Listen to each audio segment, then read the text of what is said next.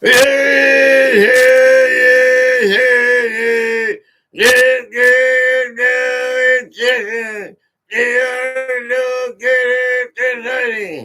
Hey, all right. Thank you, Marshall. I appreciate that. How's everybody doing? I see Demi. Demi was the first one in.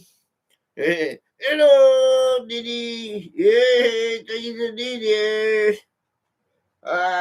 Then we say, hey, my brother UK. Hey, hey, say hey, UK, man. Yeah, you sorry, call the doctor. You bloody so take two after the county in the north. Yeah, that's what I'm talking about. Yeah. Well, hey, what's going on? UK. Hope all is well. Hey, Snoopy. Hey, Snoop. Hey, hey, Snoop. Bongity bong bong. Okay, got it. Dimmy, UK, and Snoop. How's it going? How's everybody doing? Killer!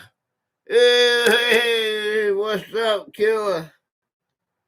Killer with he got the beat. He got the beat. How's everybody see my crew drawing? What do you think about that? Let me get a couple things hooked up here, and I'll show you around. We'll get right in. We'll get right into the game. We're a little bit different today. We're gonna go over trivia, and chill out, hang out together. In the last part of my live, we're gonna be doing some Hangman games. So y'all need to pay attention on that. We're gonna go over everything from 1700. Oh, I forgot to put that in the description. From 1700 to 2026. Everything you need to know and stuff you don't even know you want to know. Okay? This is right up. This is probably right up UK's.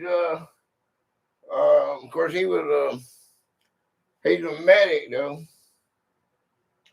Okay? That I don't know if he ain't anything to do with administration or whatever. But let's see. Well, his was out there on the. He was out there. He would bring the people in to, and then they would. I guess there's another. People who do that to get. You don't think about when you're out there and somebody's in a car wreck or something. There is no emissions. You're just there. It's okay. There we go. We got that one on. Okay. All right, that one there, I got that one going. Okay. Well, let's do this first. Woo, how's the internet? How's the sound? Okay, is it working good? I don't want to turn that on if I don't have to. Okay. Wait a minute. Oh, I got to do this first. Look. There's the ring. There's the M. Monster is the way to go. Everything is great. Cool. Okay. Everything is wonderful. Okay, let's see if we got a pop. Oh, a little bit.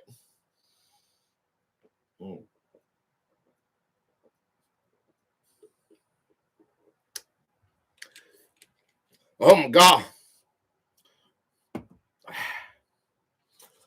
That's my first one since Wednesday. Okay. Woo. Okay, got something here, gotta play. Okay. We're gonna play this. Okay, got a little sound track. Okay, let's see. Got a little sound track here. I want to play while I'm gonna go over this, okay? Show you what I've done. Let's see, I don't know. Let's see, that's not what we want. is it? Okay, hold on a second. I gotta figure this out. Okay. It's only gonna take a second. I gotta go down here. Let's see. Let me see. I thought I had it going on, but I didn't. I was in the wrong app. Okay. Has that ever happened to you, man? Has that ever happened to you guys? Tell me if it's ever happened to you. Okay, you say you got it all taken care of, and then it don't happen that way. Okay, well, I like that one. Okay. All right, well, that's not it either. Okay. Okay. Well, that's going to be, okay, don't burn it. There's all kinds of danger in this world. Okay. Where's Demi? House on the road. Bad man after midnight. Robert. Hey, Robert! We speak on the danger. Robert. Closer to home. Glad you come in. I say that. And a man too confident.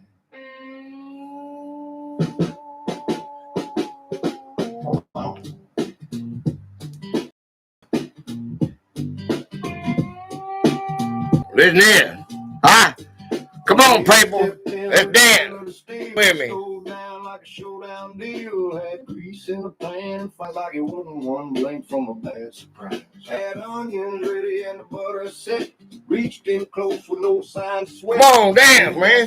Smooth and grand, but down one hard law in this cooking land. Don't burn them hands, don't burn them hands. You can work that fire, but don't burn them hands, don't burn them hands, don't burn them hands. Throw it in the pan, but don't burn them hands. Basically, that's what my drawing. Ow! There's Demi. There's me. Second Amendment. I want to do something, okay?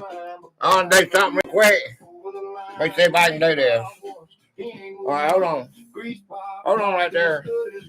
I want to do something real quick, okay? The kitchen itself look mighty proud. Don't burn them hands. Don't burn them hands. You can dance with danger. Don't burn them hands. Don't burn them hands. Don't burn them hands. Flip it if you can, but don't burn them hands. Ow! Ow! Ow!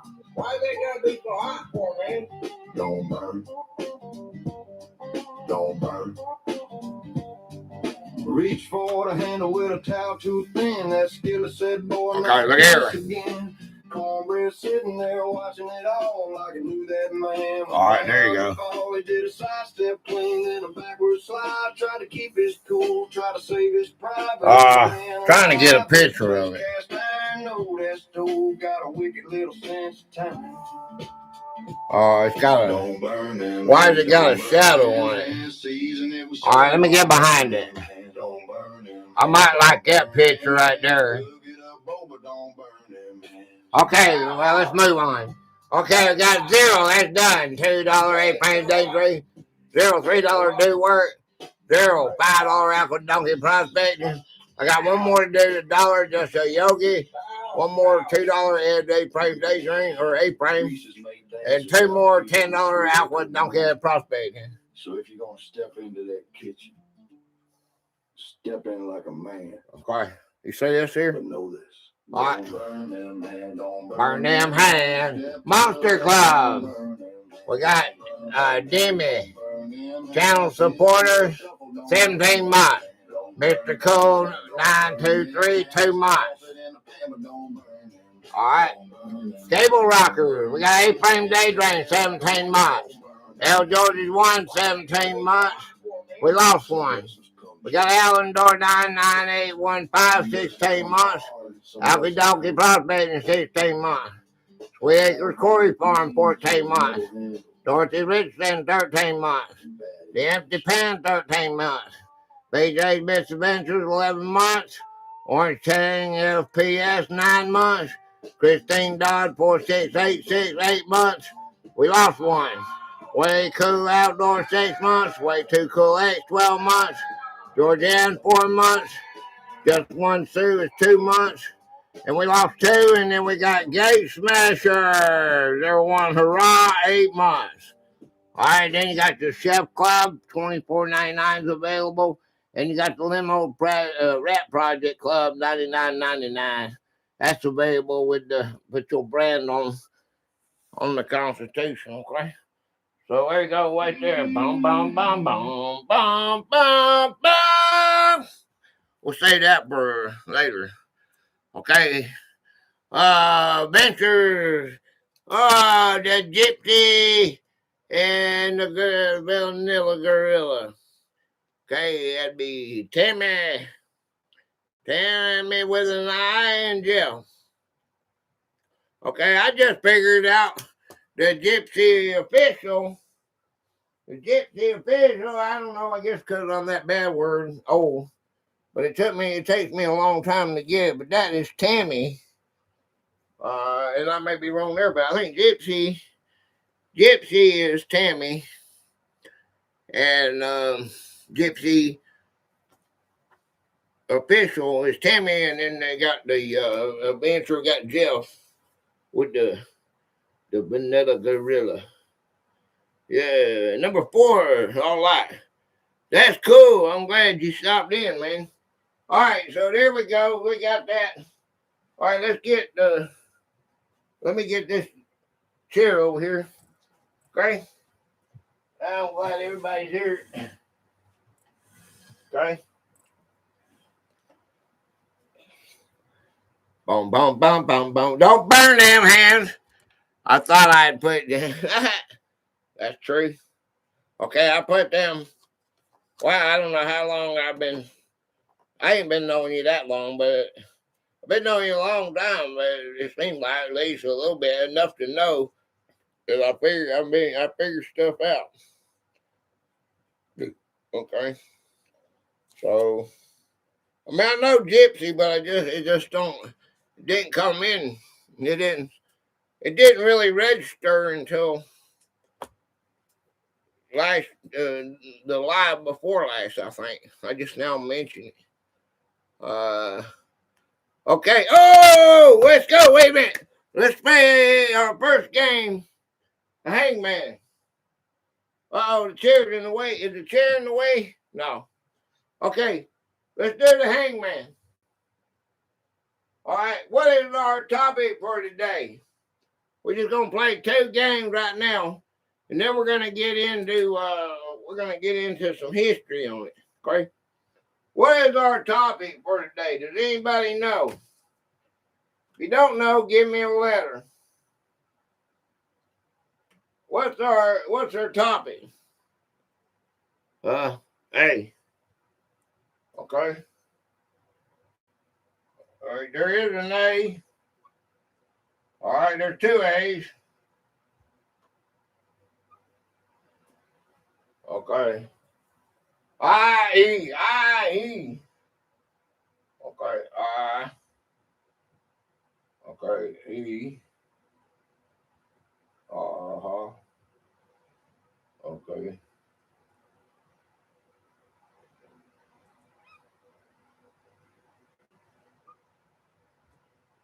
Okay.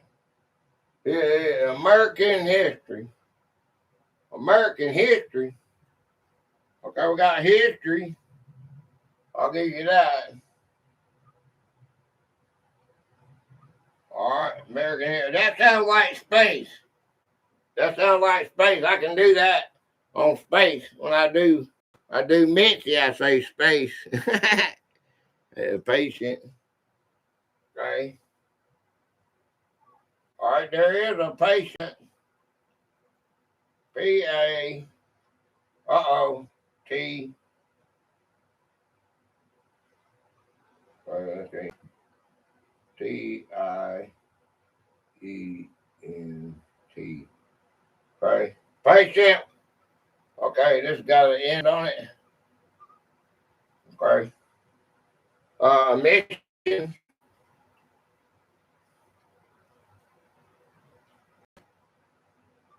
Okay, got S. R-O-N-S. Okay, that gives you an O here. Okay. What? Hey, man! Man! Hey, man! Where's man? Oh, there you are. Hey, man. You be good. He's being good. I'm going to leave him alone because he might try to escape. I'm getting ready for work now. Okay, be safe. Be safe out there. Okay, so we got, what is this word right here? Okay, history, blank, patient, and mission. That's real simple, ain't it? You're missing one letter. Huh? You don't know what it is? Oh. Okay, there you go. Okay. So we just got a news. All right. Who is our patron for today? Who's our patron for today? Does anybody know who our patron is?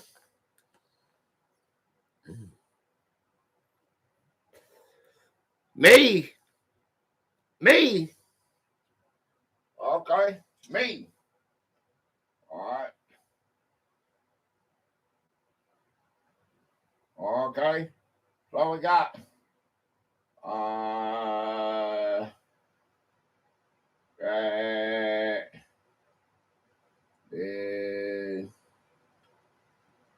me. Excuse me. M-R-G.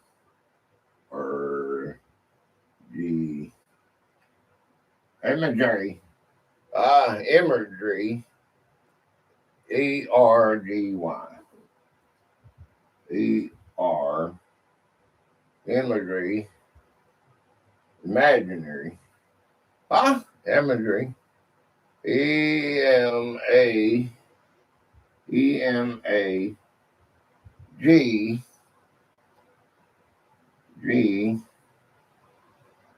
E-R-Y. E-R-Y. Yeah, I had all the letters down. I just imaginary. Distracted me imaginary. I always mess that up. I always go imagery or something like that. Okay. Demi is history of patient emissions.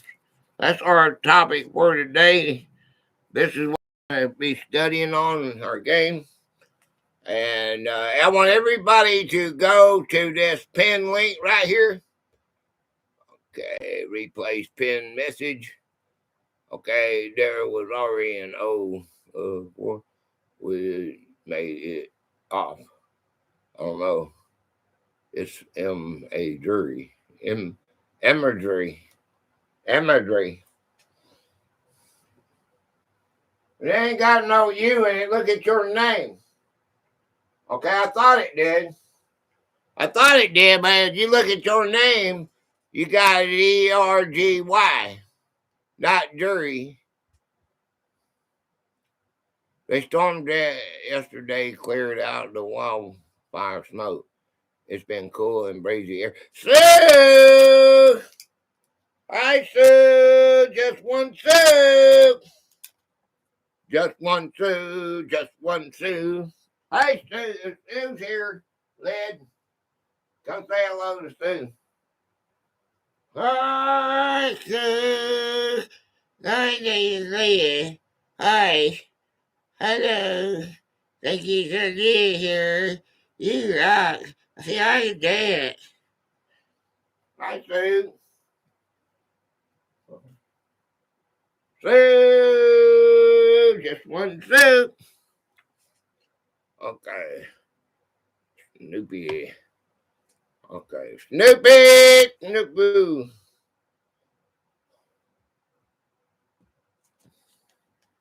Bum, bum, bum. I changed my name.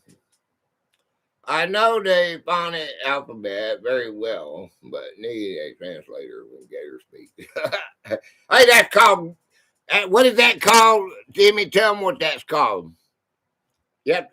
You have a whole encyclopedia. Wait a minute, UK. Dimmy will tell you what my language is. That's because he speaks Gator.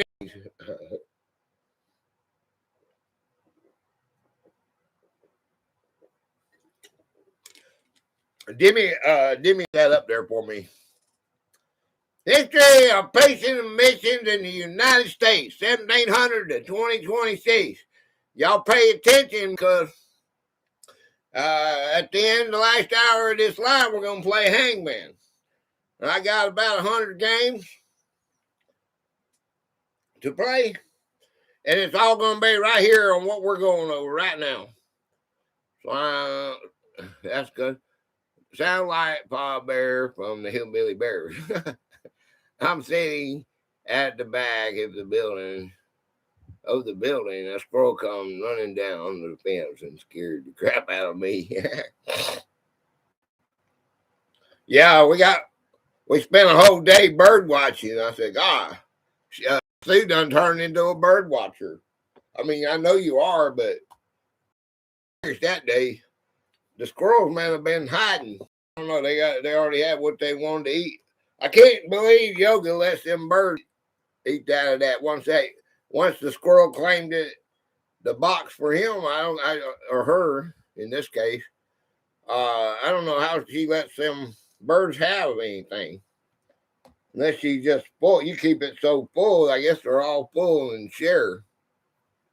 In the early 1700s, most sick or injured Americans were cared for at home because hospitals were rare and medical treatment was usually organized by the household. How different do you think illness would feel if your bedroom also served as your hospital room? Those squirrels here terrorize my pet crows. Well, yeah. Them squirrels are mean. I'd have to have a 4-bedroom.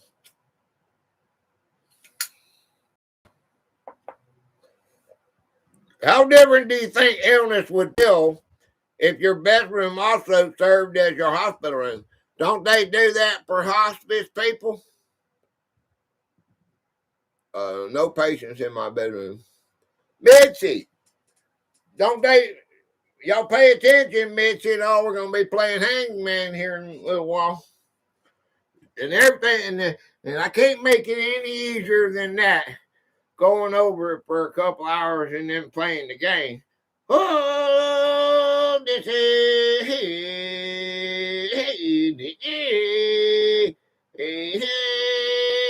I get the constitution that you can eat it. Okay. Well, you'll answer it anyway. You'll know the answer anyway. You're good at that game. You got. I'm Zaxxon. What's up, brother? What's going on? I'm Zaxxon. Okay, so they got that in hospices, don't they? Horse piss. Oh, sorry, hospice.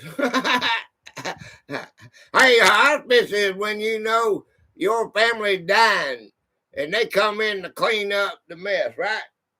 And that way they're not there to save you. It's I think when I might be wrong now. Don't listen to nothing I say because I have no idea anything about this topic. Matter of fact, Jonas. Matter of fact, Demi is the smart one, and she's the one that she's the one that helped me with this. So, if there's anything wrong, you can blame it on her. Okay, Jonas. What's up, man? What do you do, goddamn? Hey, when do you sleep, man? I turned you on in the morning, and you went all the way through all night long. I was there. You still going all day long. The next day, you still going. I was there. I couldn't like it no more because it was already light. I wondered what it was at the end, because it was one I clicked on 193 2 days earlier. I was thinking, when's he gonna go to sleep? You changed your shirts, so obviously you must have did something in the middle when I fell asleep in the middle of the night. But I woke up, it's still going. I was like, golly, you're like my son. Okay. Family members watch symptoms, prepare food, clean wounds, change bedding, assisted with bathing, and remain with sick relatives through the night. Which part of long-term family caregiving do you think would have been the most exhausting? You know, we're talking about in 1700s when the family was a family. You know, when you died, you was in your house, and everybody come and see you at the house. There wasn't no funeral home. You know what I mean? What do you think would be the most tiring? Taking care of your family mood. All right, so preparing food be all right, because you got to do that anyway. Clean the wounds. Change the bedding. How about changing the bedding with somebody on it? What's the matter with you? What's the matter with the way I'm living? What's the matter with the way I'm living? I can make a song with that, can't I? What's the matter with the way I'm living? If you don't like this long haired country boy alone, just leave him alone. No. What's the matter with you? Okay, well, that ain't no good either, I don't guess. All right. I think the whole experience gets to be exhausting because you have to take care of other things too. Hey, okay, we'll see. Distracted. Okay, play it. Don't forget to check out the pin link. What's up, Gator? And hey, DW! What's going on, DW? Y'all make sure y'all pay attention to this right here, this history lesson that we're doing. It's going to be, we're going to talk about it because we're going to play Hangman here in a little while, okay? All right, well, the wheelchair guy. What's up, DEW? How's my brother doing today? That fan, I hope that fan don't make me hoarse. Okay, women perform much of this unpaid caregiving while still being responsible for cooking, cleaning, like Demi said, children, food production, and other household work. Do you think early communities recognized caregiving as real work or simply expected women to do it? I'm just about to get my self in the shower. I think they just expected the women to do it, don't you? Back in we're talking about 1700s, right? Anybody got an opinion there? Huh? Hello and afternoon, there, cable guy. Hey, the almighty Exclusium. What's up, man? Good to see you, man. The almighty. Where you at? The almighty. I like that. Mighty Exclusium. I wish I could say that. Exclusium. My mouth will not come out of my mouth right. Exclusium. Sorry. Exclusium. Can you say it? Can y'all say it? It was part of the normal routine because they didn't know anything different. Right. Chilling, bro, hiding from the heat. It's hot. It's crap outside. I got air conditioned seats and air conditioned floor, and you got to leave it running though. and I had to let it run. You know, when after I bought groceries, okay, and then I go into the store, all right, and get some monster drinks and stuff. I should have got them first, get everything done, but I do everything backwards, it seemed like. And so instead, okay, the gas was $1.16, $3.16. I wish it was $1.60. It was $3.69 a gallon. All right, and you knock 10 cents off of it for my card, my Ingles card. You know, buying groceries, they give me a card. All right, and that made it $3.59. Okay, now if you leave your car running, I'm thinking $3.59 a gallon. All right, well I didn't cut it off because you know I got $100 worth of groceries. That'll get real bad real quick, and it's so hot, but the air keeps it a little bit cooler. And so I thought, you know, you work so I can burn. It cost me $37 for half a tank gas, so that was about $30 live Wednesday I spent on gas. Donkey gave me 10, so it was about $20. There is I watching my two song. What's the matter with you? Is that where I'm getting it from? Got no respect. What you gonna do? Why you looking so sad? It's not so sad. It's a nice place. I'll shut up, you face. Just 1, 2. Maybe that's where I'm getting that at. 105 here right now. Oh my God. I just drove a car with some of the bells and whistles. Didn't know what the heck was keep beeping. Yeah, 105. That's pretty bad. Okay, so we figured women they were just expected to do it, right? There you go, free the gnomes. Yeah, just 1, 2 got me to free the gnomes. You see them up there by Moon? Free the gnomes. Okay, free the women. They are free, right? Hey. Okay, neighbors often brought meals, firewood, water, transportation, child care, and other pair of hands when illness disrupted a household. Do you think modern neighborhoods still provide this kind of support, or have families become more isolated? Well, we know that is bullcrap. Your neighbor wouldn't even piss on you if you was on fire. Maybe yours would. But ours wouldn't. They'd expect to get paid. All right. You know, no, they probably called the fire department. Here goes 911. What's your emergency? Yeah, I had a house next door on fire. Come put it out before it burned my house down. That would be what you get. Heck no, families are more isolated. I'm just, I'm just being funny. But that's about the way our society makes me feel sometimes. Some Americans don't care. Ain't got time. Yeah.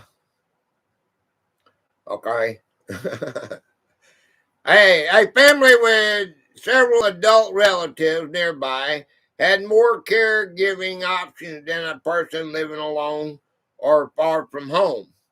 If you became seriously ill in 1720, which would concern you more?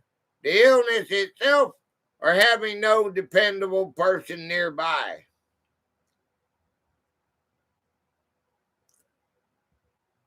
Well, I guess you're going to die alone, ain't you?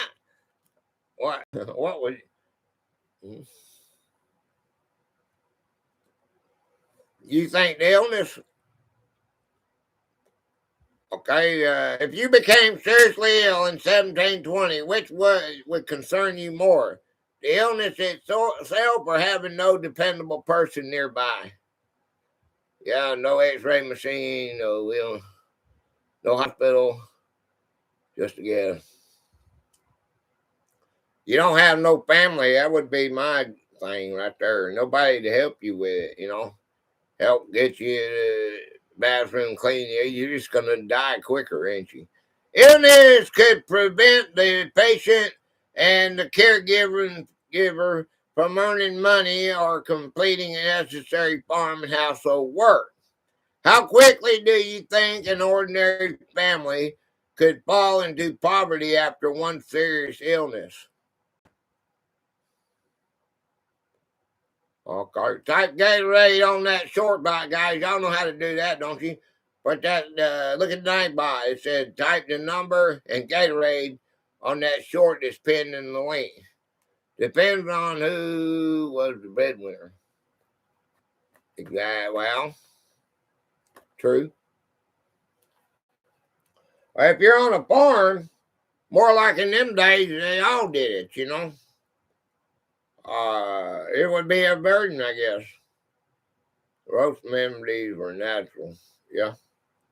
All right. Early home care allowed sick people to remain in familiar surroundings, but families had little access to diagnostic equipment, trained nurses, sterile conditions, or reliable medicines. Would you prefer familiar home care or an unfair institution with more medical resources? They got medicine from the yard. Yeah.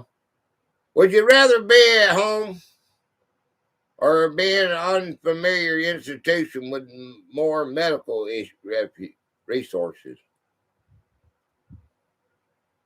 Sorry, Miss Adelhigh. Early home care allowed sick people to remain in familiar surroundings, but families had little access to diagnostic equipment, trained nurses, sterile conditions, or reliable medicines. Would you prefer familiar home care or an unfamiliar institution with more medical resources? You'd rather be in an institution. Okay. Home care continued even after hospitals became available because many people consider hospital places for the poor, the abandoned, or the. What would it take for you to trust a new hospital if everyone around you feared entering it?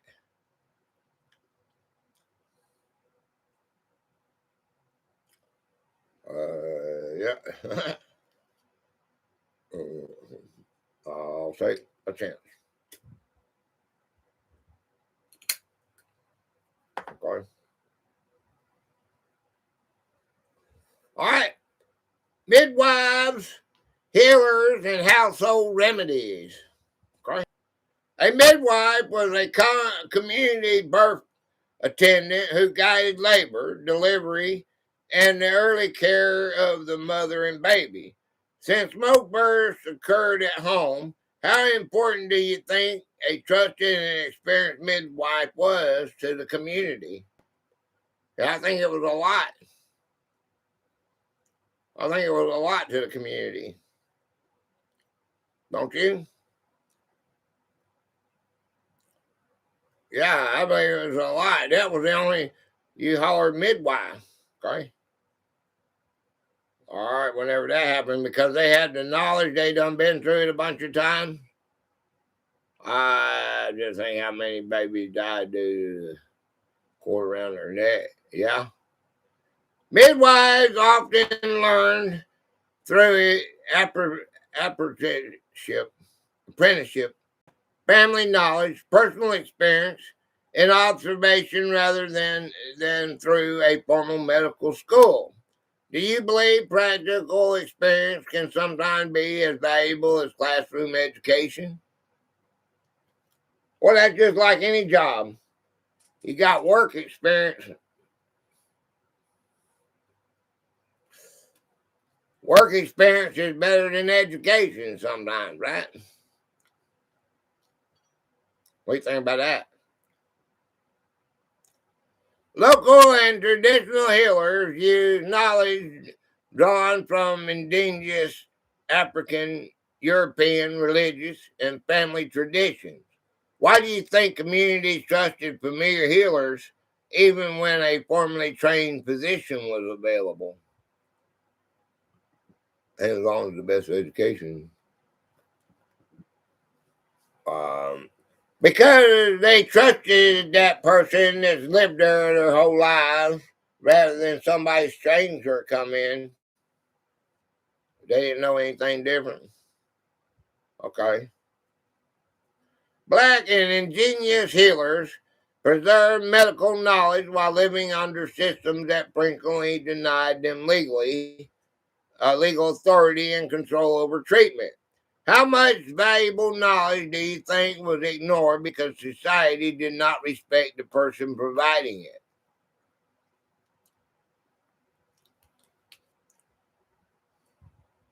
it? 100%. Okay. Okay. Household remedies include herbs, teas, poultices, baths, bleeding, purging, and other treatments. Some relived symptoms, relived symptoms. Some had no effect, and some caused additional harm. Which would you frighten? Which would frighten you more, having no treatment or receiving a treatment that had never been scientifically tested? Biasness. Okay.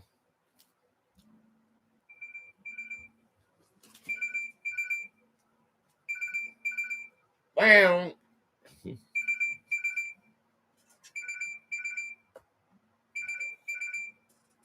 boy, don't you hate getting spam?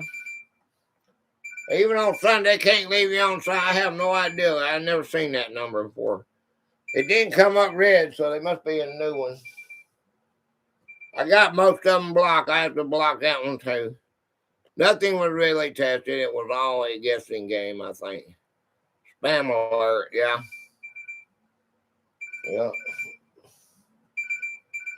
Spam alert. I may have to deal with this now because I don't like it.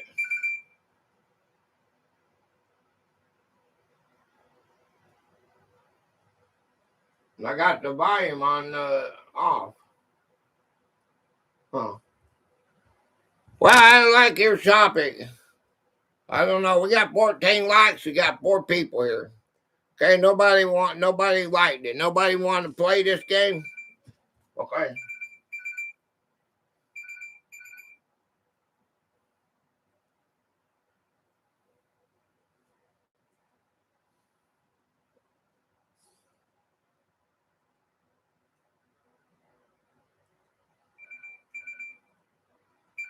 Hold on, let me take this call again. Hold on a minute.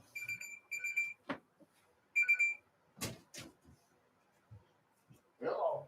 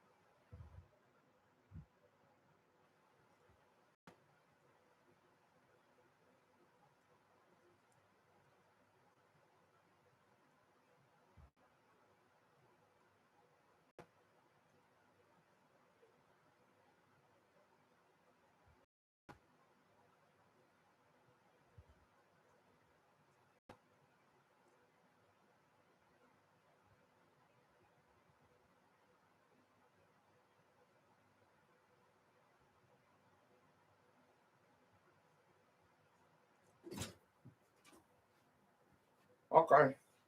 Sorry about that. Ugh.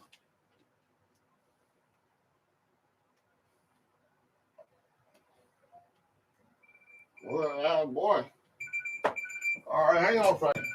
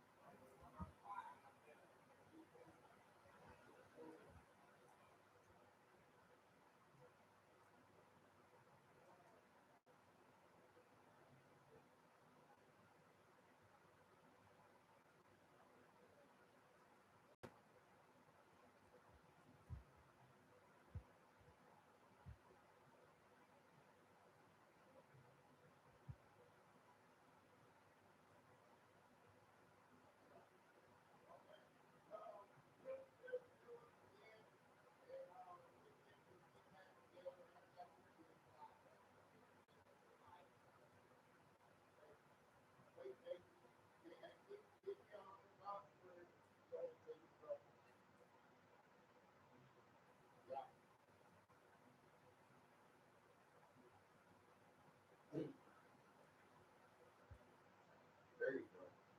All right, appreciate you, brother.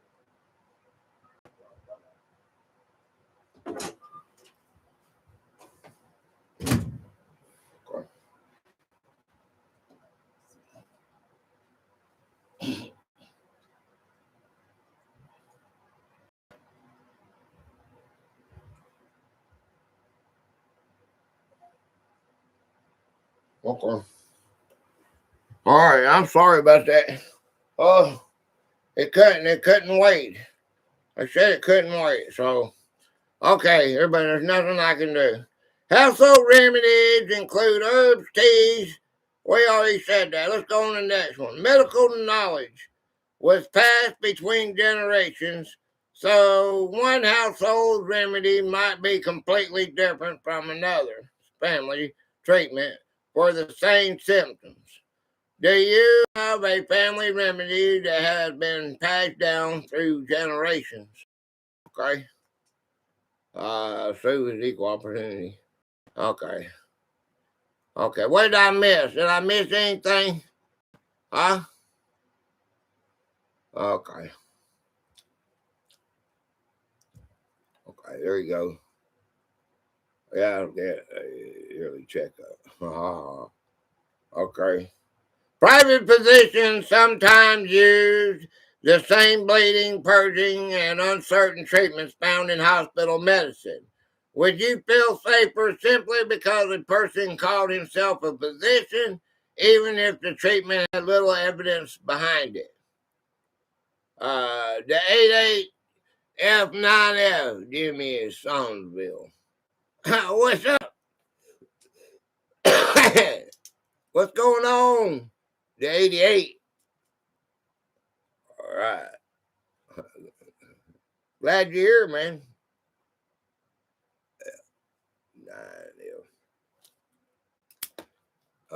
Just making my mind. Whiskey on the guns for teasing. Yeah. Okay.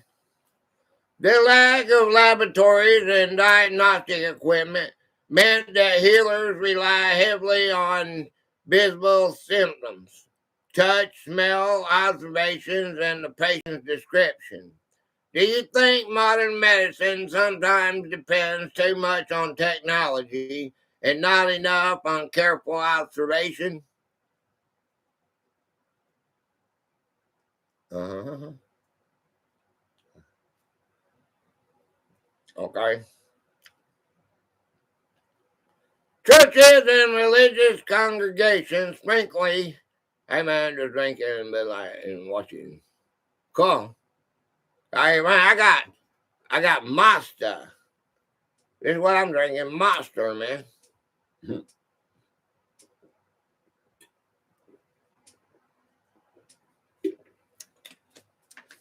We're gonna play a game of Hangman here in a little bit.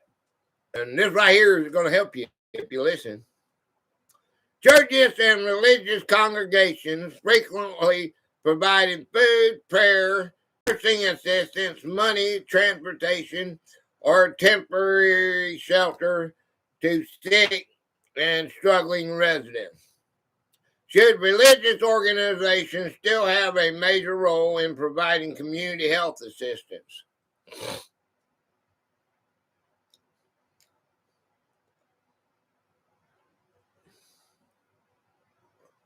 Still have a major, some religious organizations still have a major role in providing community health assistance. Should they?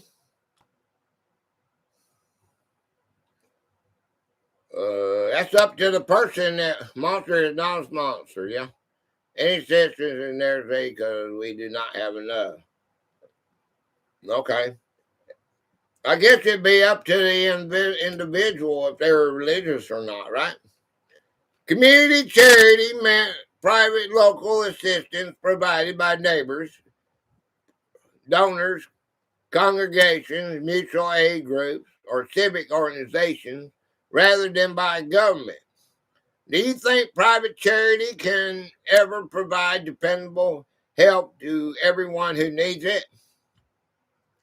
Hey, Carl. What's up, Carl?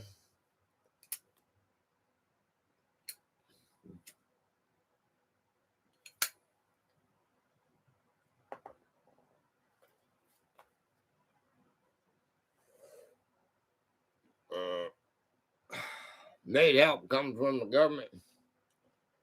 Charity usually depended on available donations and on whether community members believed the recipient deserved assistance. What problems arise when basic care depends on another person's opinion of your character? I'm doing good. I'm doing battles.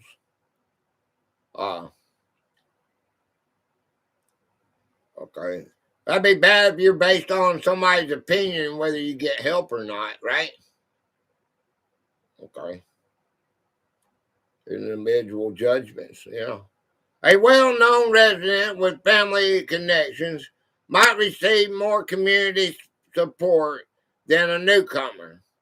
An unpopular person or someone without local relationships. Do you think communities still help familiar people more readily than strangers?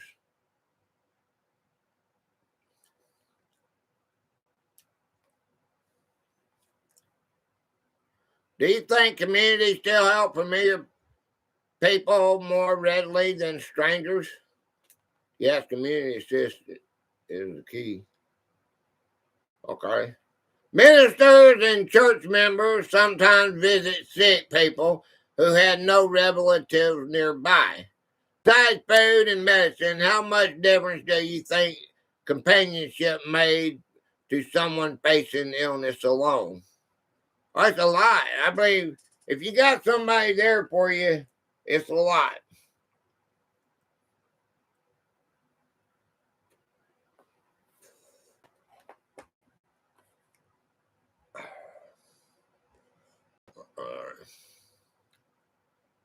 Okay. Community assistance could protect a family from hunger or homelessness, but it was not guaranteed equal or always generous. Would you rather depend on voluntary charity or on a tax supported public program with established rules? Helps them a lot. If a sick person has no relatives, then the next is clergy. Yeah, the community charity actually. Would you rather on voluntary charity or on a tax supported public program with established rules? I missed it. Ads. Community assistance could protect a family from hunger or homelessness, but it was not guaranteed equal or always generous. Would you rather depend on voluntary charity or on a tax supported public program with established rules? I don't know. That's a whenever you got tax involved in it, government involved in it, you always have something bad too, don't you? You have mishandling of money, public program as it is set in stone. Don't people are inherently good and government is shady. That's true. All right, mutual aid societies later allow members to contribute small amounts of money to help one another during illness, disability, or death. Does that remind you more of a community charity, insurance, or a combination of both? I think it reminds me of both, I guess. See you later. I'll be watching. Okay. Cool. Appreciate it, man. Churches, neighbors, family members, healers, and town officials keep on coming back, man. Churches, neighbors, family members, healers, and town officials could all become involved in one person's illness. Okay? Do you think having so many possible helpers made the system stronger or made it responsibly too easy to pass around?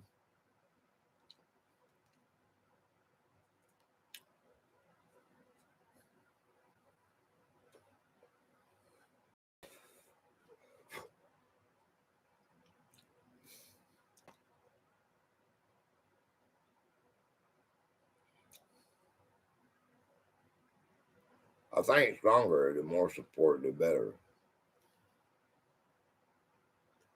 Okay. Brain freeze. Okay, wealth, poverty, and access to care. All right, a wealthy family could pay a private physician to visit the home, hire attendants, purchase better food, and provide a separate room for the patient. Which of those advantages do you think mattered most? Maybe. Oh, yeah. And, yeah.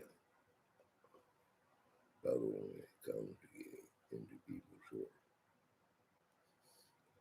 A wealthy family could pay a private physician to visit the home, hire attendants, purchase better food, and provide a separate room for the patient. Which of those advantages do you think mattered most? Separate rooms for patients.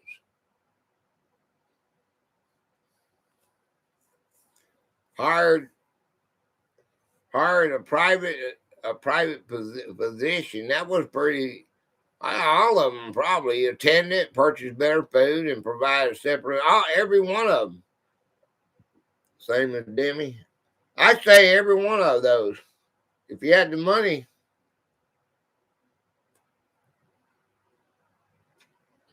If you had the money, it seemed like back in them days you had a better chance of living. I remember back in the day we had to share rooms. Yeah, I do too. They had hospitals for two. But they had a curtain in between, remember? Paying a physician did not guarantee an effective cure, but it gave the family more control over who entered the home and what treatments were attempted. How important is having choices when facing a medical crisis? A lot.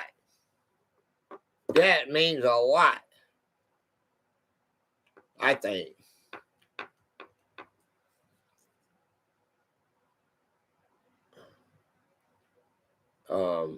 A poor family might lose wages while caring for someone, run short of food or fuel, fall behind on rent, or be forced to ask the town for help. Do you think financial effects of illness have changed as much as the medical treatment itself? Yeah.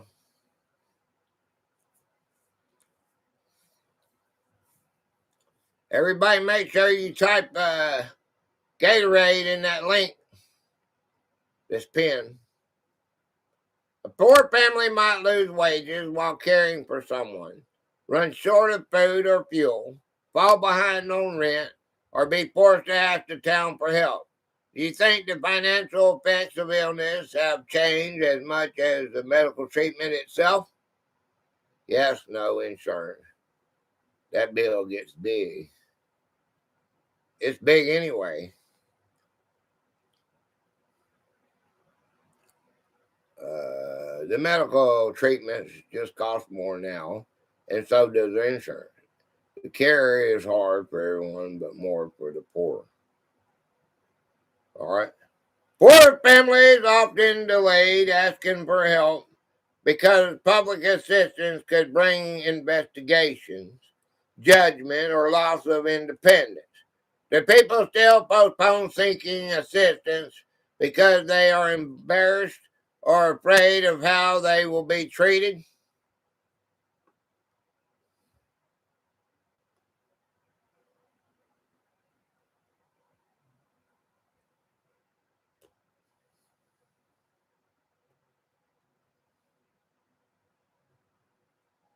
Okay.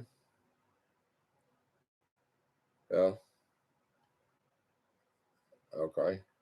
Wealth allowed a man at home with paid help, while poverty could force another person with the same illness into the poorhouse. Is that primarily a medical difference or a social and financial difference?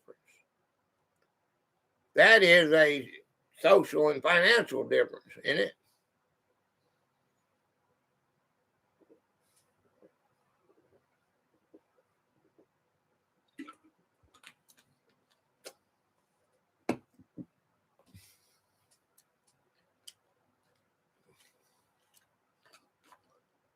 Okay. A person without relatives, money, legal residency, or community connections had the fewest options. Which one of those disadvantages do you think create the greatest barrier?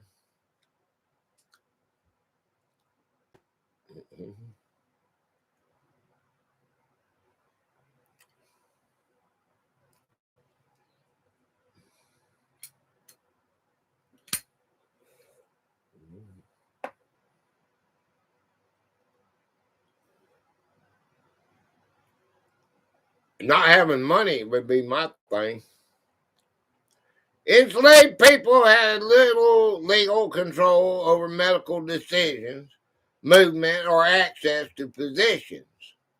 Their treatment might depend on an enslaver's financial interest rather than the patient's wishes.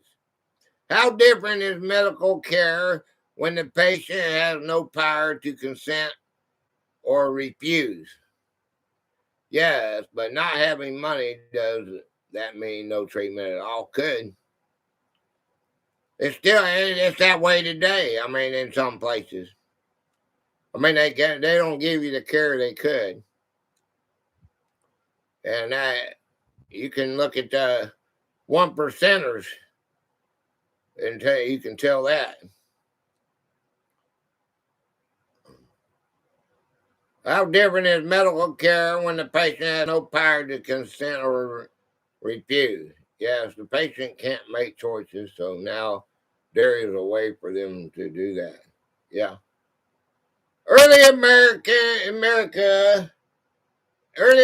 did not have one admission system. It had different pathways based on money, family, race, legal status, location, and community reputation. How many of those factors still influence healthcare today?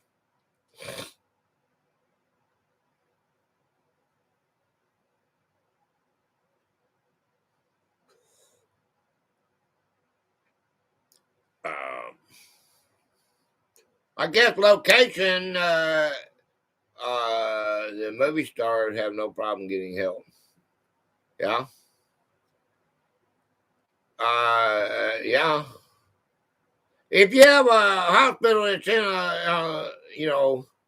you live 20, 30, 40 miles from a hospital, um, it could have something on it. That could be a factor that influences whether you live or die, how fast they get you there. contagious disease, quarantine, and pest houses. During contagious outbreaks, family might isolate a sick person in a separate room, barn, or shed, or other outbuildings. If your family believed someone was contagious but did not know exactly how the disease spread, what precautions would you take?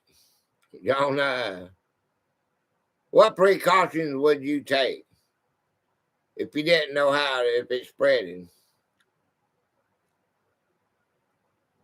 I guess you'd you'd have it sterile, keep them locked in a locked room, and wear a cover over my face. That's exactly what I was going to say.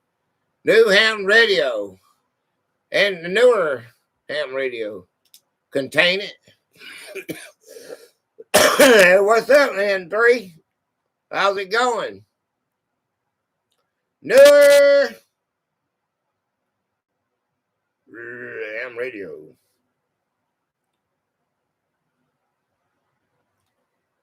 What's going on, man? Yeah. It's a radio. I like ham radios. Towns use quarantine to restrict the movement of people, ships, goods, or entire households. When does protecting the public justify limiting an individual's freedom?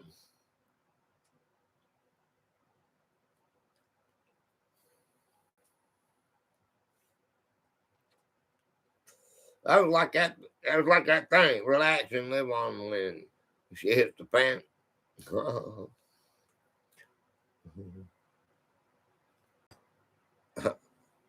Yeah. Well, I don't know what they. I don't know what. When does protecting the public justify limiting an individual's freedom? We noticed that one. We noticed that one when that one that came back from overseas. And it was in New York down the street, and everybody panicked. I like that ham. It's a hard one. Do you lock that person up and take away their freedom?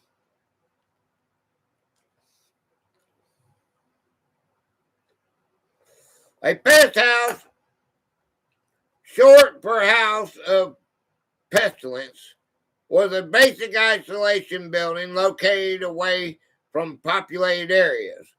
Would you willingly enter one if you knew it offered isolation, but it was very limited comfort or treatment? Violating freedom is protecting public if it refers to keeping disease separate. Well, if it's a legit cause, what if it turns out not to be legit? Then they just violated your rights, which they did the whole world. Would you willingly enter one if you knew it offered isolation but very limited comfort or treatment? Yeah, but people died. Pest houses were created to separate contagious people from the community to provide the level of treatment expected from a modern hospital. Should isolation ever be considered successful if the person being isolated receives poor care?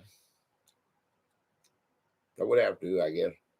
Restricting individual freedom during a health crisis is ethically justified under the principle of harm, which states the liberty can be rightly limited to prevent harm to others. Yeah.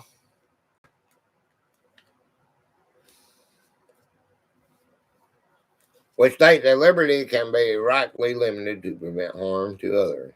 This concept balances personal autonomy with collective safety during disease outbreaks.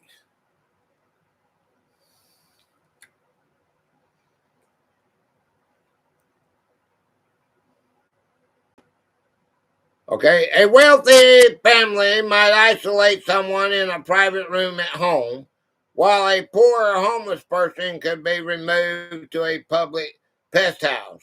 How did wealth change the experience of quarantine? Autonomy versus public good by law. Cool.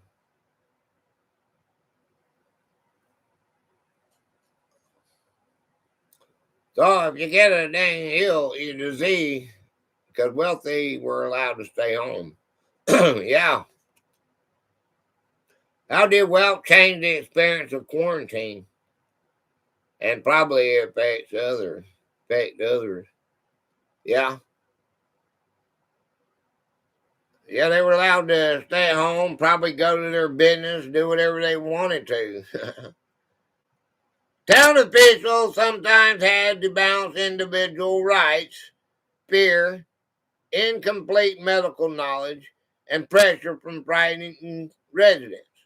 Do you think public health decisions become more difficult when officials cannot explain exactly how a disease spreads? Of course. It probably affects others. Yeah, of course. Isolation hospitals. Definitely. Well, yeah.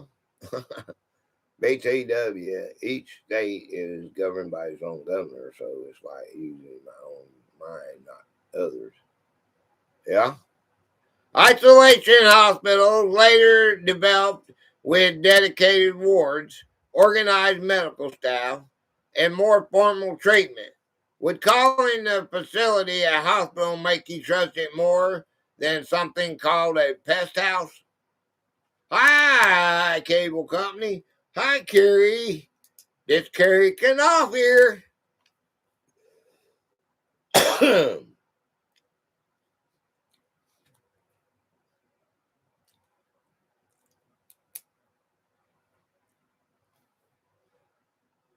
Okay. Would calling a facility hospital make you trust it more than something called a pest house? Probably. A pest house, Pesthouse. Pest house. I don't know. Uh, Contagious disease created one of the earliest situations. Pest house.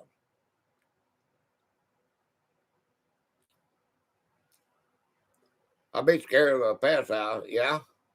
Okay. Contagious disease created one of the earliest situations in which the community claimed authority over, where the sick person would receive care.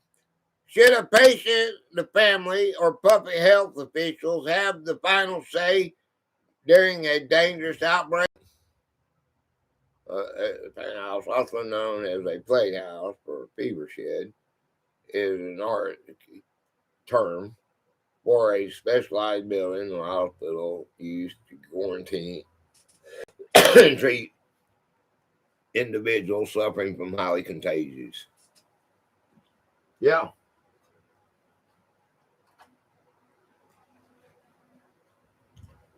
Okay.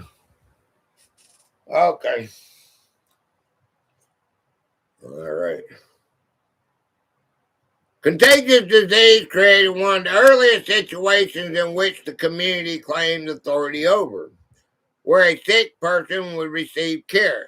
Should the patient, the family, or public health officials have the final say during a dangerous outbreak? Well, we just read the law that says they can. Okay? I think the family. Just read the law that says they can do it. Outdoor relief, boarding, and placement. Outdoor relief meant tax funded assistance provided while the recipient remained outside an institution, usually at home. A town might provide food, fuel, clothing, rent, money, or payment for a doctor. Would you prefer limited assistance at home or more assistance than required entering an institution?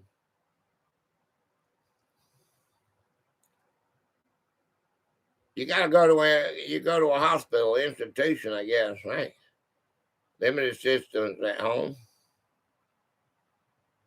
Okay, indoor relief meant that assistance was provided inside an institution such as the almsman's house. Why do you think some officials prefer institutional assistance over helping people remain at home? Because they get a kickback, right, from the government?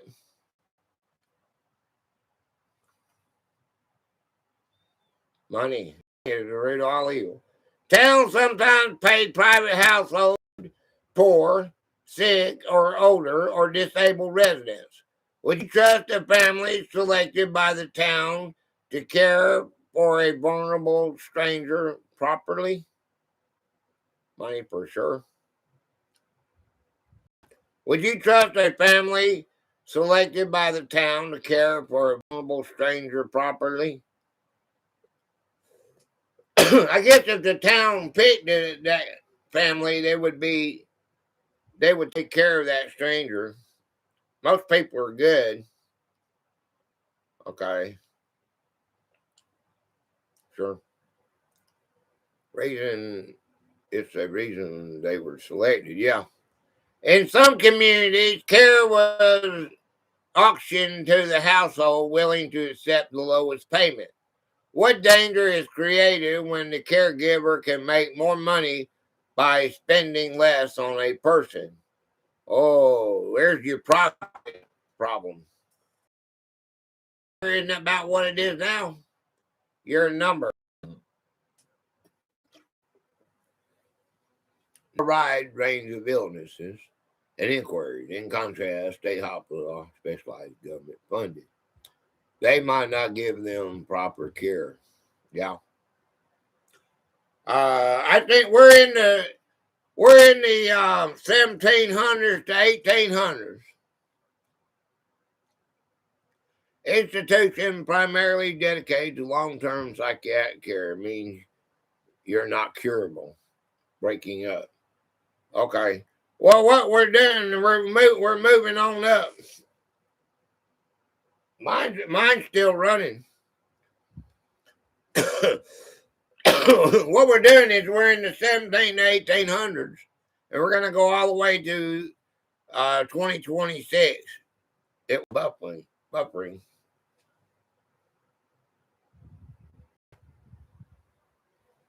Okay, this thing might be way behind. Okay.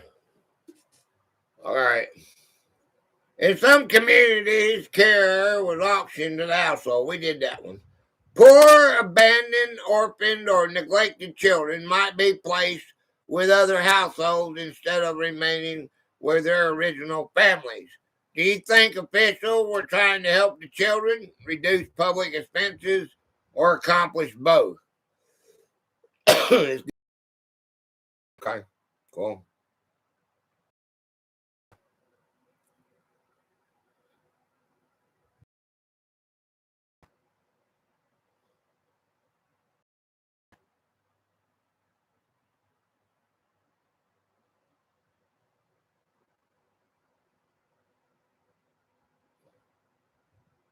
Accomplish both? Okay. All right.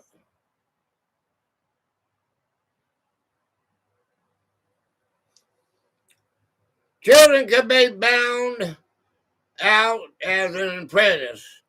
And an apprentice worked for a master and was supposedly taught a trade in exchange for food, shelter, and training.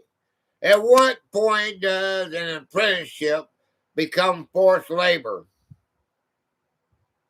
You got storm nearby, yeah. I do. I don't know. Security! Security! All nine! All right, we're going to be playing the game here in a little while, guys. So y'all pay attention. This is y'all ask y'all say Gator, you make the games too hard. Well, we're going over the history from 1700 to 20 sticks, and then we're gonna play hangman on it. So this is pretty fair. Okay. I don't force if children are in need.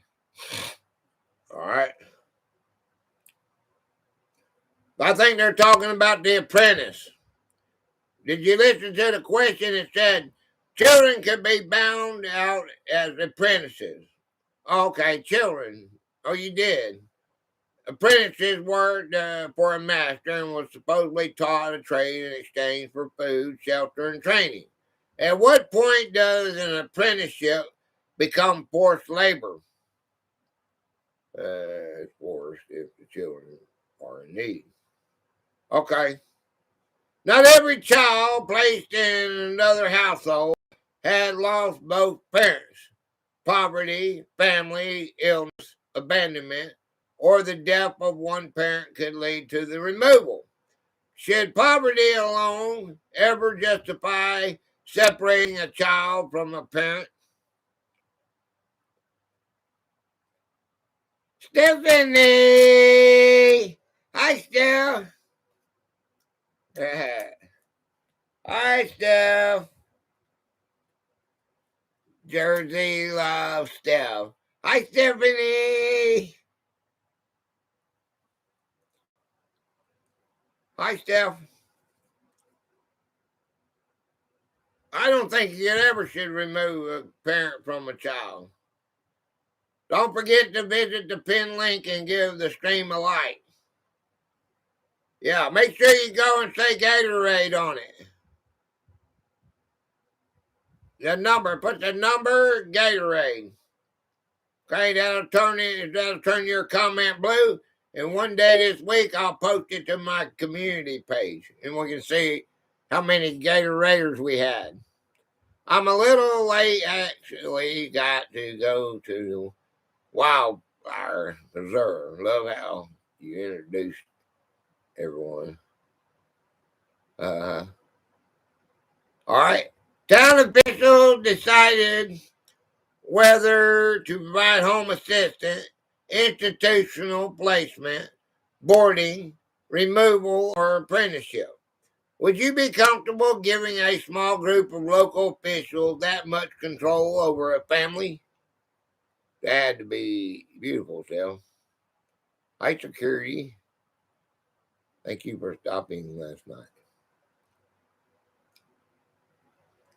Heck to the no. Heck to the no. No. We all agree on that, I think. Anybody not? The deserving poor and settlement laws, 1700s to 1800s. Officials divided people into the so-called deserving and undeserving poor, widows, children, older adults, sick people, and disabled people were more likely to be considered deserving. Who should decide whether another person deserves help?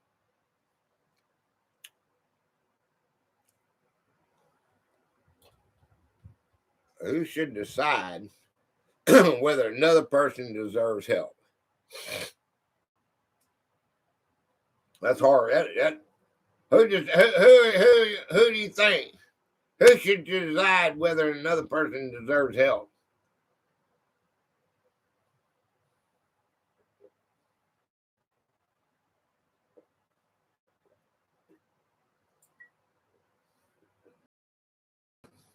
I haven't gotten none. I haven't gotten an ad yet. So I don't know what's happening with you. Close family member. Officials divided people into the so-called deserving and undeserving poor. Widows, children, older adults, sick people, and disabled people were more likely to be considered deserving. Who should decide whether another person deserves help? And gotten at least 25. People consider, I haven't gotten one, not a single one. People considered capable, I think I did get one. People considered capable of working were often blamed for their poverty, even when jobs were unavailable or wages were inadequate. Do we still make assumptions about why someone is poor without knowing the full situation? I'm bad about that. If somebody's poor, I say they too lazy to work. I mean, if they're poor, they want to be where they're at. That's when you always say homeless. You ain't never asked my opinion, but if you did ask my opinion on homeless people want to be homeless. And then you got people arguing and say, no, not all homeless people would do. All right, there might be a few exceptions, got kicked out of their house and got no family. Where they going to go? They going camping, okay? Camping their car or whatever. Well, they got in Florida, they got Minuteman Labor Service. You can go to a daily job and get a daily job and get you. I mean, there's a way to get back on going if you want to. People get on drugs and they get to where they like that. Some homeless are mentally ill. That's true too.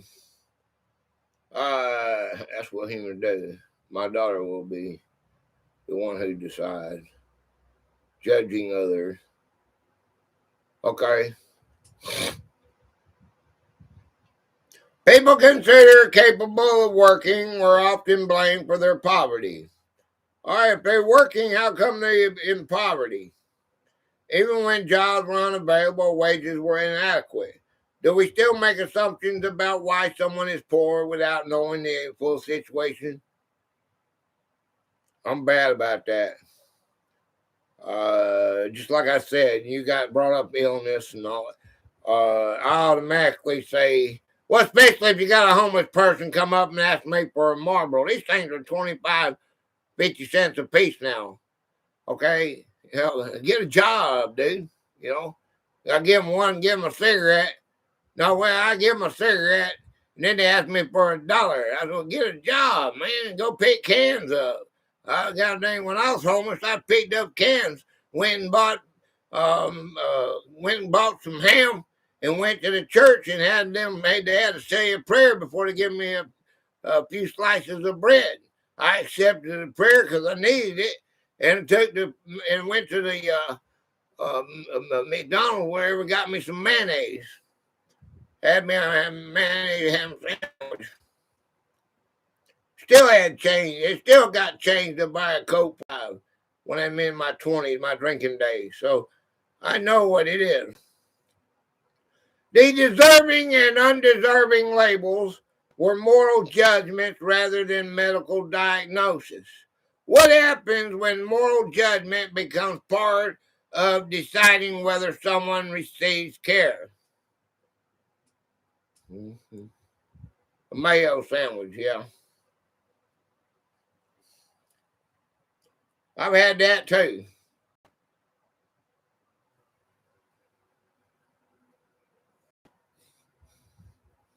I have gone into a Burger King. I used to work for a Burger King when I was a child. And I go into Burger King, say a rag and a thing, and there's an old couple get up, and they got up, and I said, oh, can I take that for you? They get up and leave. They're leaving and wipe the thing out. The woman hadn't touched her hamburger, one bite out of it, and french fries, and you're starving. I sit down there and kill it off, man. Yep, Paul, go by and hit the goddamn, get the goddamn cup, fill it up, got another lid and a straw, and I'm good to go. What was the question? The deserving and undeserving labels were moral judgments rather than medical diagnosis. What happens when moral judgment becomes part of deciding whether someone receives care? It can be a prejudged judgment if you don't know all the facts. Yeah. There's a commercial, but I didn't lose on a phone. If you look on the phone, if you get a commercial, you don't lose your comments. You can still see the comments. We don't really know the whole story, and I do get people begging either a couple of dollars or whatever I have in the truck. Yeah. But these same ones, they got a job, Stephanie. They got a job. We got the same guys. One sits out there at Burger King. He sits out there as a job. And we got one down there at Walmart. They do the same thing every day. And they do it every day. They might be on this corner or that corner. But it's the same one for months and months. Okay? After a while, you say, well, this is his job. Okay? It comes to work there and every day, and he gets him enough money to go get him something to drink.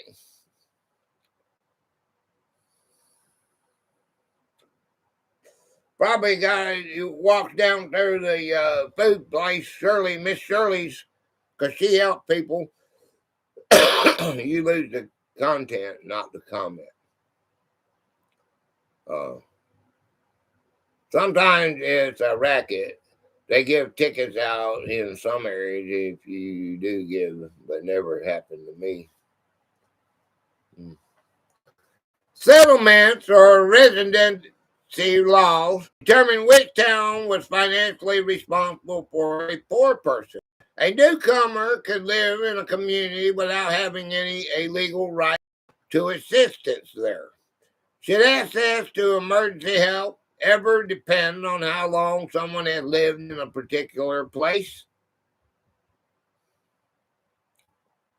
You lose the content, not the comment. Oh, yeah.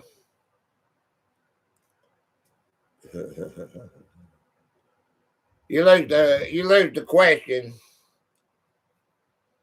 So.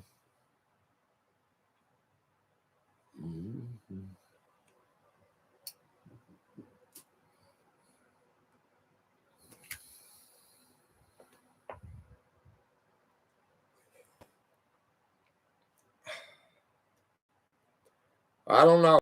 Yeah, I have hate me today. If you got a dang, it doesn't matter if you're an American citizen, you should be able to be taken care of. Okay?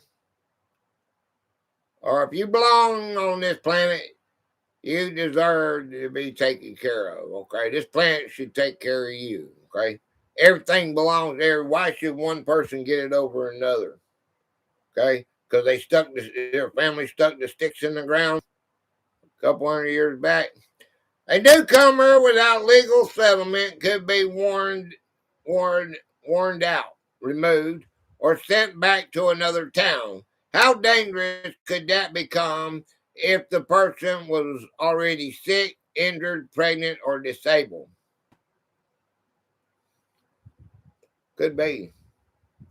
Could be bad. All right. They're just getting rid of the problem, ain't they? Settlement laws.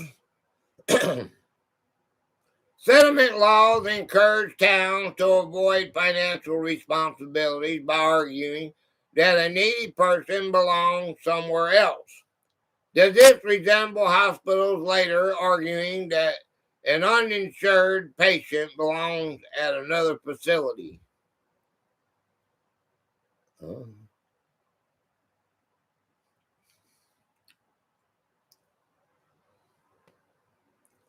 Does this resemble hospitals later arguing that an uninsured patient belongs at another facility? Okay. All right. Before asking what treatment a person needed, officials might first ask whether that person legally belonged to the town. Do modern systems still allow paperwork to come before human need?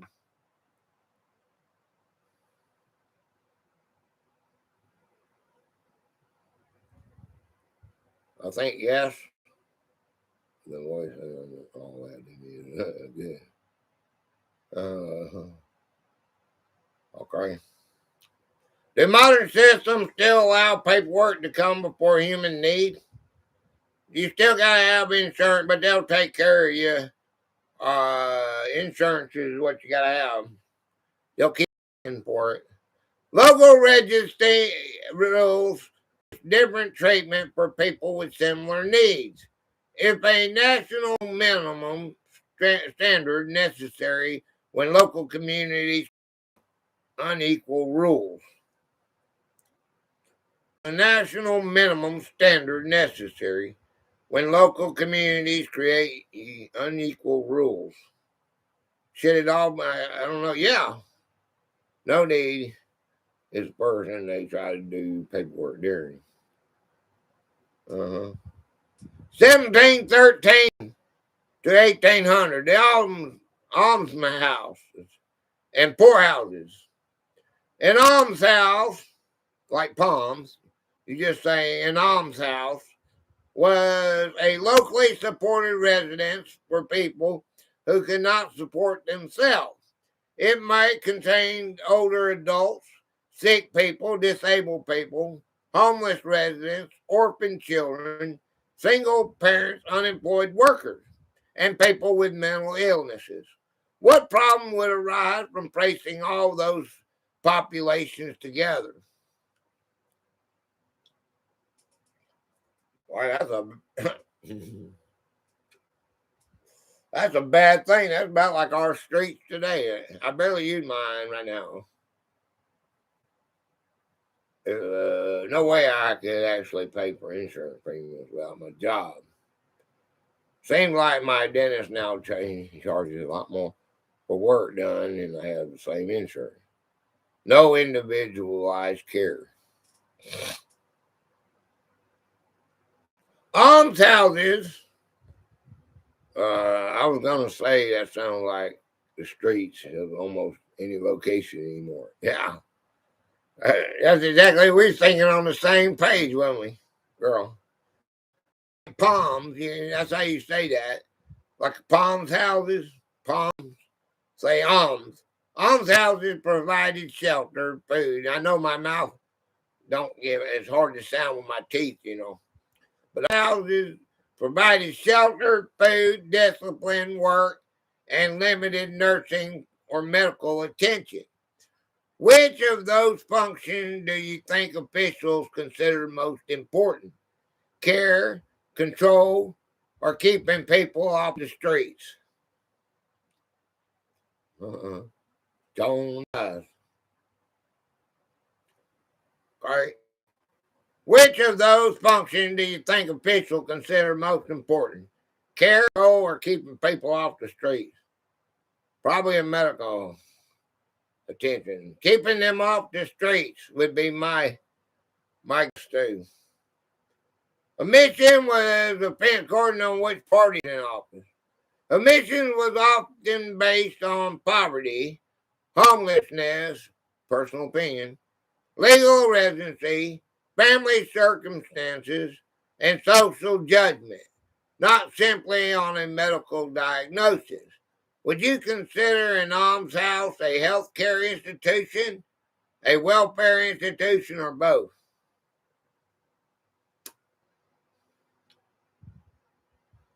I think it was a welfare institution. Both at that time. Yeah.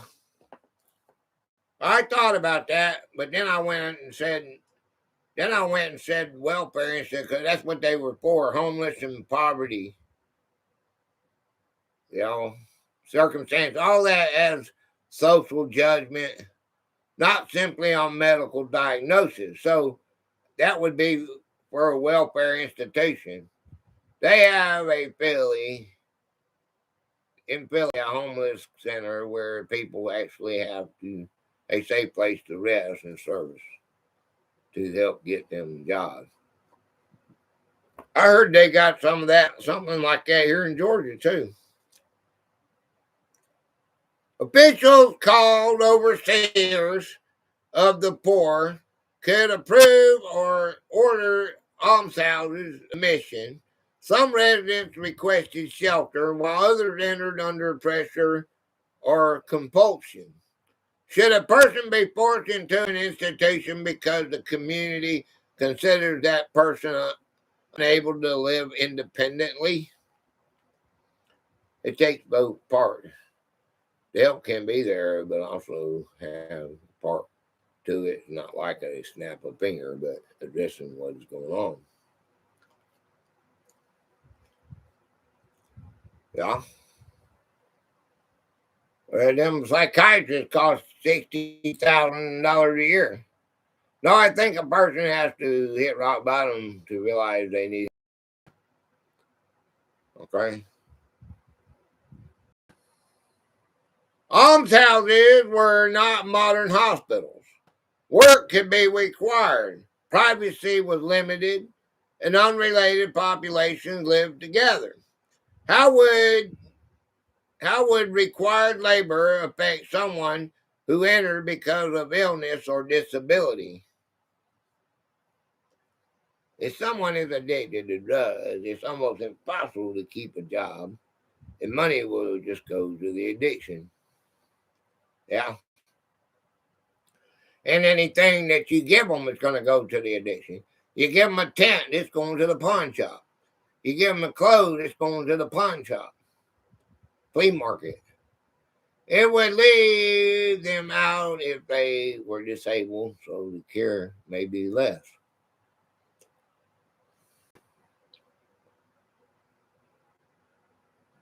Oh, yeah, I see what you're saying there. Overcrowding, infectious disease, poor sanitation, inadequate food, and limited trained medical care were reoccurring problems. Institutions created to protect vulnerable people become dangerous themselves. They have a lot of bad people running it, probably. I've watched videos on those mentally, what do you call them, sane asylums? Have you ever watched those videos on that? I mean, they're buried out. People are buried out there. They did experiments on them. They would leave them out. Yes, I've seen those. That's kind of disturbing. And that fits right there into that question. I have no idea what to make for dinner. Poorhouse often described the same basic institution as an almshouse. Poor farm emphasis agriculture, labor, while county home became a later and less signifying name. The changing an institution's name matter if its conditions remain the same.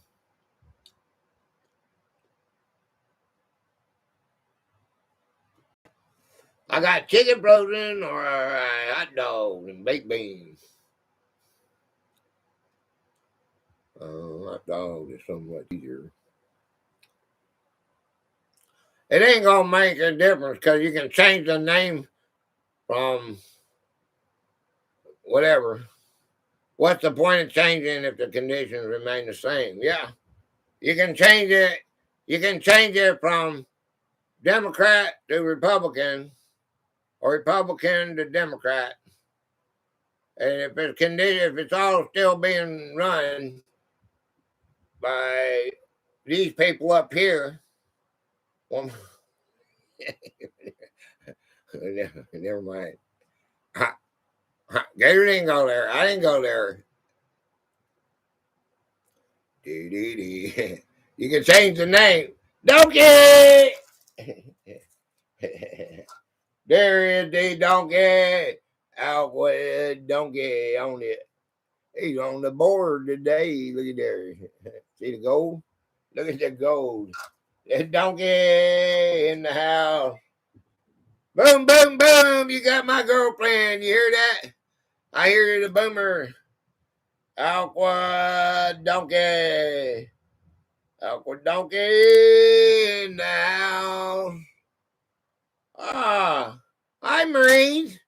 Marines and Army mom. Hi, Marines. There's a boomer. Please be sure to visit the pin link and like the stream. Thank you. Thank you. Thank you very much. Philadelphia Quakers opened a private almshouse in 1713. And Philadelphia opened a municipal almshouse in 1732. Boston records document thousands of ordered admissions between 1758 and 1800. Does the word ordered change how you think about those admissions?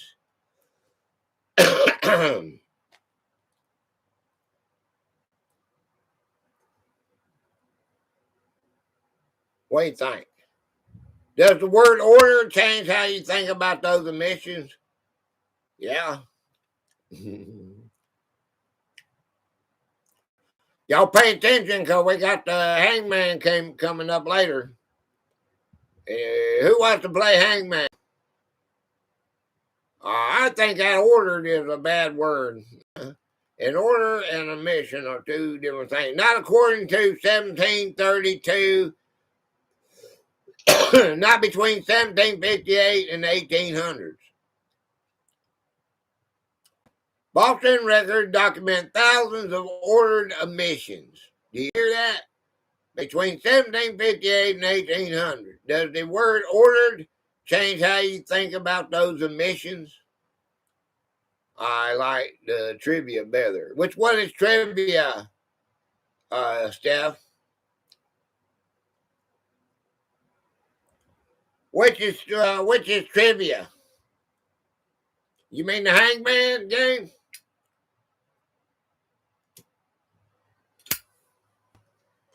Like the community and government. They got a homeless person on the ground out there. They got they order them to lock them up in the mental institution or whatever that the almshouse, an almshouse. Yeah, if they're required and not based on personal need. How are you doing this night? How are you doing this night, Hangman? It's so hard. Yeah, this right here is what we're doing. Now, when we go to play the Hangman game, you'll know about it because this is not, it's not a right or wrong answer right here. But when I put the Hangman up here in a minute, you're going to know exactly what, it's not going to be total, you're not going to be totally in the dark. You're going to be saying, it'll be asking the Philadelphia, what they're going to ask, here's one of the questions might be. Boston records document thousands of blank emissions between 1958 and 1800. And it'll have 1, 2, 3, 4, 5, 6, 7 letters blank. So then you would say, give me letters, and the answer would be ordered. Okay? Hangman is so hard. Oh. Hard. All right, well, we're going to make it easier with this right here, if you listen to what I just said. Okay, almshouses could function as shelter, workhouse, orphanage, nursing facilities, psychiatric institutions, and sick ward at the same time. Could any staff provide adequate care when one institution was expected to solve that many different problems? The way he did before, we didn't have the information. Now I'm giving you the information first, yeah. Now I'm giving you the information first. And if you're here, you're here. If you're not here, it's still going to be hard for you. Then all you can do is just throw letters in and help the people out that we're here. Unless you already know. Know how could it when you would need so many different training professions.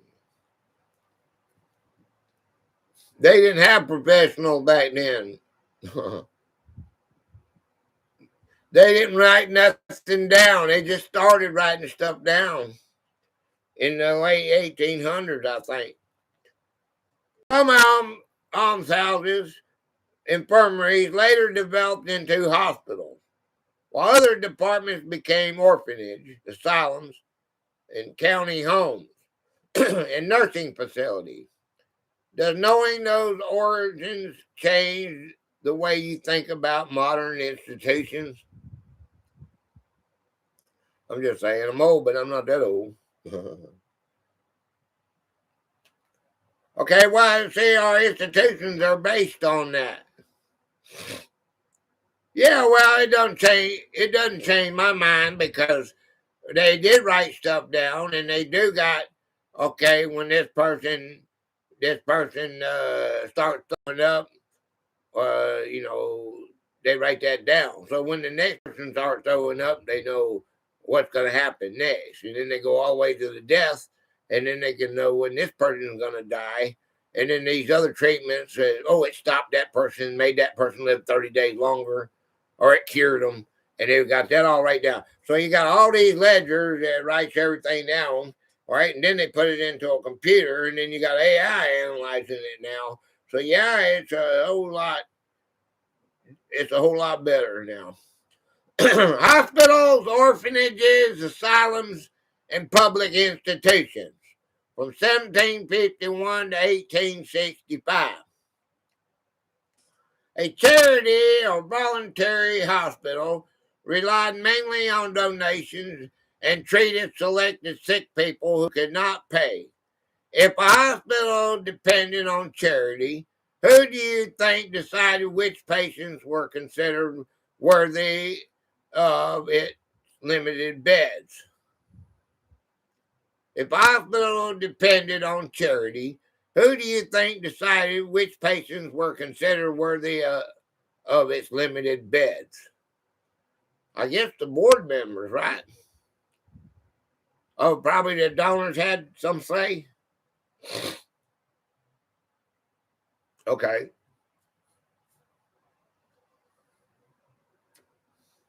Well, that makes sense. I was thinking about it. You know what they have today? They got board members now. Same as board members, yeah. They probably didn't have no board members back then. Probably just, like you said, donors. Pennsylvania Hospital was chartered in 1751 and began receiving patients during the 1750s. New York Hospital was chartered in 1771, but did not admit its first patient until 1791. Why might years pass between authorizing a hospital and actually opening its doors? Well, for 20 years, they funneled their money, didn't they? They pretended like they had regulations. Okay, there's an honest way to steal the money. I mean, did I say that out loud? Hey, yeah, okay. Boom, boom, boom, boom, boom, boom, boom, boom, boom, boom, boom, boom. Okay, okay. Oh, we're gonna do this one. Hey, I'll be right back.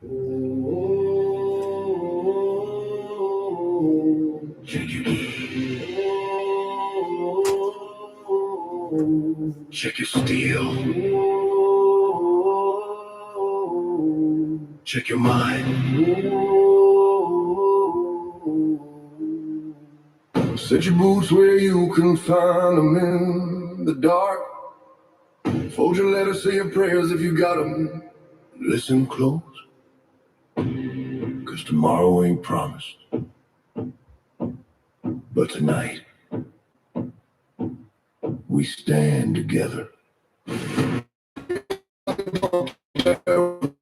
Rights and blood, what to please keep your hands from shaking, soldier. Learn.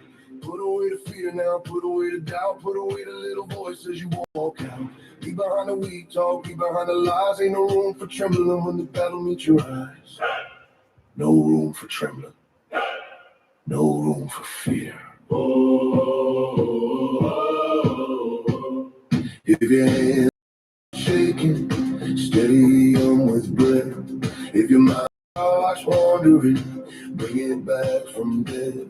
If your heart gets heavy, remember who you are. A soldier don't get measured by how safe things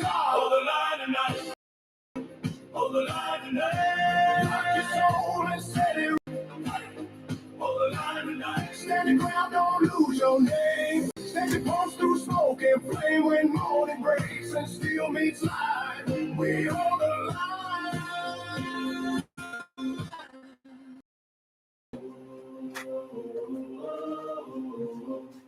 Think about your mama, think about your home, think about the porch light where you ain't sleeping alone. Think about the hands that raised the man you came to be, and put that memory in your chest where no one else can see.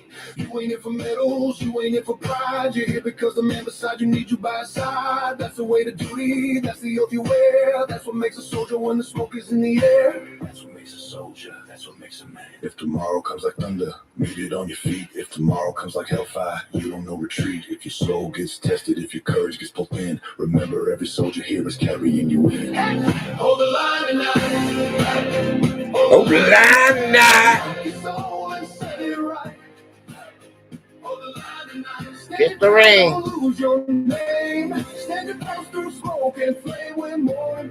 Master is the way to go.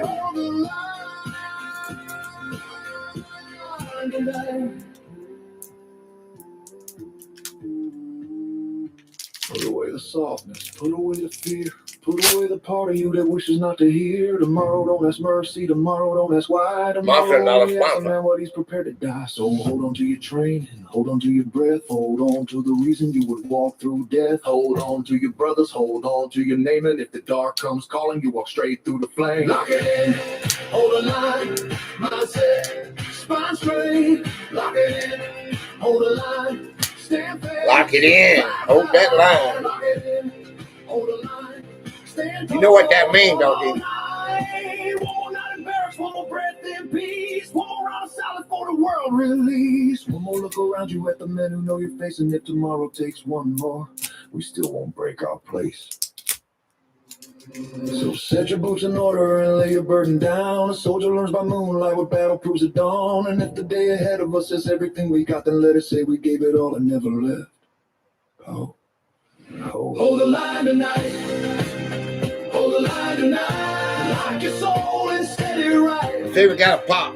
Hold the line tonight. Stand your ground, don't lose your name. Stand your post through smoke and flame when morning breaks and steel meets light. We hold the line. Hold the line tonight. Hold the line tonight. Hold the line tonight. Hold the line tonight. Hold the line tonight.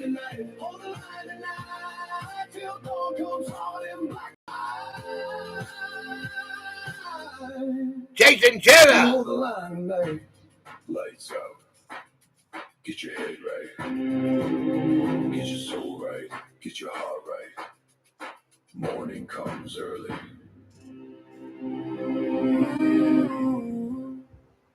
For soldiers. Boom. Boom. I got your girlfriend. Curtis. Jason Cheddar. Hey, Curtis, my brother. What's up, man? All right. What's a monster? A monster? You don't know what a monster? They don't got monster drinks in Ireland. I wish I was an Irishman. I drink me some monster drink. That's a Monster Energy drink. Coca-Cola don't go, or Pepsi don't go there. I know you got Coca-Cola. I've seen that.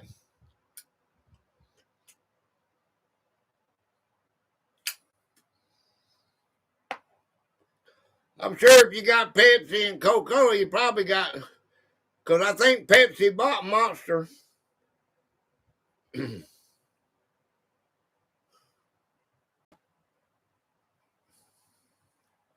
A public hospital was owned or subsequently supported by government and served as an important community and safety net role. Should public hospitals be expected to accept patients that private hospitals do not want? I don't have it here on the Red Bull. Oh. Just popping in for the shit show to share love, brother. I appreciate you, Curtis. Rock on. Wow, you're missing something there, Carl. Don't listen to them women. Them women will tell you, no, it ain't no good for you. Don't listen to them. But you like this. It's like Red Bull, I guess. Is Red Bull? Maybe not. It's an energy drink. Should public hospitals be expected to accept patients that private hospitals do not want? YouTube doesn't like me. They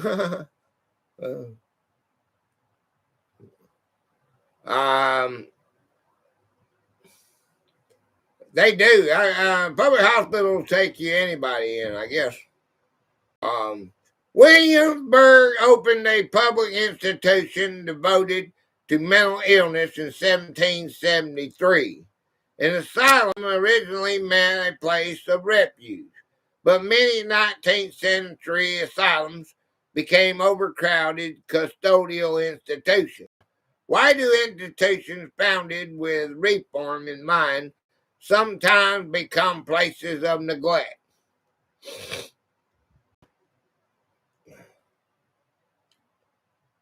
It's because what we say, it always has something to do with money, right? Greed. Wouldn't you say?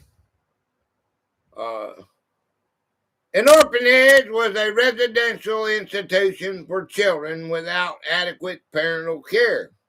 Many residents were not literal orphans. Does the word orphanage hide the financial and family problems that actually brought many children there? Of course.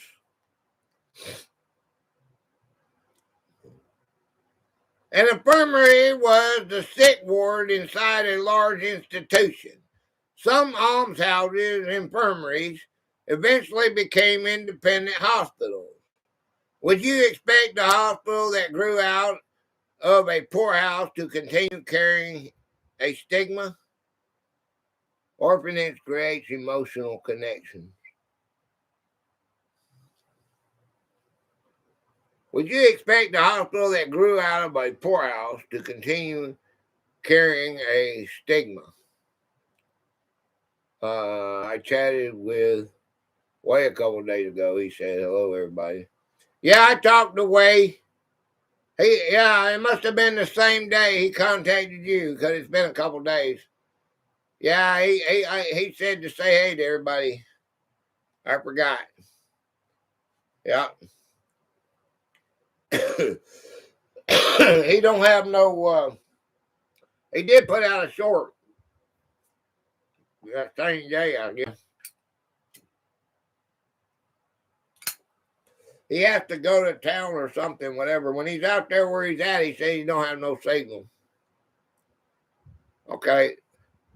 Bellevue in New York and Philadelphia General Hospital both developed. Thanks, Alpha. Yeah, he told me too. Bellevue in New York General Hospital both developed from poor relief roots. Is it surprising that major hospitals could grow out of institutions originally created to manage poverty? Yeah, WayTwoCool is awesome.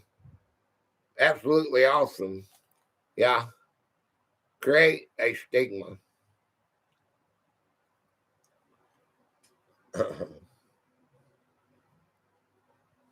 Yeah, he's 100% patriot, ain't he? Okay. I don't know, man. It is surprising that major could grow out of institutions really created to manage poverty. They got money, though. No, it's expansion. Yeah. They got more government grants. That's what got them big. Then they got organs. Specialized institutions separated children, contagious patients, people with mental illness, older adults, and medically ill patients. Did specialization improve care, or did it create more places where institutions could say someone belonged elsewhere? Huh.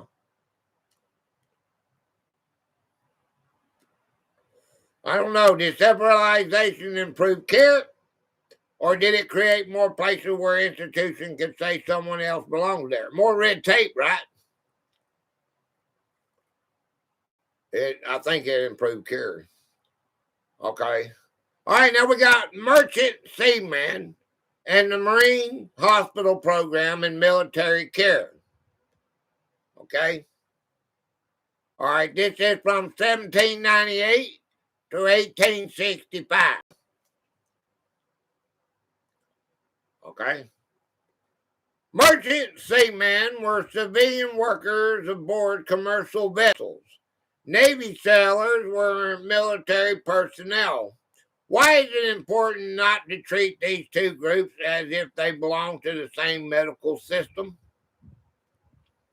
Alfred! Alfred! Alfred!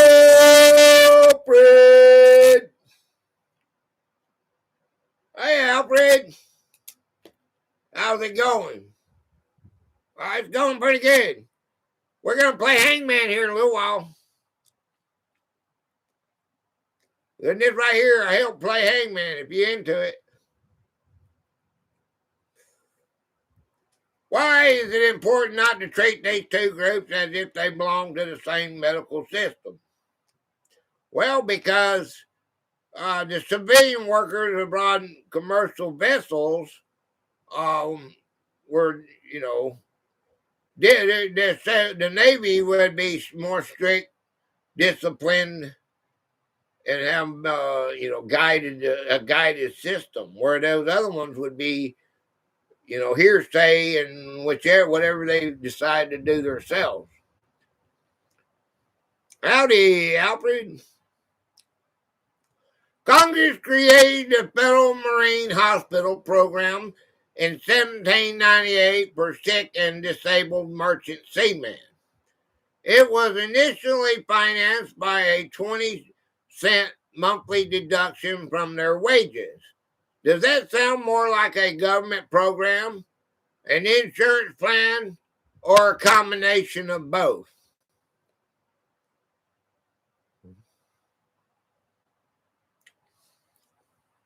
Sound like both, don't it?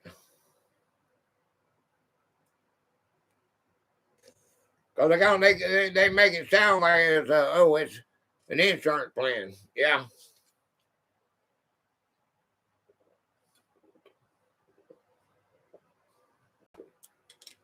No, actually, I just thought about that question again. It is insurance, because government would have taxpayers' money, and if they're taking the 20 cents out of the merchant ship wages, that would be you guys are right. I think that would be an insurance thing. All right. The word marine referred to the maritime workers and did not mean the Marine Corps. How easily can a familiar word cause people to misunderstand an entire historical program? I know nothing about America. I know nothing. Nothing, I tell you. I know nothing. I see nothing. I hear nothing. You remember Schultz? Carl, did you ever see Hogan's Heroes? I don't. Hey, I know a little bit about Ireland because of your topic. I know they had some rebels that I like. Schultz. I remember him.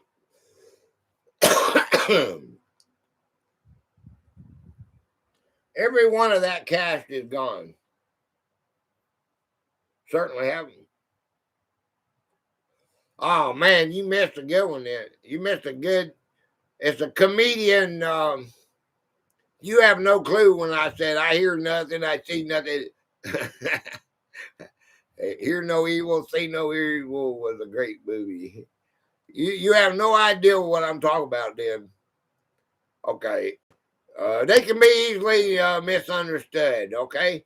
Merchant seamen travel between ports and often became sick or injured far from family or legal residence. Do you think their mobility helped convince the federal government that local charity was not enough. I don't watch films. Yeah, that was a TV series. It's pretty cool. You can find it on YouTube, Carl. You just type in Hogan's Heroes. Probably. All right. Of course. Federal Marine Hospital Network later developed into the U.S. Public Health Service. Is it surprising that part of the federal public health system grew from caring for merchant sellers?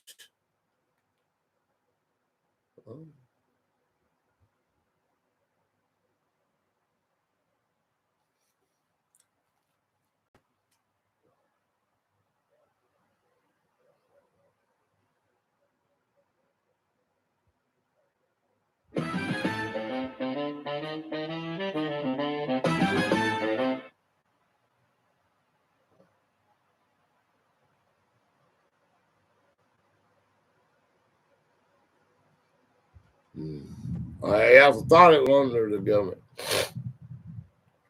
Listen to that thunder. Y'all hear the thunder? Do you hear the thunder?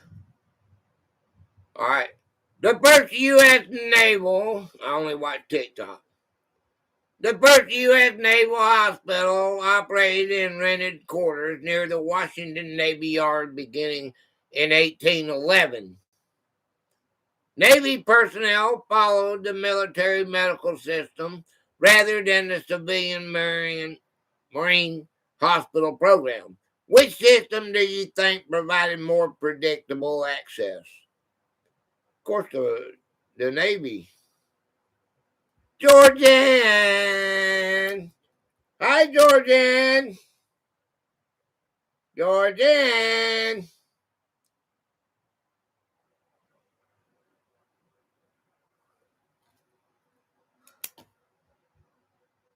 All right, good night, chasing cheddar. Go down, Curtis. Yeah, that's not. Is Carl leaving too? Carl, that's not Carl. That's Cheddar. That's Curtis. All right, Curtis. The song they show tonight. Take care. Yeah.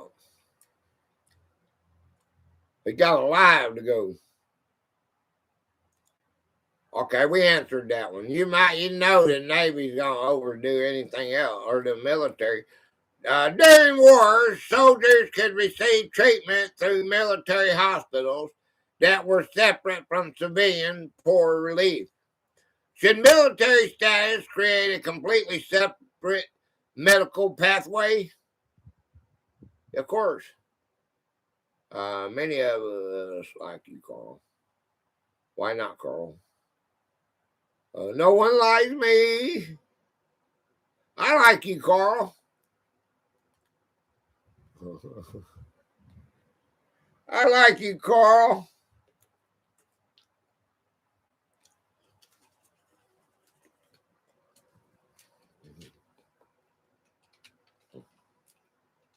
Hi, Carl. 9A is hard, and I like you. You're so awesome. Thank you for being here.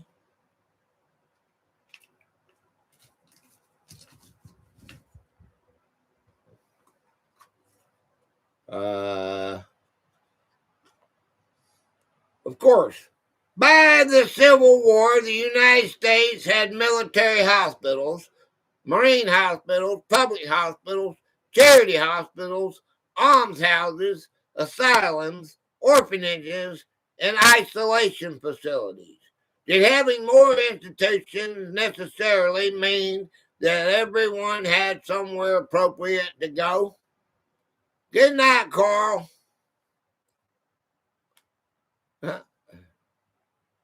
Just having fun, man.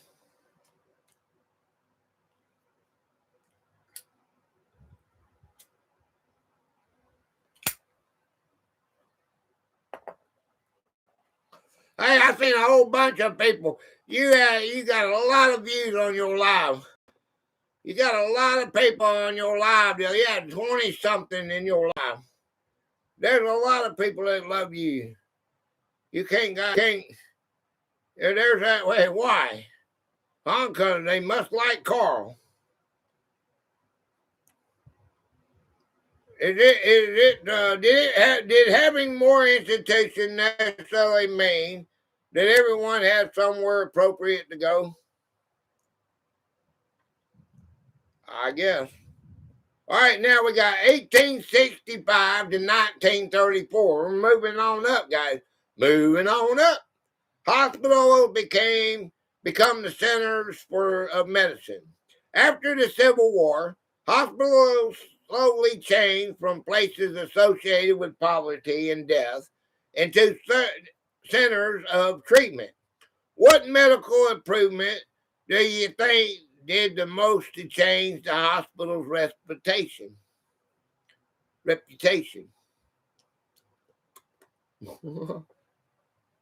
What medical improvement do you think did the most to change the hospital's reputation? Anesthesia? Okay, more staff to service more people? Hospitals slowly changed from places associated with poverty and death into centers of treatment. Oh, they had better buildings, better educated for the staff, more staff. Yeah, better, nicer beddings, nicer buildings.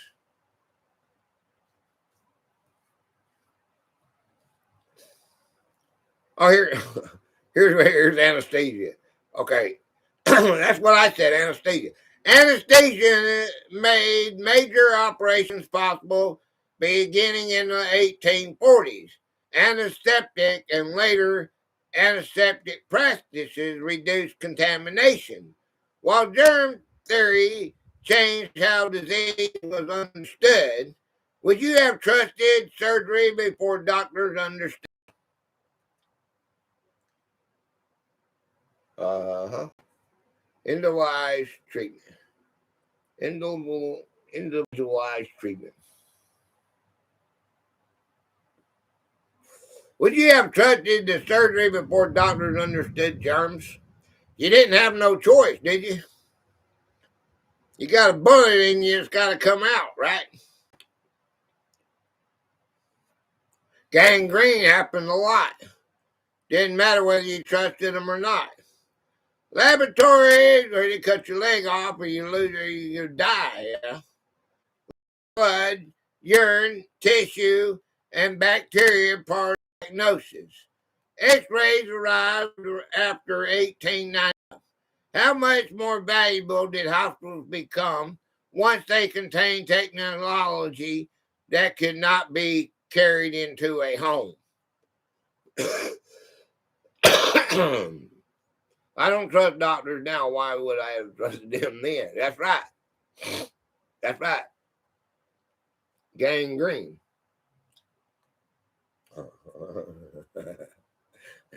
Mitzi.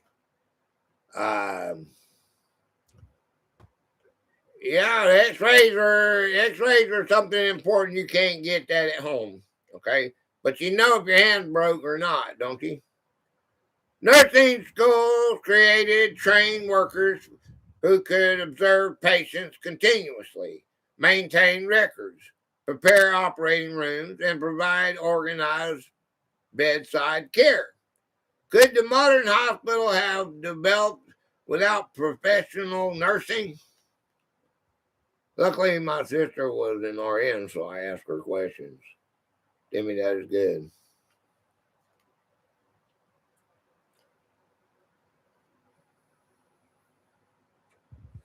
Could the modern hospital have developed without professional nursing? Annie was a nurse too. And they are going to ask about professional nursing. Yeah, and I don't think it could develop without professional nursing, doctors, and all that. Doctors increasingly brought patients into hospitals instead of performing everything in their home. Hospital admission began to mean medical evaluation, a record diagnosis, and entry into a ward or private room for continuing treatment.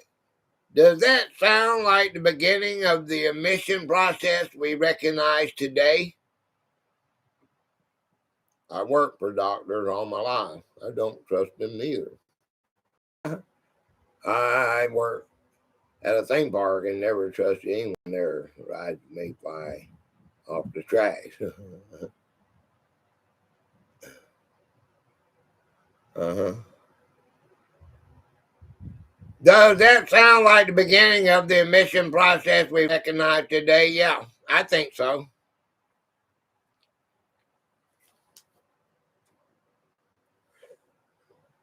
Mm. Hospitals develop charity wards, public wards, and private rooms. How much do you think quality of care differs entered? Of trust, do you trust the grocer? You know they got the not the EPA. Who they got? They got somebody on the FDIC or something like that on them. Hospital have dates on them. I would think grocery stores have like Ingles. They're committed to glitched out. Um, how much do you think the quality of care differed depending on which ward the patient entered? They got charity wards, public wards, and private rooms. Private rooms are probably different. All right, here we go. Racial segregation and discrimination restricted access and quality. Black communities responded by building hospitals, nursing schools, medical schools, and professional networks. How much medical talent was lost or restricted because established institutions excluded black professionals? Right before kids got kicked off because of that, it had to do with the guy operating it.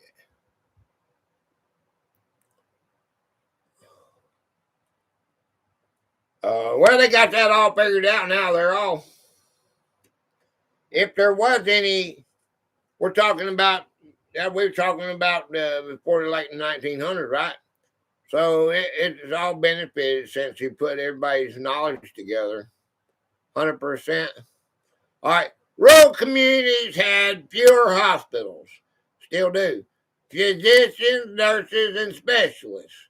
Does building an advanced hospital help people who live too far away to reach it? They got helicopters.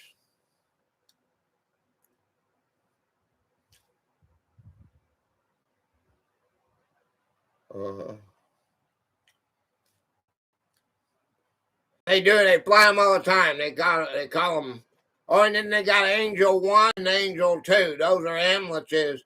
They cost like $1 million a piece. It's like a complete hospital on an ambulance. Oh, I forgot. We're talking about 1946 or 19 something. What? They might have had helicopters back then. But how fast can someone get to a rural area? Right. By 1890s, every state had at least one publicly supported mental hospital. All right, we're in the 1890s, so you probably got a stagecoach. All right, this doctor saved my life because he ordered in a CT scan and found my stomach issue. I really was telling him I didn't want the test, but he told me he couldn't help me if something is wrong. So, yeah, that's what they did with me. They found two 8-pound tumors inside me. Probably had them there all my life, building up. 1890, every state had at least one publicly supported mental hospital, but many institutions became overcrowded. Why does expanding the number of beds not automatically guarantee human care? Either you do or you don't.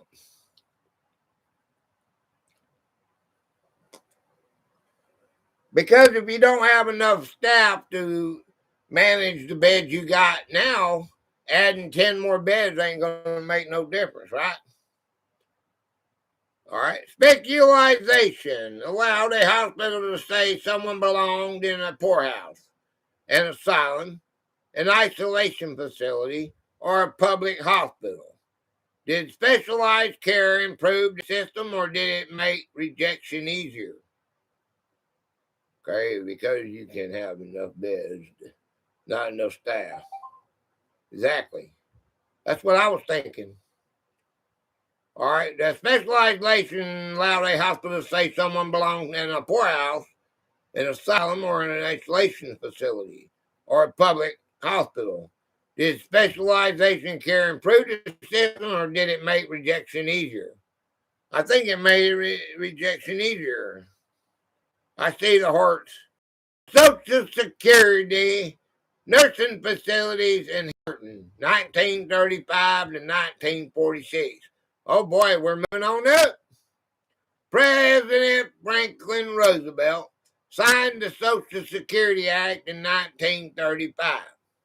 It created old age insurance, unemployment insurance, and federal state assistance programs. How much can a financial law change the places where people receive care?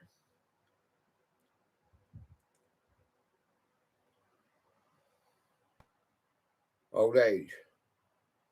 That's what it says. Old age insurance. That's what Social Security is. Old age insurance. That's the bad word. All right. How much can a financial law change the places where people receive care? Okay. Well, you got the Medicaid, that's what runs most of our hospitals now.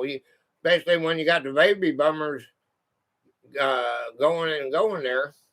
Old age assistance supported needy older adults, but the original federal rules excluded inmates of public institutions. Congress did not want federal payments maintaining the old public poorhouse.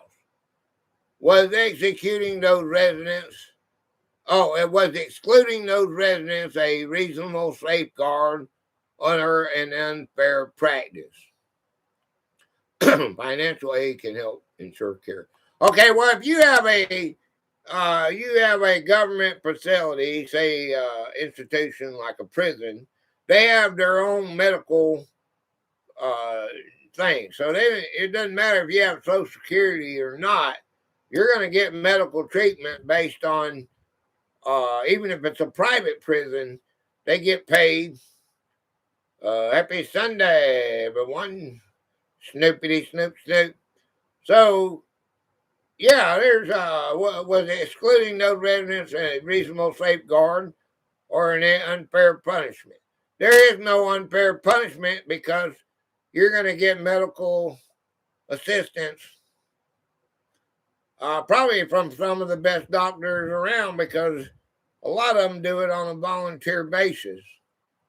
And they pull them up. They got a list, and they all have to take turns. Hi, Stay. Y'all stick around because we're going to play Hangman in here in a little while. Hey, Stay. What's up? Okay. Old age assistance supported needy older adults, but the original federal rules excluded inmates or public institutions. So I think I answered that one. Y'all have any opinion on that yourself? Assistants could follow an older person into a private boarding or nursing home, but not into a public almshouse. How would that payment rule influence where families placed older relatives. Okay. All right, so you could not go to a public almshouse, but you could go to a private boarding or a nursing home. How would that payment rule influence where families place older relatives? Okay, well, they keep the money for themselves, they put them in a public. I can see that. Collect the money.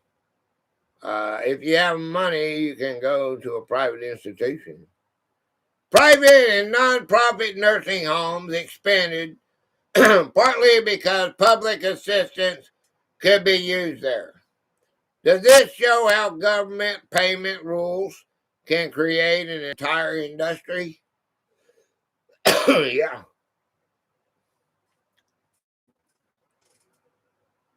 Non-profit.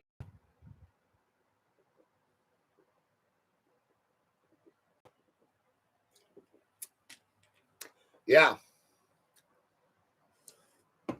Yeah. I say yeah. That really did it. Public assistance. In 1950s, amendments allowed assistance in certain public institutions and encouraged states to license nursing facilities. Should licensing have been required from the beginning?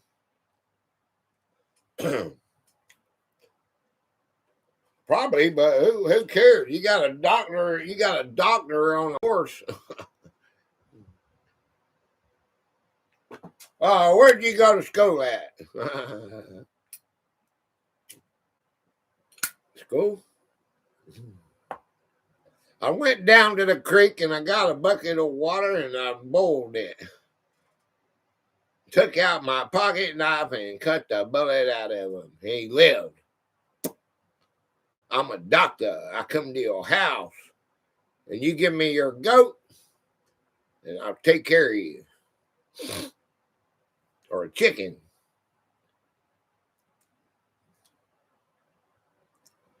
Okay. 1946. Congress passed the Hospital Survey and Construction Act, commonly called the Hilberton, Burton, after Senators Lister Hill and Harold Burton. Why do you think hospital construction became a national priority after the Great Depression and World War II? Doc Badge made him a crayon. Made with a crayon. Doc Badge made with a crayon. Yeah.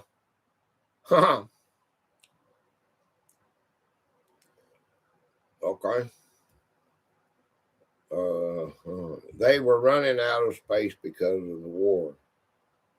All right. Hilberton supplied grants and loans to help states build the modernized hospitals, which is more important to access, constructing a hospital or making sure people can afford its services and needed more specialized care.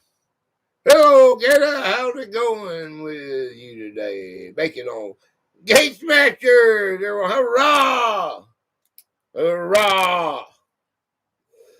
What's up, Bacon Man?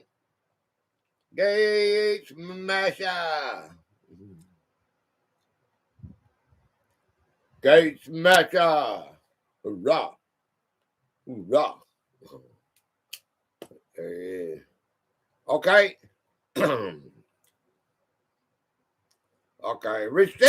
Facilities receiving Hilberton assistance, accepted community service, and uncompensated care obligations. Should a hospital receiving public construction money be required to provide care to people who cannot pay? Grilling bacon wrapped chicken. Oh boy, yummy.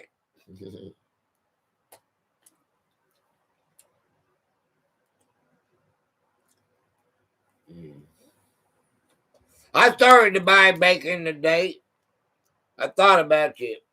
I went right on by it. The bacon, the bacon right here gets don't last long. It's 100 degrees outside. Even with I left the car running today, and you gotta be real careful with bacon. And I got ham, and what I gotta do is you can pretend it's bacon because I'm gonna chop the ham up. I've got the Chef Boyardee videos all the way to December. Okay, they're already Tuesdays and Thursdays are already booked. If you are not in the groove, if you're not watching, you're missing out on the books that I'm giving out for free. All right, and I'm giving these books away for free. At least you can do is subscribe to me. That's something I learned, but it don't come out into the videos until in December. But they're all there. Check them out. It'll get you hooked, okay? I've got several books that I wrote, and I've put them all online. There even some of mine are about my personal life in my 20s. Basically, that's when it all took place. Take a cooler with me when I buy groceries. Yeah, I seen the cooler today. I thought about it. You have to. The milk will go bad before you get home if you don't. Yeah, I got air-conditioned floorboards and seats, and I left my car running. I thought $3.69. I saved 10 cents on gas, and I'm cutting my car off, and I said, that's stupid. What's stupid is going to the grocery store first and then going to the store to get my monster drinks and cigarettes when I should have went there first and go to the grocery store. I usually do, but somehow or another I got swapped around, and because I know why. Because the church lets out. It's easier to go to the grocery store first and then go to the store. If I go to the store, then I get wrapped up in church crowd going in there.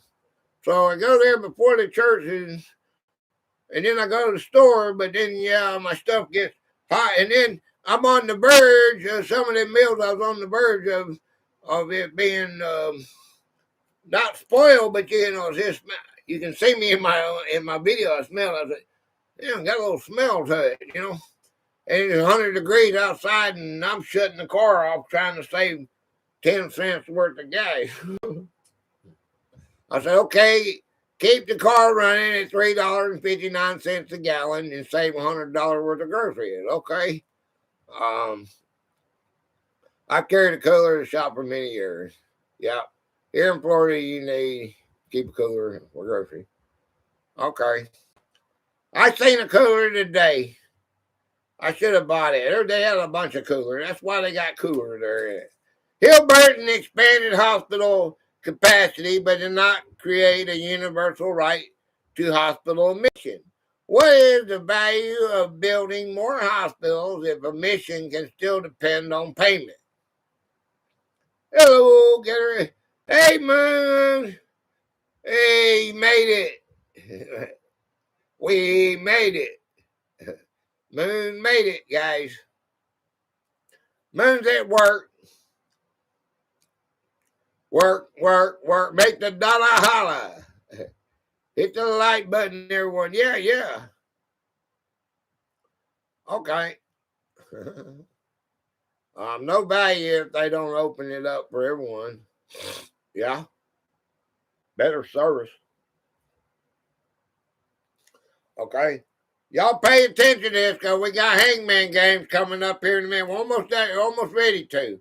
When we get to 2026, we're going to play some Hangman Games. And you should be able to answer the questions that I give you. The Hangman.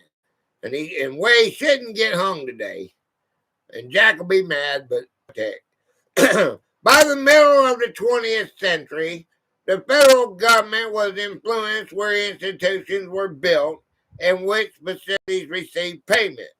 Was the country moving toward a national system or simply adding federal money to a fragmented system? He never gets hung. Pizza in the oven. He's been hung. Jimmy, he's been hung several times.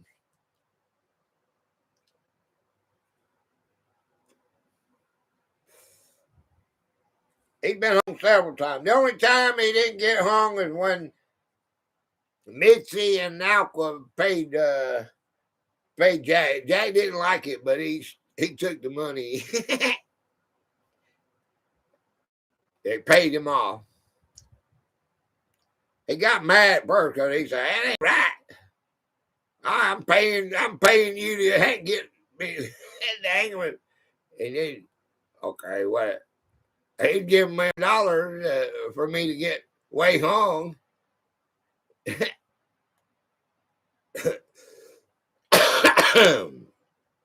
Jack takes bribes. Got the pineapple pizza in the oven. Just kidding. Oh. Don't make me time you out. Oh. Oops. Pizza is delicious. Okay, we're in 1964.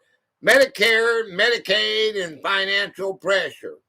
President Lyndon Johnson signed the Social Security Amendments of 1965 on July the 30th, 1965.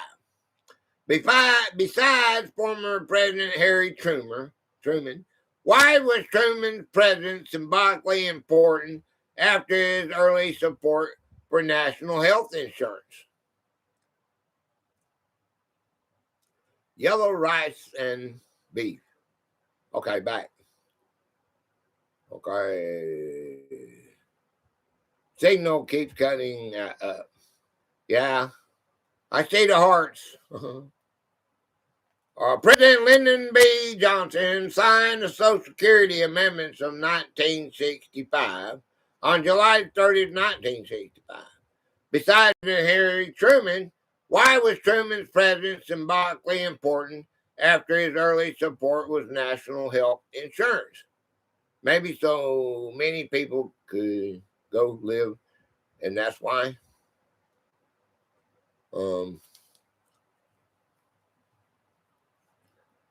I don't know.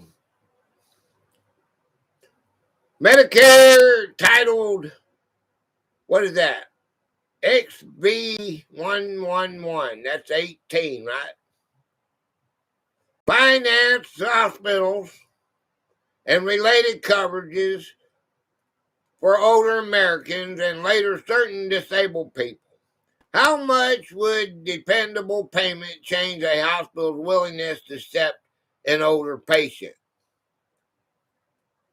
It isn't cutting out for me. For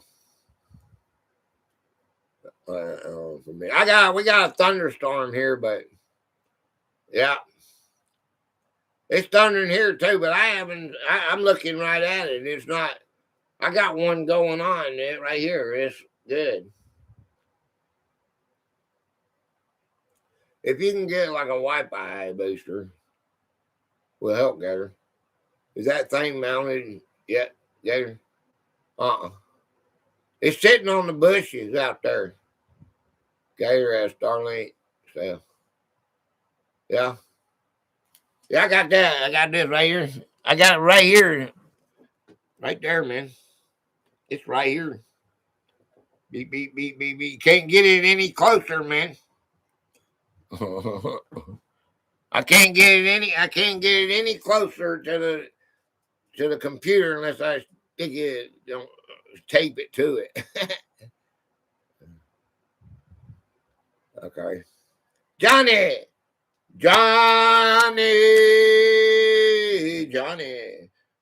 Appleweed. Johnny. Oh boy. It always smells good. 420 time. It always smells good when Johnny comes in. That wore off, Johnny. Oh, we got a little mascot. I gotta get it out of Ed's cup here. We got a little. Oh, I smell that apple weed. We got a little apple. See, he's got a little apple. Little mascot for Johnny. Johnny's been with me for a long, long time. Johnny, it's 420 time.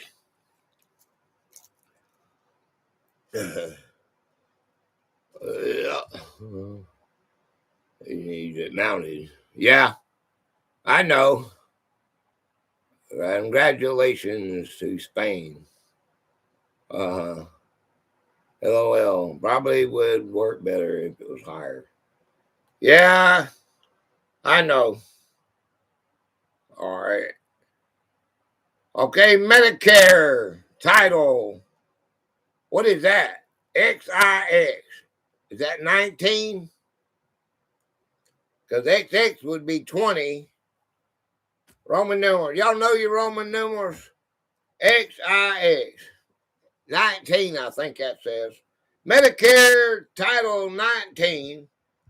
I'm going to go with that unless somebody else got a problem with it. Create a joint federal state program for eligible low-income groups. What problems can develop? What is that? What problems can you done mess me up? Medicaid Title 19 created a joint federal state program for eligible low-income groups.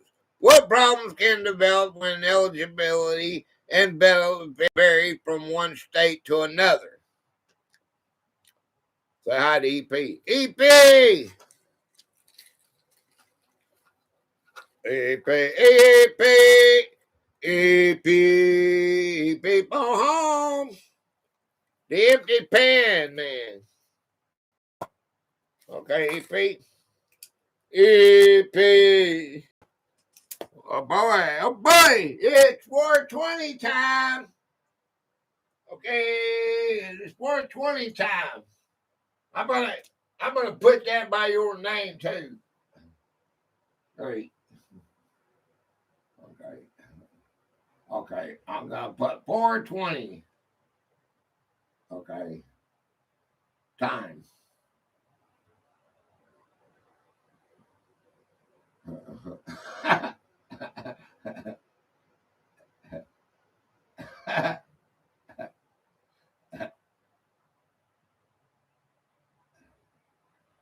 What am I doing? Daydream. I'm gonna put A prime again. Daydream. How many times you been doing this? Okay. Okay. A prime. A prime daydream. 420 times. Yee. Okay. Okay. How you do that? How you do a 20? Okay, I got 4. Well, how do you do it? How am I going to do a 20?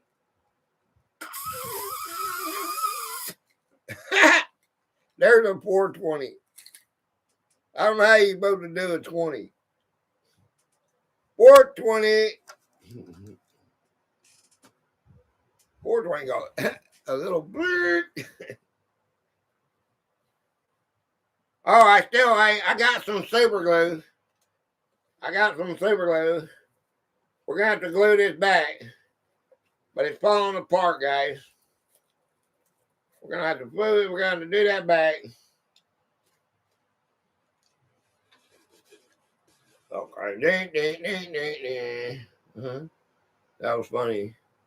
But that was a 620. I don't know how to do a 20. Anybody got an idea? I ain't supposed to do a 20. About dropped it. Financial prosperity is coming your way.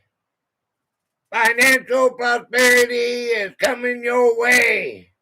Woohoo! The Gator Wizard has spoken. Okay. Mitchie is going to win the lottery. Oh, boy.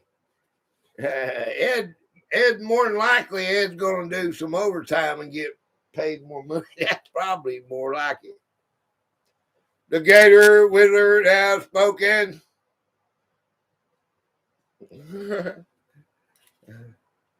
I just told Ed to give me. What happened? Oh, my glasses are broke, man. Oh, I got super glue. I knew I needed that super glue. Oh no, the little plastic thing is broke up here on top. Oh, oh, oh, oh, oh. Everybody say, oh.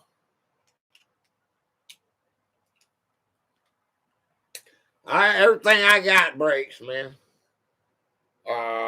Everybody say, oh, there's no way to fix it. Cause I don't know where did I lose that black thing at? Oh, there's the black thing. It just broke. Look here, man. Look, guys. Oh, there's me. That goes like that. My glasses. I like these glasses too, man. Maybe I can fix them. Okay, hey Jack, you guys. One of you guys got a new toy. I mean, new glasses. One of my guys gets to have a new glasses. They get my leftovers. Everything he touches breaks. Yeah. Uh-oh. Uh-oh. Uh-oh. Okay. Okay. Well, now I'm that nerd. I'm that nerd in the stories, in my storybooks. Okay. Oh boy. There we go. I might be able to glue that. Bummer. Bummer. Did everybody say bummer?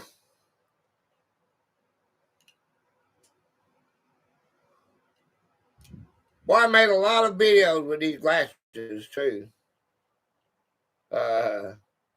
Man, go to the dollar store and buy another pair. Okay. Medicaid Title 19 created a joint federal state program for eligible low-income groups. What problems can develop when eligibility and benefits vary from one state to another? That's good luck. Well, it's the same thing with your marijuana law. All right.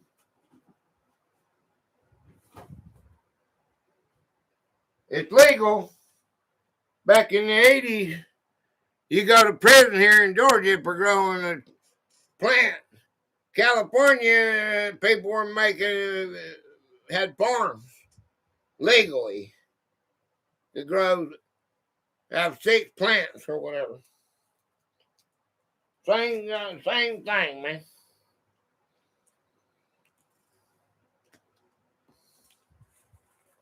Can't see, man. I can't see. Uh-huh. Dang. Oh, dang. This call right here for the donkey.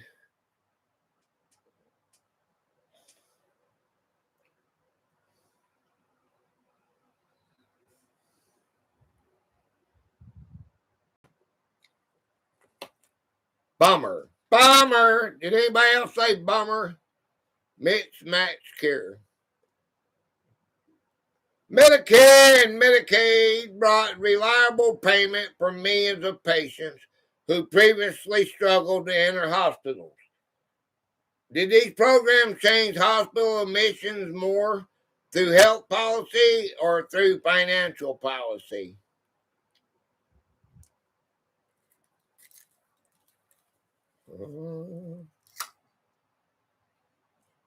Everybody leave?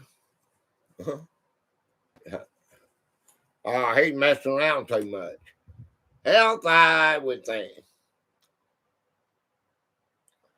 Okay. Medicare certification gave the federal government leverage over hospital standards and helped force desegregation. Should the government use payment as a tool to require equal treatment? They do. Whether it's right or wrong, they do that now. They if you don't help with immigration, they don't give you money. If you don't do what they say, and all kinds of different things, they don't give you money. If you don't follow the program, you don't get money.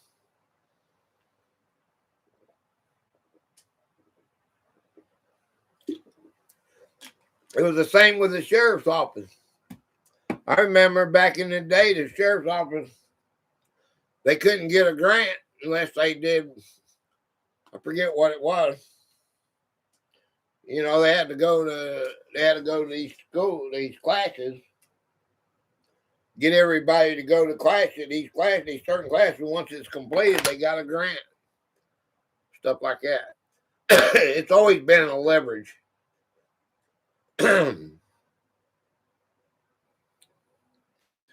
Medicare and Medicaid did not create universal coverage. Eligibility categories, state rules, and coverage gaps left millions uninsured. Why did major reforms so often solve one problem while leaving another group outside the system?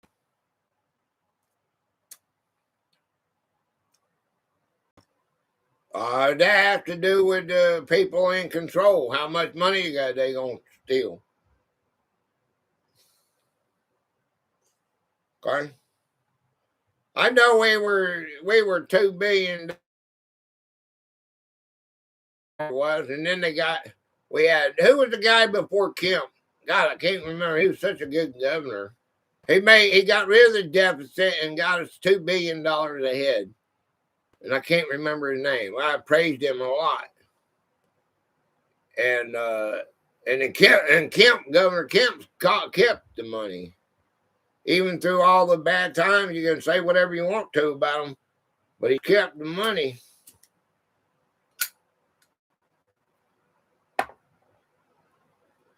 The one before that, more than before him, yes, and then the one before him, they had to be pocketing, they had to be doing some bad things. Cause how can you be $2 billion in debt, and then another governor not only pay that debt off, but get you $2 billion plus?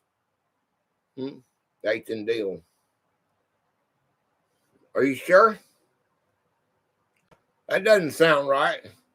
Hospital technology, staffing, construction, and inflation push.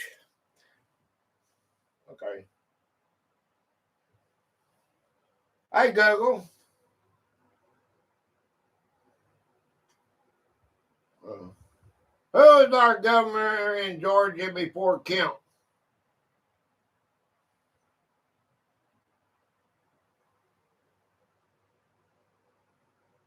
If you are referring to the state's historical political system before modern formatting, Georgia. I said, who is our governor before Governor Kemp?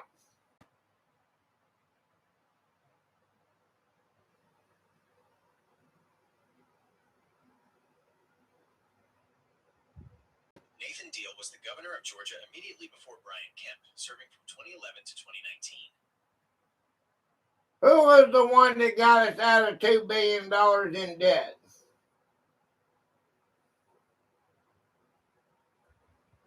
Governor Nathan Deal took office. Yeah, Demi, you're right. Nathan Deal. And successfully rebuilt Georgia's rainy day reserve fund from practically you hear that? to over $2.5 billion by the time he left office. Additionally, Governor Brian Kemp has utilized recent record budget surpluses to allocate hundreds of millions of dollars toward paying down state pension and infrastructure debts.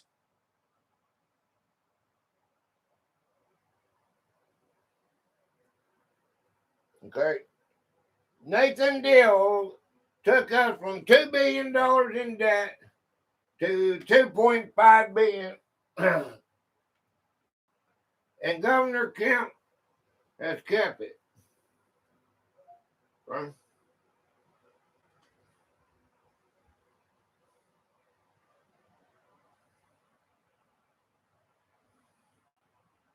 even through all the crisis with that, he's kept that, man. He's kept the money.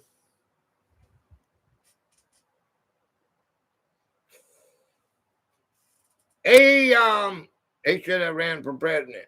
Yeah, he probably would have won.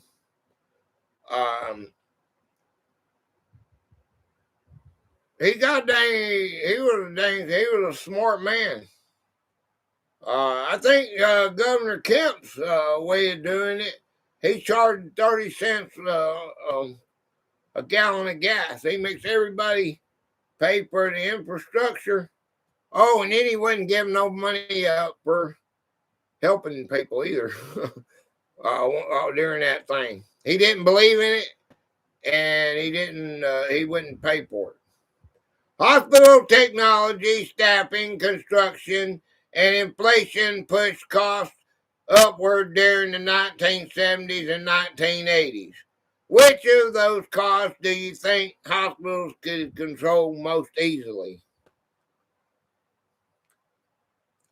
I don't know why he didn't run for president. Does anybody know why he didn't run for president? I can't. In my mind, I got so much garbage in it. I can't remember stuff, man. I used to brag on that man. He did. He really didn't. Didn't take. And if you can do that, okay.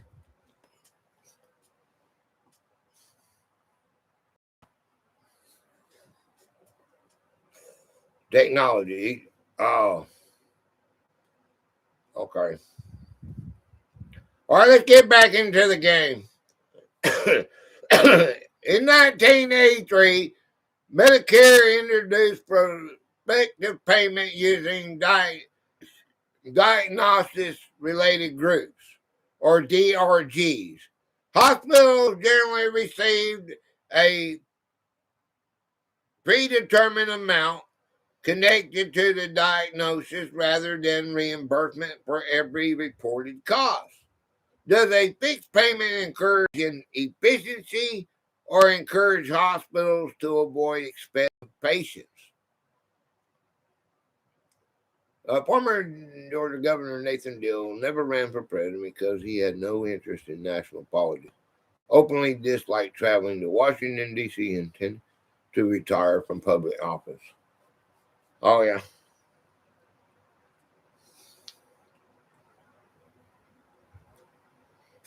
I think efficiency. Yeah.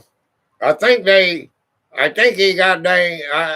created the gas tax, and that's what did it. And Kemp kept the same program going. That's why they still got money.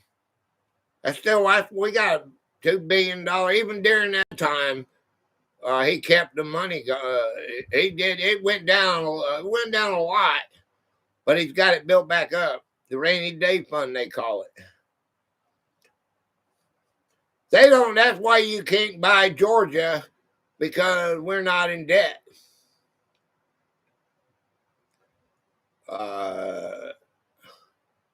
Does a fixed payment encourage efficiency or encourage hospitals to avoid expensive patients?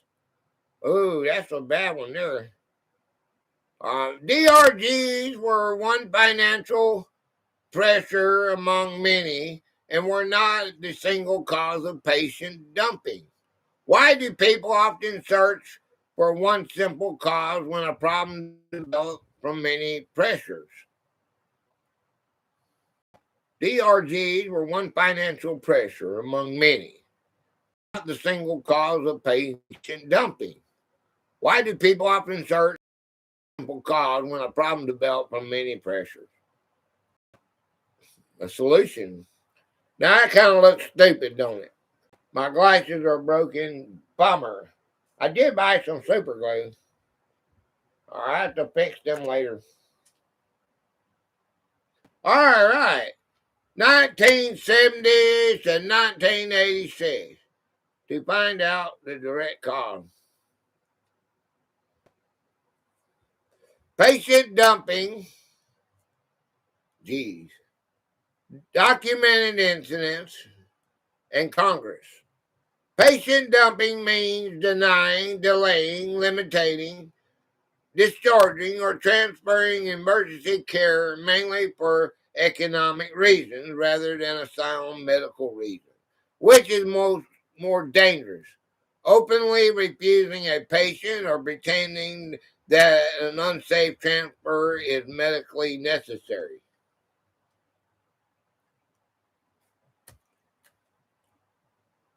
I think that's dangerous. Refusing a patient or pretending that an unsafe transfer is medically necessary. I think both of them. I don't know. What do you think? A transfer is not automatically patient dumping. A patient may legitimately need a burn center, trauma center, a neonatal intensive care center unit, neurosurgeons, or equipment unavailable at the first hospital. What information should be receiving hospital have before agreeing to accept the patient? Yeah, a person could die on the way to another hospital. Yeah, just buying some more glasses. Gee, I will. I glue them. I put them big glasses might fit on Roger. I got to get another one of those things. Another one of these things. All require information. What? We got to buy some little ones for Mr. Constitution. We'll put some on Roger. Roger. Yeah, won't Roger look cool with glasses? Roger! Hey, Roger, you might have you some new glasses.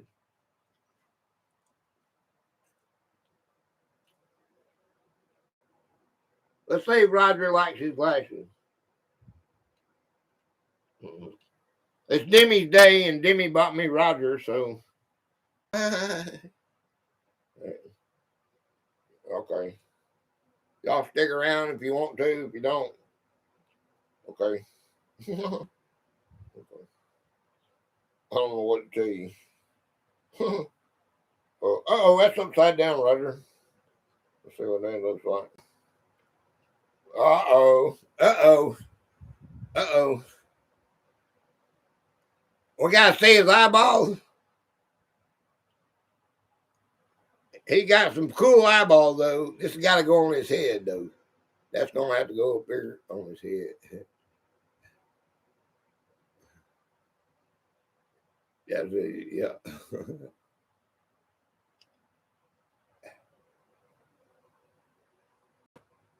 I'd wear those.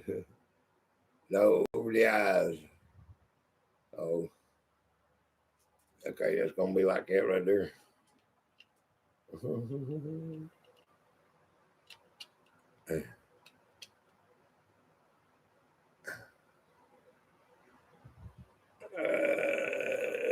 Oh, let's take a look out here.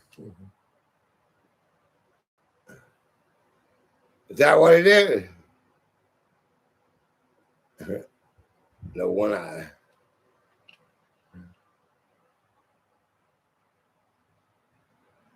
I can't be one eye. We ain't gonna have one eye. Roger's not gonna have one eye. It's either both or not at all.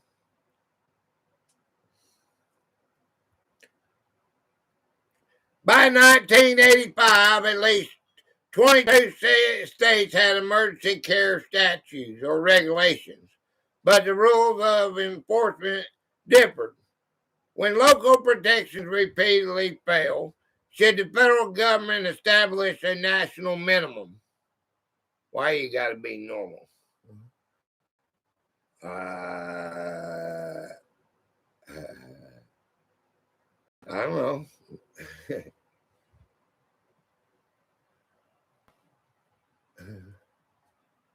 Because I'm a perfectionist? Is that a good answer? Okay.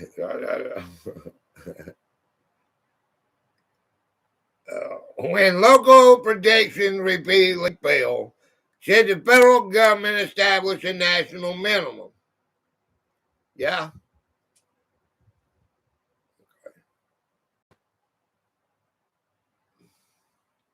Yeah. Yeah. Everybody says yeah.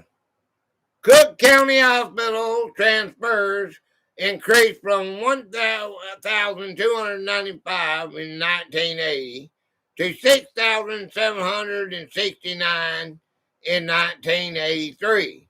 What does such a rapid increase suggest about the pressure facing public hospitals?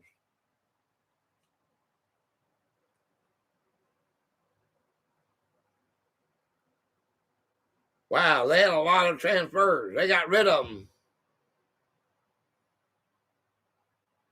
What did that tell you?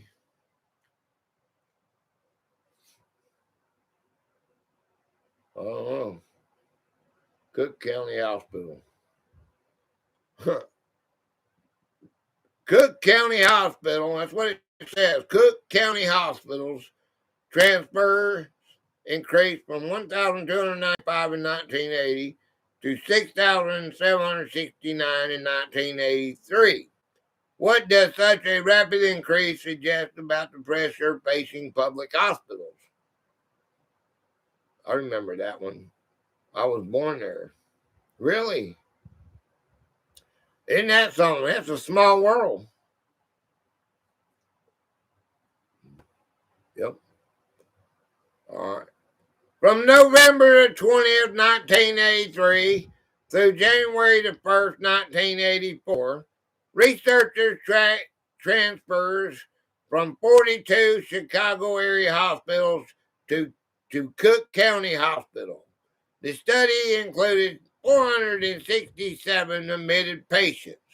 How valuable is the formal study when the public has already heard individual stories? Hey, what's up, blood? Blood's in the house. What's going on, man? How's blood doing today? They don't specialize in anything. My blood, yeah, I grew up just outside Juliet, Plainfield, Illinois. Okay. I went to college in Juliet.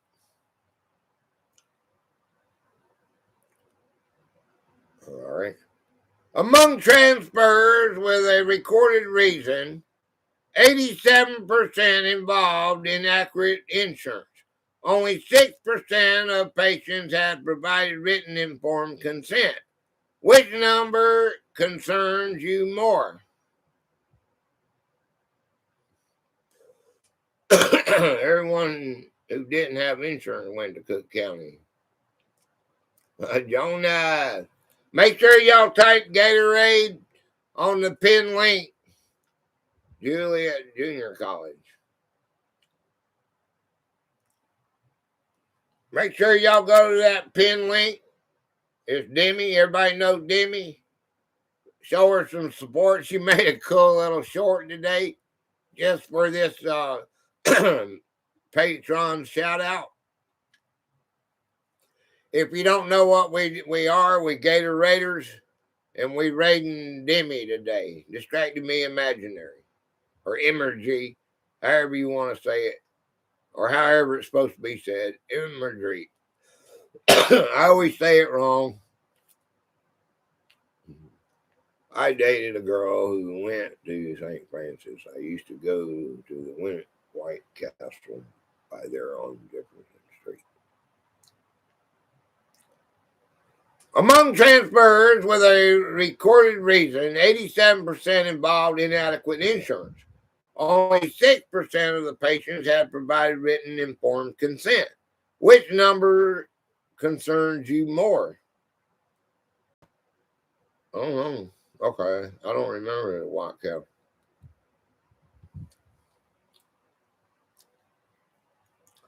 I don't know, 6%. Of the 435 Cook County patients with enough records to evaluate, 24% were considered unstable at the sending hospital. 22% entered intensive care, usually within 24 hours. What does that tell you about the seriousness of this, of transferred patient conditions?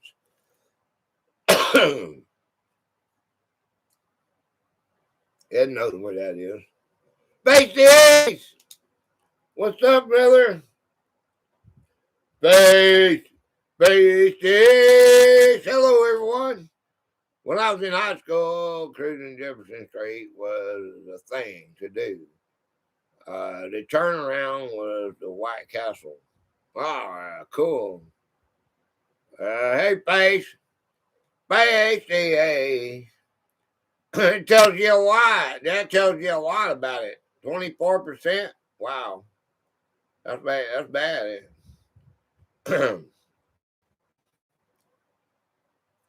Sweet acre, a place to be. Farm living is a life for me. The stores, the chores, fresh air, town square. You are my wife. Goodbye, city life. Sweet acre, Story Farm, we are there. Hey, sweet.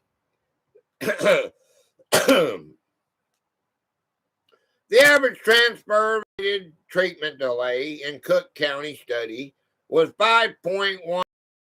How long would 5 hours fill if emergency treatment while being transported between hospitals? Well, that would be bad, wouldn't it? Huh? Okay, we're fixing to play the Hangman game. What time is it? Oh, we got time. We still got time, don't we? Okay, yep. On January 28, 1985, Eugene Red Barnes, a 32-year-old unemployed and uninsured mechanic, suffered a penetrating stab wound to the head in Richmond, California. Brookside Hospital determined that he urgently needed neurosurgery. Should a hospital begin searching for payment before or after locating life-saving specialty care? Well, money shouldn't matter. Sorry, I'm late doing water changes. Okay. 719. After, of course. But they probably don't. You got to have money. You got to have insurance. Obviously, in 1985. Anyway, attempt to find Barnes, a neurosurgeon, and accepting hospital failed. And approximately 4 hours passed before he was transferred to San Francisco General Hospital. Barnes died on January 31. What responsibility should hospitals share when a patient deteriorates while institutions argue over acceptance? Don't know. That was all based on money right there. The reason they're bringing him up must be there must have been a law created because of him. Current status of the patient. Dead. He died. He died because he waited, what did it say? He said it waited 4 hours waiting before they could find a hospital that would accept him. Later accounts disagree about why individual physicians declined and about details in one government summary. The document core remains the urgent injury, lack of insurance, prolonged search, delayed transfer, and death. Why is it important to separate confirmed facts from later retellings? Truth is the truth, right? You can retell it any way you want to tell it, but the truth is the truth. So that's how I see it, right? In December 1985, Sharon Ford, you always want the facts.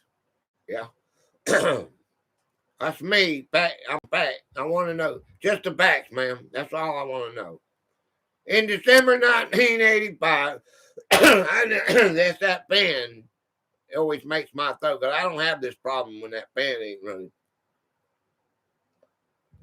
In December 1985, Sharon Ford, a Medi-Cal patient in labor in Alameda County, was redirected by two private hospitals after a computer error made her appear uninsured. How dangerous is it when a computer record is more than the patient standing in front of the staff? Point it at the wall. Don't point it at you. Right. Okay, maybe that'll help. Donut. That is bad, man. You got a computer that says you're not insured. But I'm standing here telling you I'm insured. They ain't gonna believe you, they're gonna believe the computer. That happened after my accident. That shirt is hilarious. Oh yeah? You like my shirt? Huh? Look. Party squad. Party like it's 1776. Hey, I drawed this. You know what? I drawed this, Alfred. Wasn't that Alfred? Yeah. I drawed this, Alfred, on the board.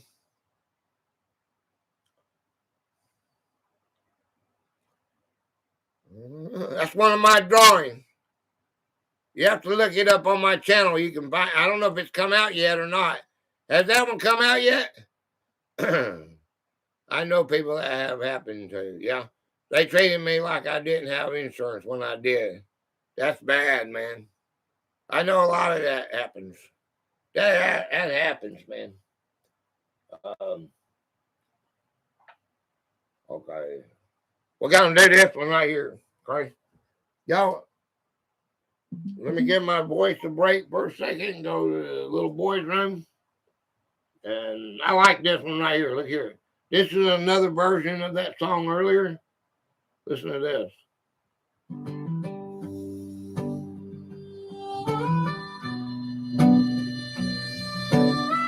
We kind of had rap. We had another, and this is a different one. Dust on boots, sun sinking low, flag still waiting in the afterglow.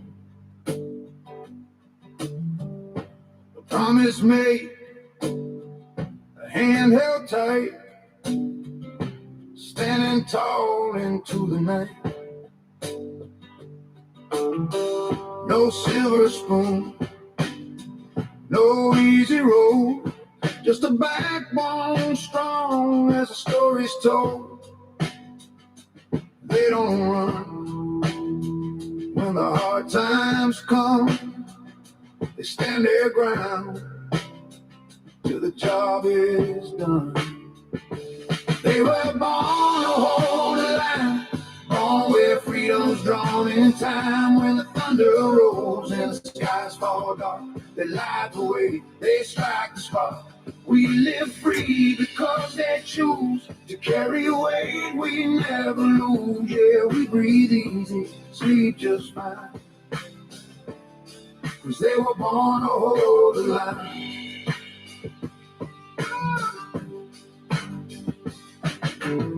Different names, different times, same old courage when it counts. From the shoreline to the plains, from pouring sun to freezing rain, they don't ask what's in it for them. They step up when the world feels thin. Every mile, every stand, freedom resting in their hands. They were born to hold the line, born where freedom's drawn in time. When the thunder rolls and the skies fall dark, they light the way, they strike the spark. We live free because they choose to carry weight we never lose. Yeah, we breathe easy, sleep just fine, cause they were born to hold the line.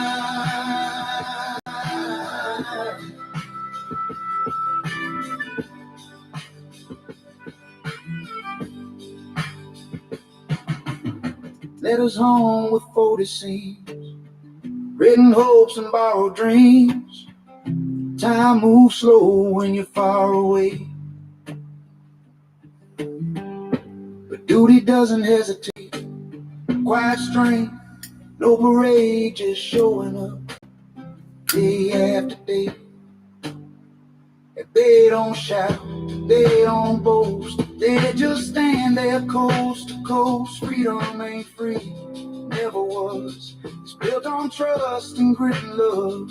Every sacrifice, every scar keeps the light where the people are. So raise it high, don't let it fade. Every thankful word we say, this life we love, this open land, rest steady in a steady hand. Years roll on, stories stay written deep in a quieter way. Not in headlines, not in gold, but in the brave hearts growing old. From the first salute to the last goodbye, there's a fire you can't deny. They gave their strength, they gave their time, so freedom wouldn't fall behind. They were born to hold the line, born where freedom's drawn in time. When the thunder rolls and the skies fall dark, they light the way, they strike the spark. We live free because they choose to carry weight we never lose. Yeah, this country stands just fine, cause they were born to hold the line.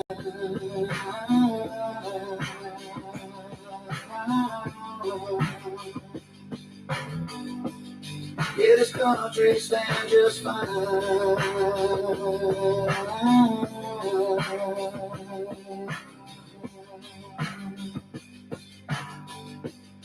cause they were born to hold the line.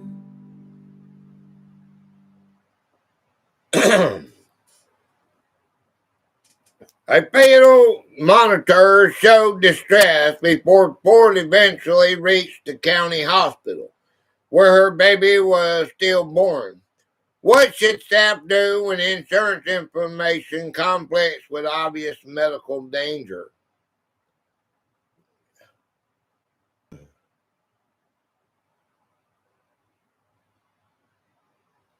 That's sad, man. The baby died because the computer showed she had no insurance. We're in 1987 now.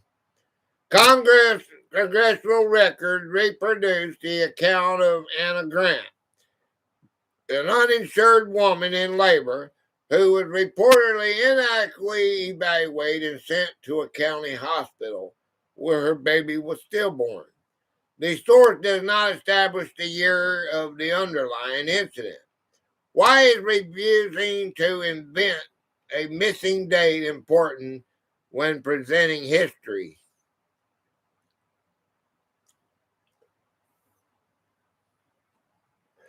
Well, that's where we got to a while ago. We said the facts matter, man. I don't guess it really matters. That okay, it happened, right? Because it's not the truth. Well, that must be the truth about the baby being stillborn.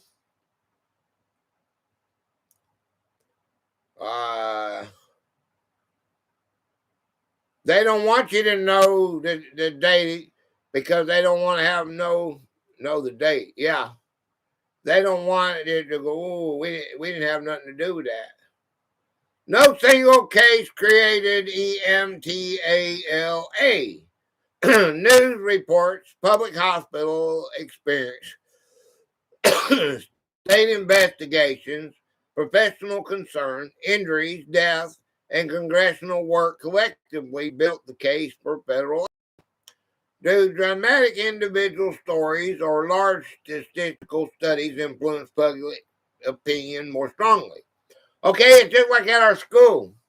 Okay, of course that school closed down. It was Stevens County Elementary, and then it was high school, and then they moved to high school uptown, or up on Big A Road. But there was this little bitty road, and it was I think it's there in the high school when it turned into a high school. They changed it from from 1 to 7 to 7 to 12, and then they went up to Big A Road and did it 9 to 12 or something. But there was a road that had a stop sign there. Okay, let's see.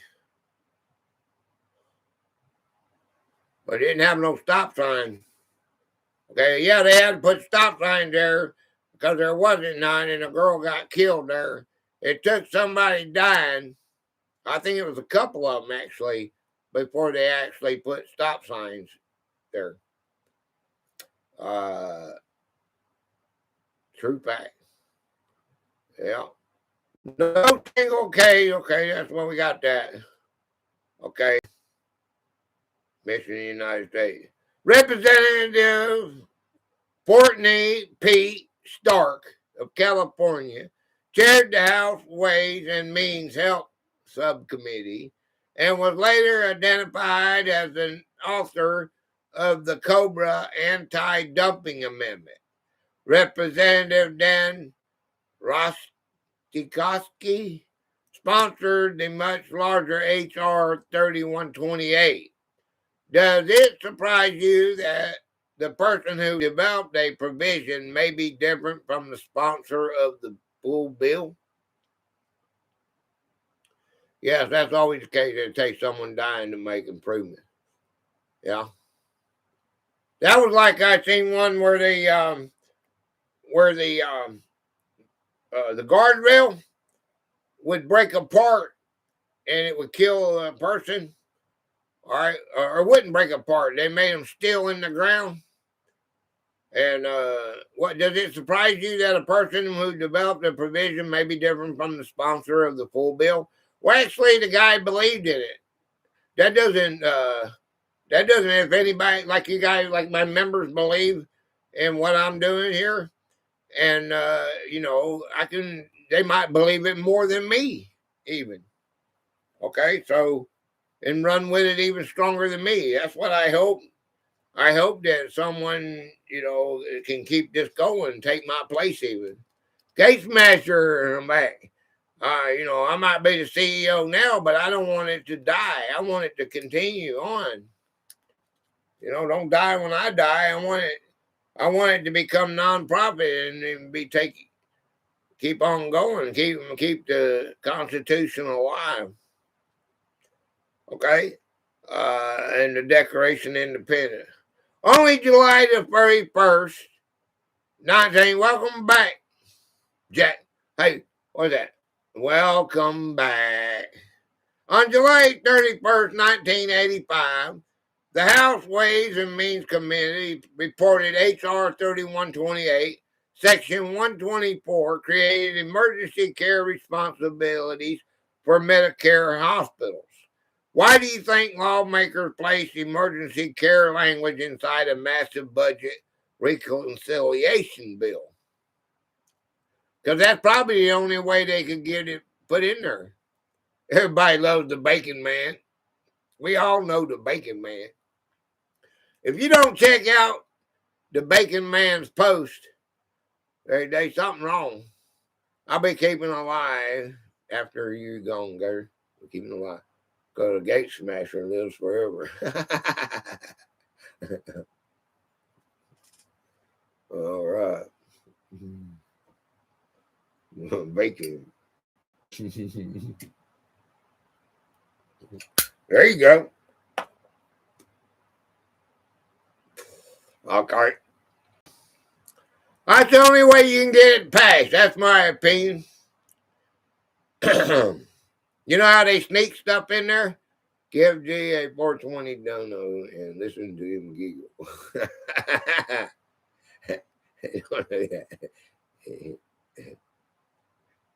I've done broke my glasses. Freedom will never die. No, I'm talking about. That's true. Long we alive, ain't that right? Long as America stands strong. I'm talking about.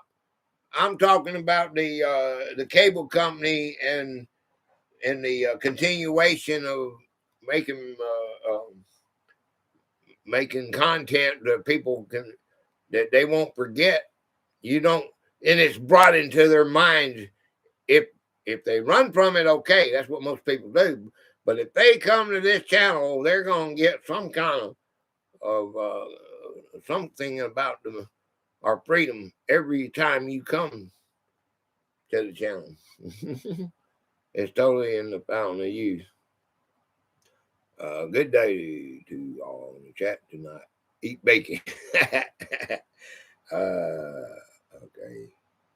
And the House Judicial Committee reviewed Section 124 because it included penalties and rights to bring lawsuits. It removed criminal penalties, retained civil remedies, and provided civil fines of up to $25,000.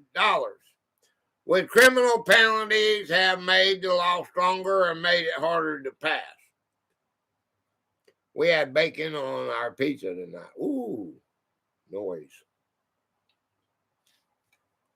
Okay. I think it made it stronger.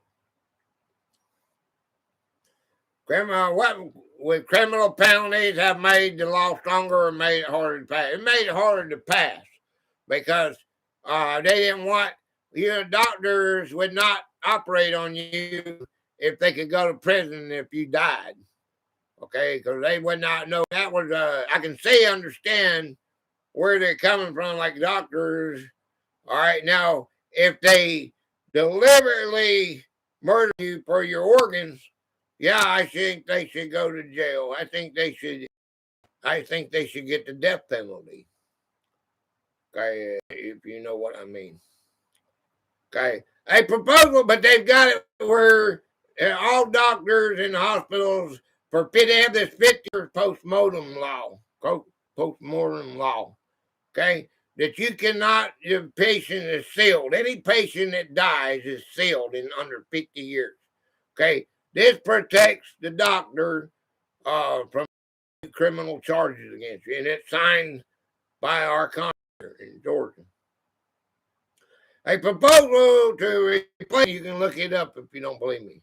I did study research on it, and that's what they placed Lisa under the 50-year postmortem law. I got it from them stating that. So I could not goddamn. You could not get the about her. It's sealed. She would put in that law. Proposal to replace the penalties with an HHS study was defeated 16-18. If Congress had approved only another study, do you think hospitals would have changed their behavior?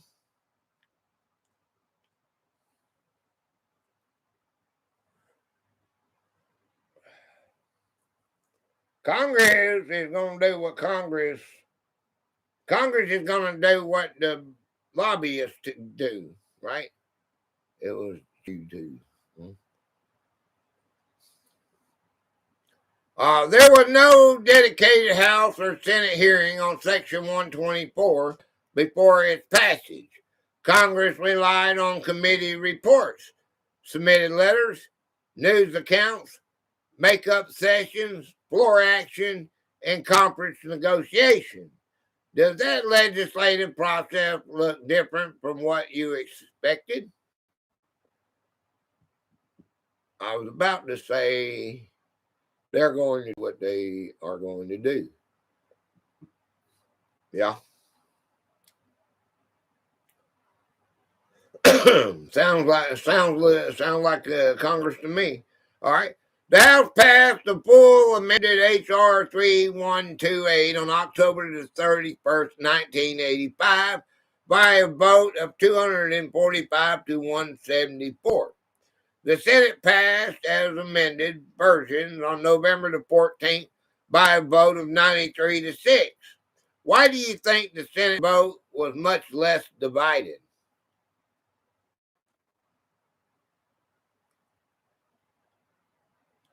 Okay. That's a good question, isn't it?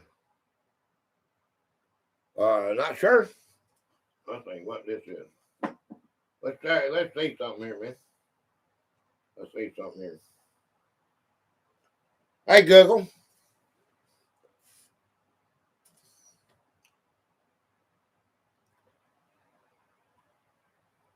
Hey, Google. Hey, the House passed the full amended H.R. 3128 on October the 31st, 1985, by a vote of 245 to 174. The Senate passed an amendment version on November the 14th by a vote of 93 to 6.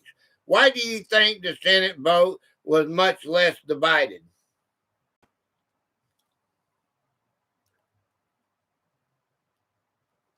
Hey, Google. Why are you ignoring me? I'm not ignoring you at all. I'm right here and ready to help. What's on your mind? The House passed the full amended H.R. 3128 on October the 31st, 1985, by a vote of 245 to 174. The Senate passed an amended version on November the 14th by a vote of 93 to 6. Why do you think the Senate vote was much less divided?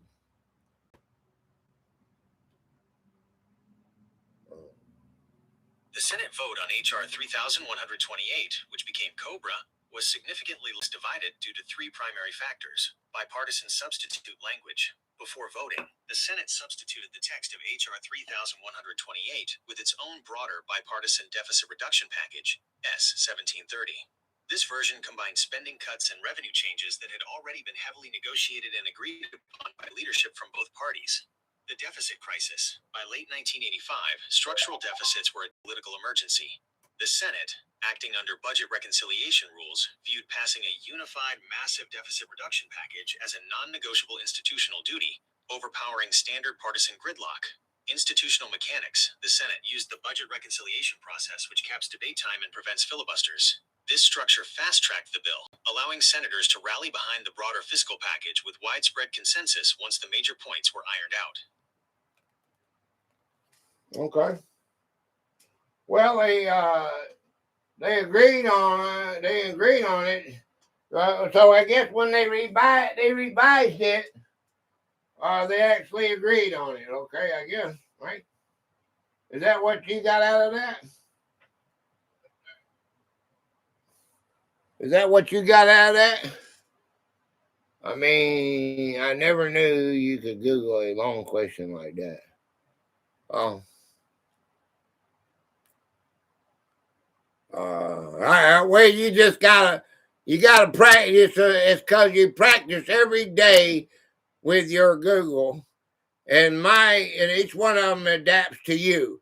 And me, and it have got into it so many times for him cutting me off.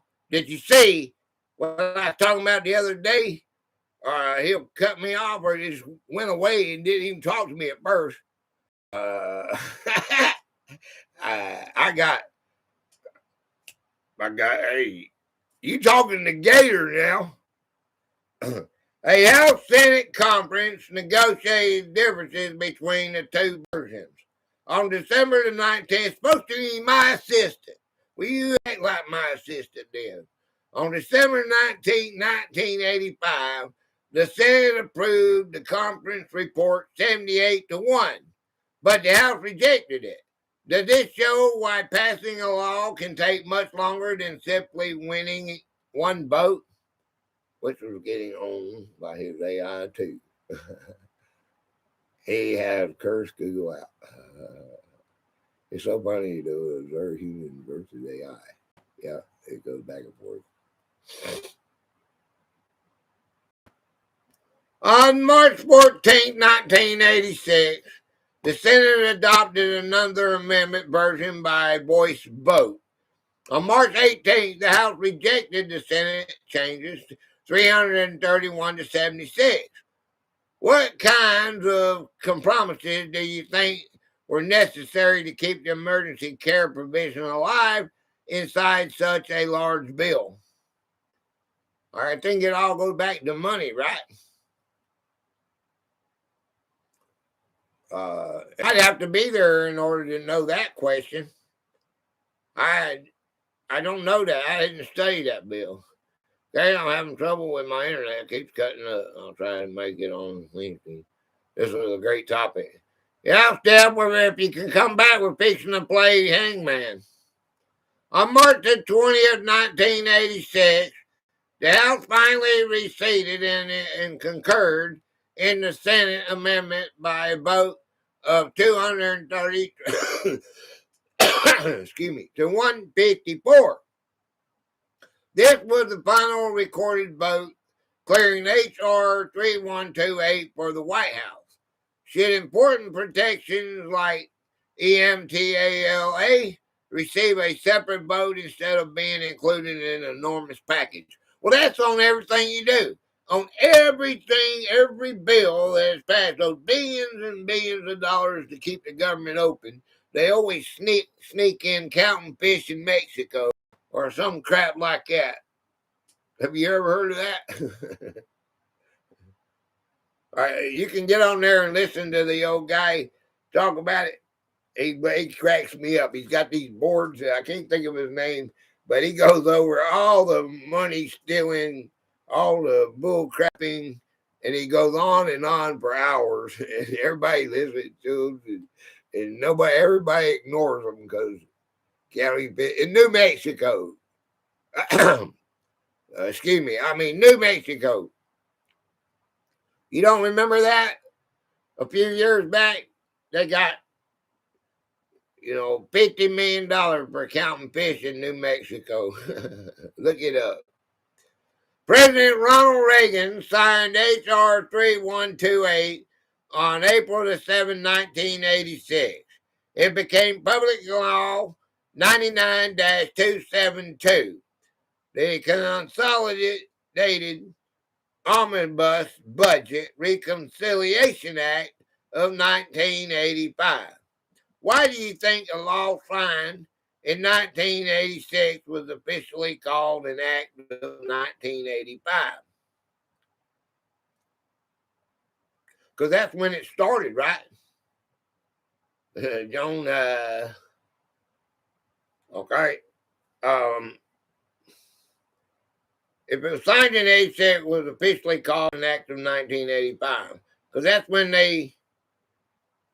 that's simple. I mean, I imagine that's because that's when they put the bill on the desk, so to speak. Right? The emergency care provision became Section 9121 of the final law and added Section 1867 to the Social Security Act. The requirements took effect on August the 1st, 1986. How quickly should hospitals be expected to change their procedures after a new federal law is signed? They have 7 years for a constitutional amendment to take effect for everybody to sign in on it. So I have no idea what this is, how long they got. Immediately. It should be immediately. EMTALA. In the missions door today. Okay. How we doing on time? Or EMTALA generally applies to Medicare participating hospitals with emergency departments. Since most American hospitals participate in Medicare, how close does that come to creating a national emergency care rule?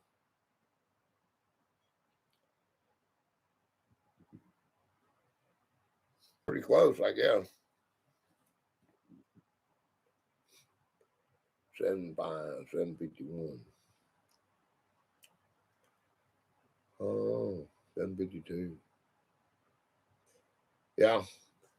When someone comes to a covered emergency department requesting examination or treatment, the hospital must provide an appropriate medical screening examination within that department's capabilities. What should appropriate mean when two hospitals have very different equipment and staffing?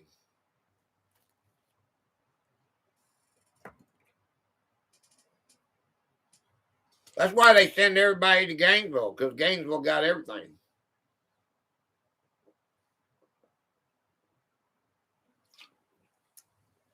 All these little hospitals right here are basic,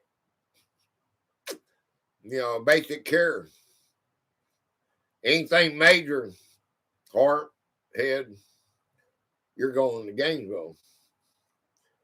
Most accidents, most real emergencies go straight to Gainesville. Triad sorts patients according to urgency.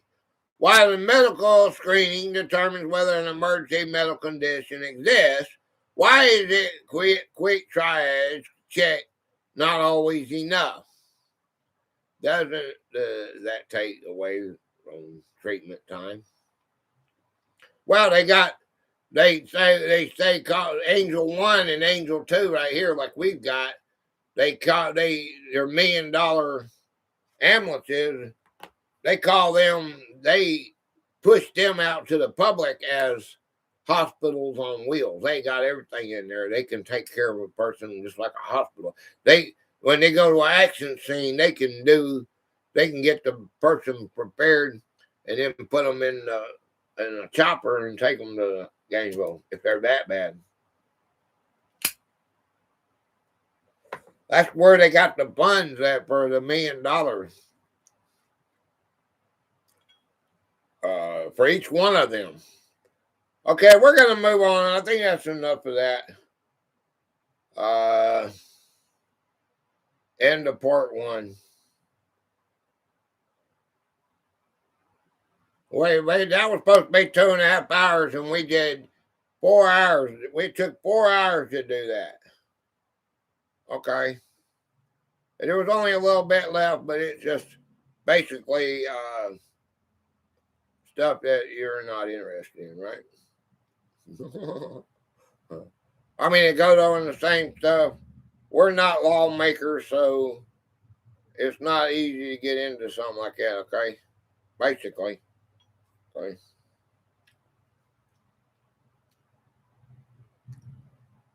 Okay. Hangman rule. Every answer has 10 letters or fewer. I will read the question, draw 1 dash for every letter, and take either 1 letter or 1 full answer guess from the chat. We have about 90 seconds per round. Question 1 through 60. Fill the first 90 minutes. Question 61 to 100 are the final hour extension and backup Hangman. Okay, sounds good. Okay.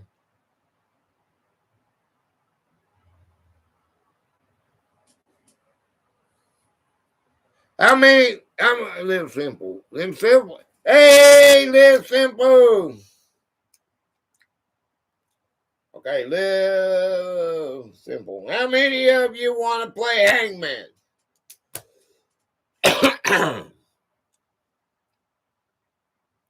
LOL. Didn't you have to read that?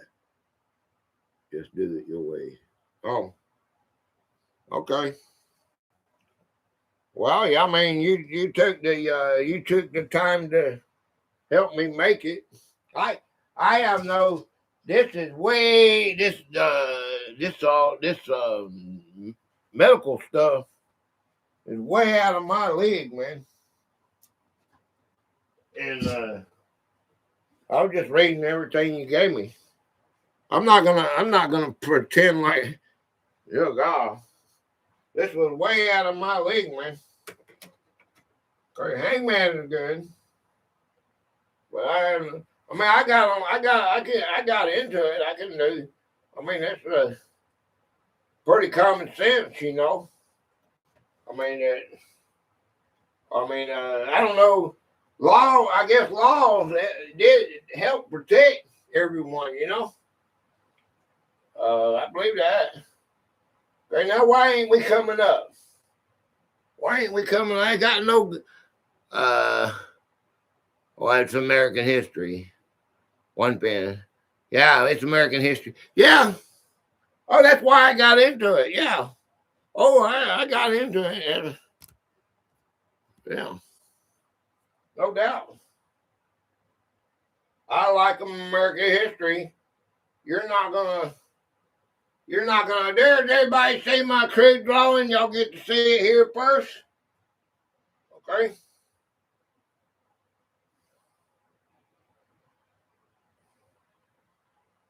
Okay. Where's it at? Huh? Okay. Y'all got to see it here first, man. Okay. All right.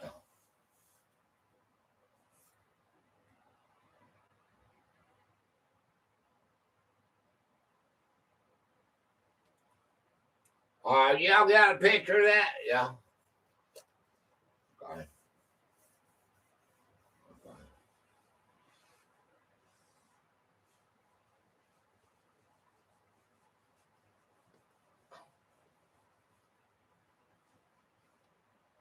Okay.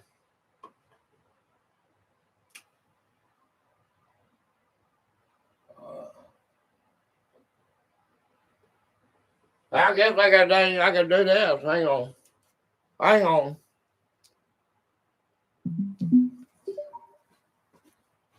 Okay. Okay, dokie. Okay, dokie. Okay, dokie. How about this one? Huh? Whoa.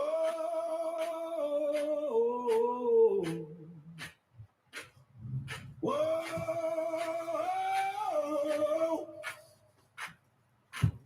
Boots hit ground in steady time. Morning sun straight back chin high.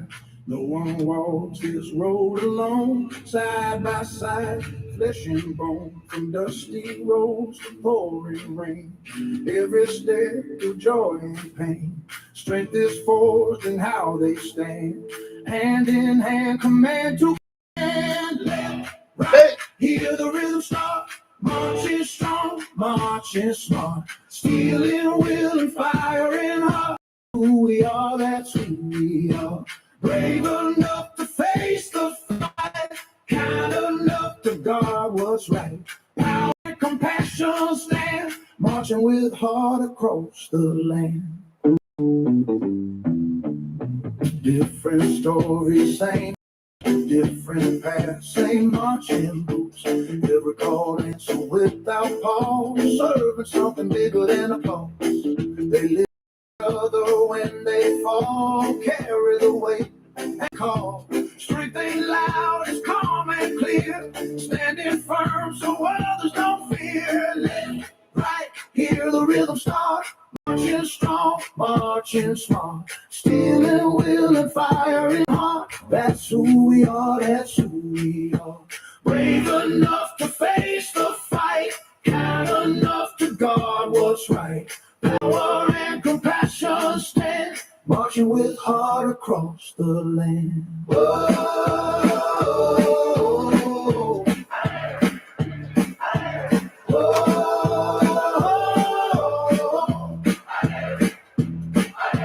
Letters folded, photos warm, hope held tight from dusk till dawn.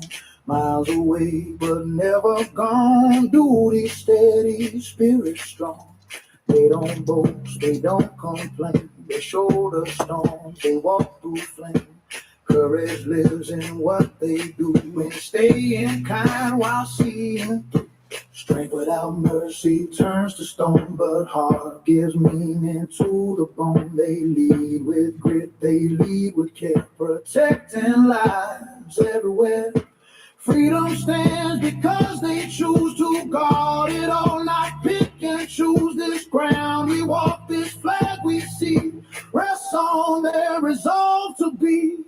Years roll on, the march remains. Echo steps in quiet lanes. Not just force, but steady grace. Written deep in every face from first come to final call. Give their best, they give their all. Not just fighters, guardians too. Strong and human through and through. Left, right, hear the rhythm start.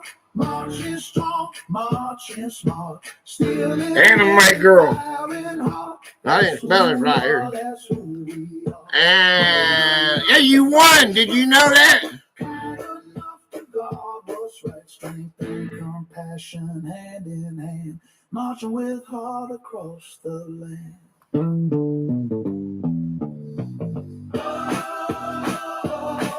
Anime girl. Strength and compassion hand in hand.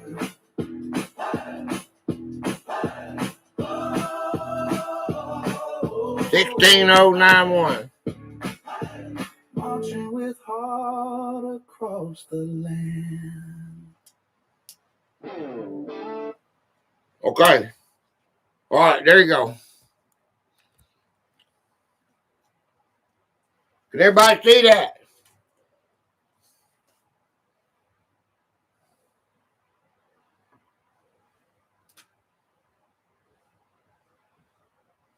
All right, 4 letters. 4 letters. In early America, most ordinary sick care took place in what setting? Yeah, so next Sunday is your day. History of ancient Egypt. Home.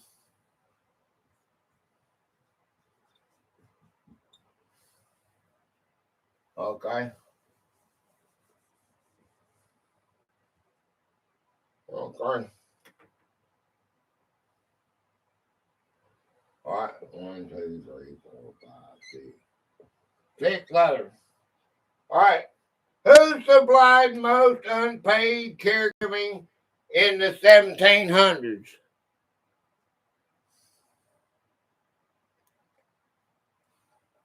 Howdy, Gator. Hey. Women. Yes, family.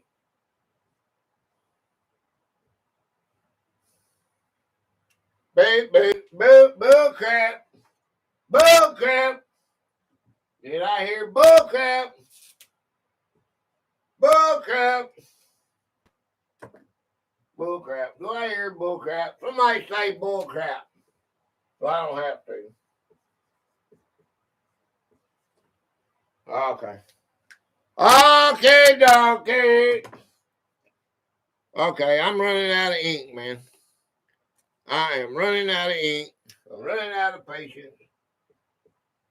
Okay. I thought one of these were new, man. Maybe it's this one right here or this one. We'll see what this one is. All right, it was family. Okay.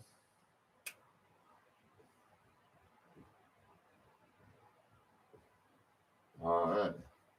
This one might work a little longer. Okay.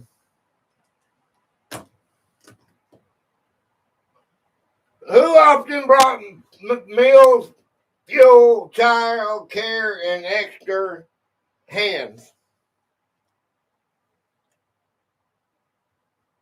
Abraham with the trophy. All right. Okay. Who often brought meals, fuel, child care, and extra hands? If you don't know the answer, give me a letter. Give me a letter. Neighbors. Okay.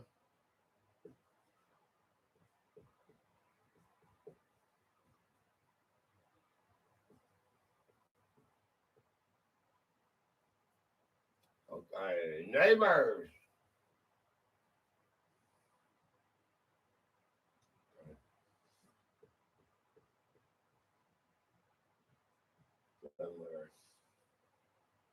What community birth attendant guided labor and delivery? Okay.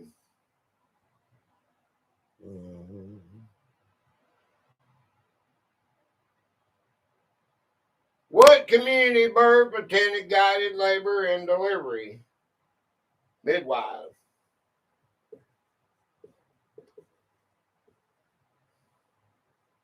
Midwife. That's why it's really important for you guys to show up at the beginning of the live. It's really important. If you can. Makes you play the game easier. 1, 2, 3, 4, 5, 6. Everything, there's no hidden stuff. It's all been. What word names a local practitioner using inherited or traditional knowledge? I mean, if you can't, you can't. But they're just going to have a little bit more.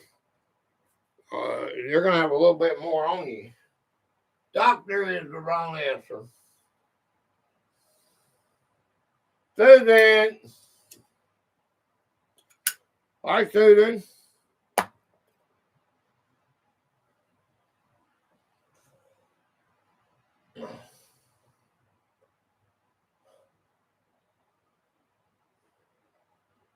Here you go.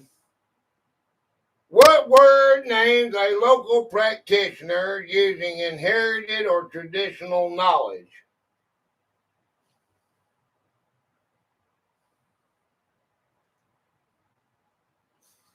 Same thing as a doctor, just a different word. Healer.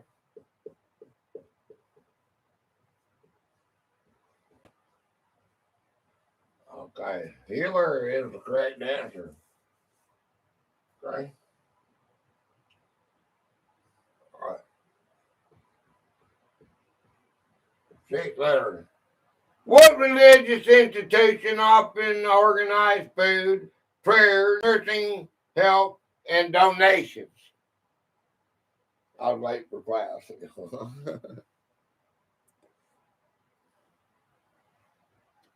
I know. Churches.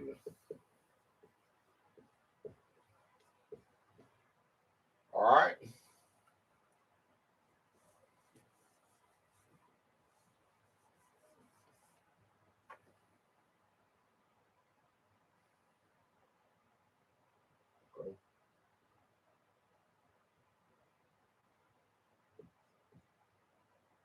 Private local aid pooled by donors and community groups was called community what?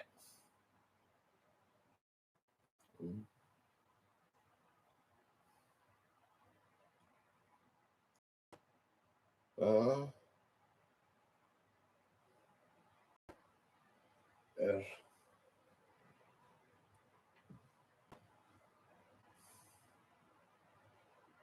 E.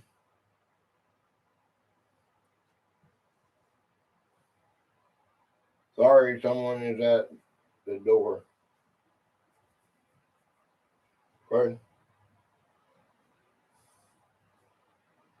A.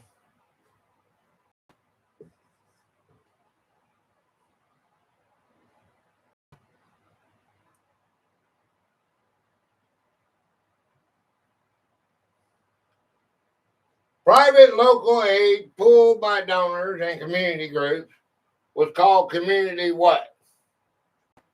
Y-I. Charity.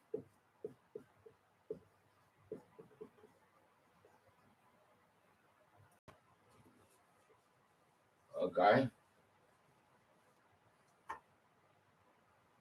Okay. 1, 2, 3, 4, 5, 6, 7. All right. Relief given while a person remained outside an institution was called what relief? Mm-hmm.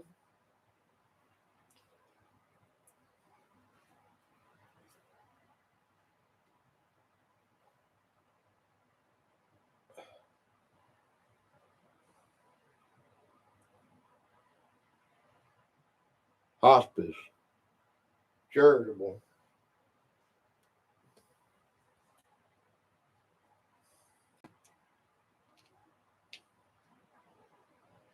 I think I know why they're on the floor. Do we know why they're on the floor, guys? Does anybody know why they're on the floor? Do we know why they're on the floor? A-E.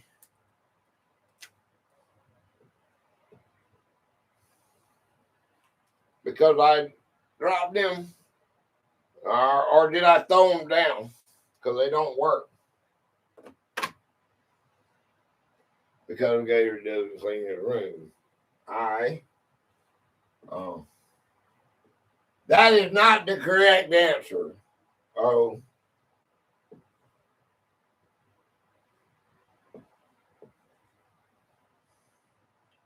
You.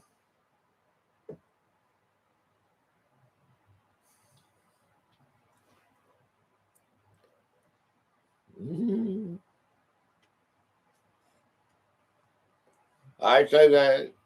Thank you.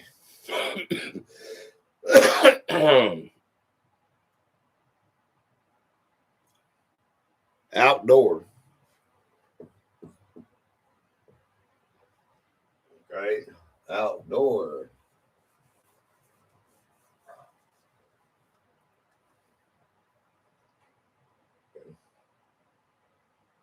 All right. 1, 2, 3, 4, 5, 6, 7, 8. Okay. Paying another household to house a poor person was called what? You can't see the board. That sounds like a personal problem.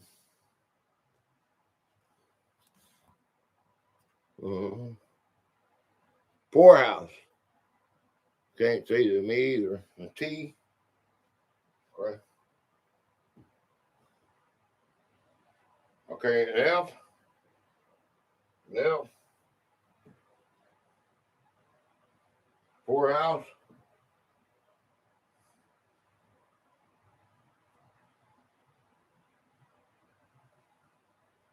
A. Okay, there is an A. Third letter.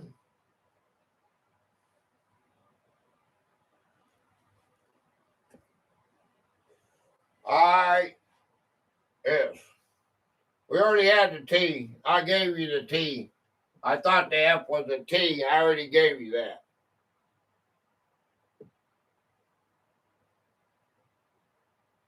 You remember when I said T? Paying another household to house a poor person was called what? Bum, bum, bum. Bum, bum, bum. Bum, bum, bum. Oh. There is an O. N. Okay, there's an N.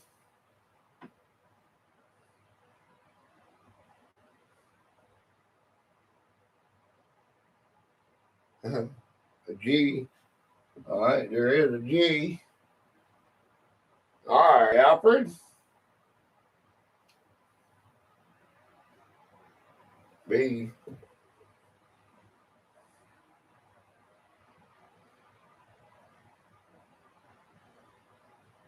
Boarding. All right, boarding. All right.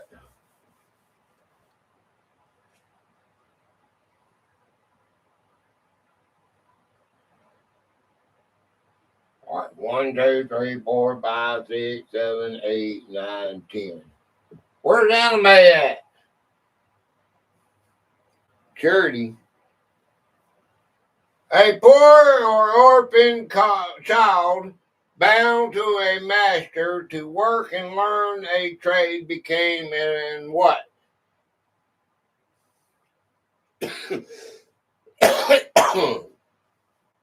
Hit the live button. It's a little dot that beside the live, it'll be white. If you hit the button, it should be red, and you'll be on time. Oh. Apprentice.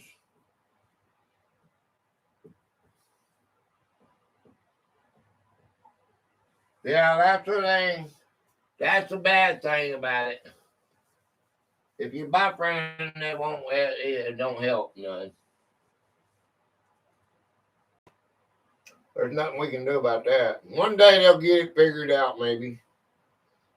All right, 1, 2, 3, 4, 5, 6, 7, 8, 9. 9 letters. What paid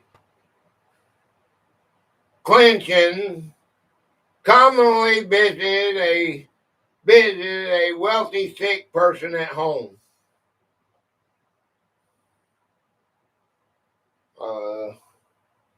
Does anybody know this one?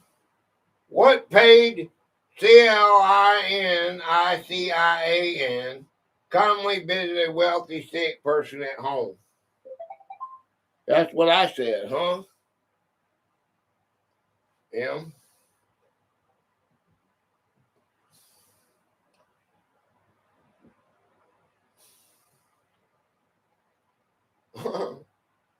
A. All right, there is an A, E, I. Okay.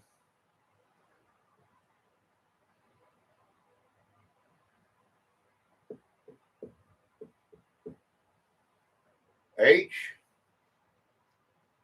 All right, there's an H. N. All right, there's an N. Y.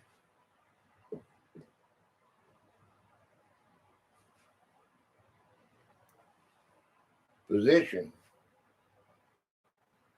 Okay.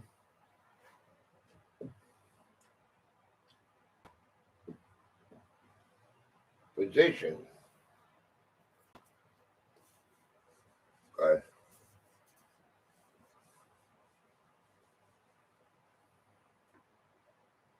Okay. All right. 1, 2, 3, 4, 5, 6, 7, 8. 8 letters. Herbs, teas, poultices, and family treatments were household what? Spell check. It. Position. Demi got it right underneath you. Anyway. Remedies.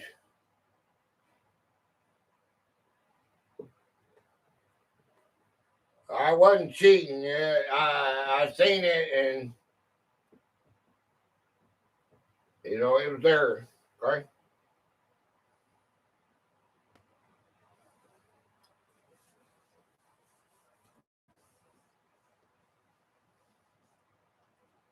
Right. To keep a contagious person apart from others, to do what?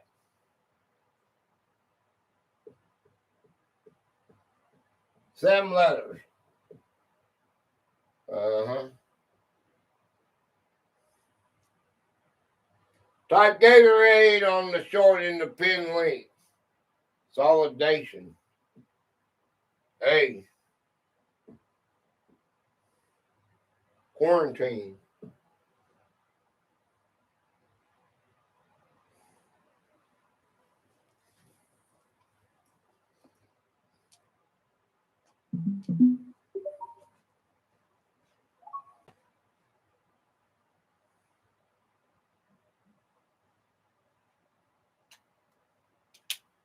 Okay.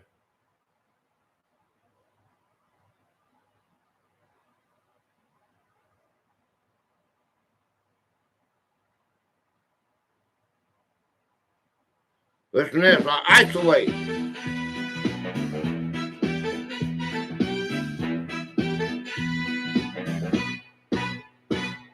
Sunrise rolling over quiet streets. Another day starts soft and sweet. Coffee brews, alarms all fade. Freedom hums in the life we've made, but far from home and family lights Someone standing through the night. Boots on ground, eyes locked ahead. Garden dreams we live instead while we sleep safe. What gave a family more choices of a doctor, room, attendance, and food? I'll be right back.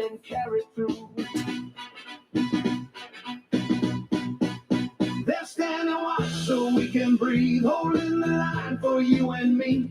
Through the calm, through the stormy seas, their courage writes our liberties. We live our lives, they pay the cost.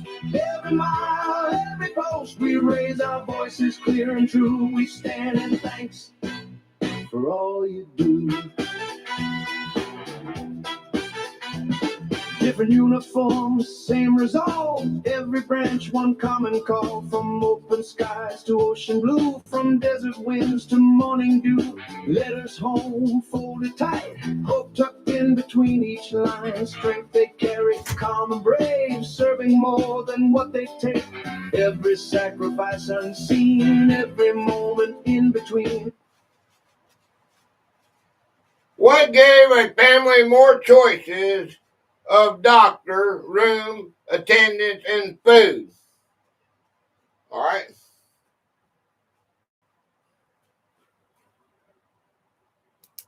Ryan. Brother Ryan. What's up, man? Good to see you.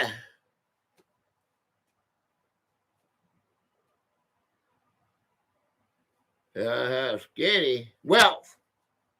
Yep. Very well. All right. Well. Okay. Well. All right. Very good. Y'all, somebody's paying attention, wasn't they? All right. Look here. All right. 1, 2, 3, 4, 5, 6, 7. 7 letters. Okay. What conditions left many sick families without wages, food, fuel, or paid care? Okay. I'm chilling. Thanks, Gator. How about you? It's all good, man. We're doing good. Illness, S, contagious. Illness, S, contagious. All right.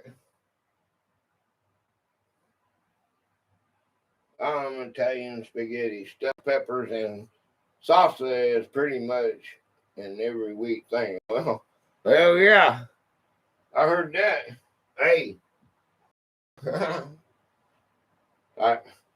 I made some spaghetti last week or something. E. Right.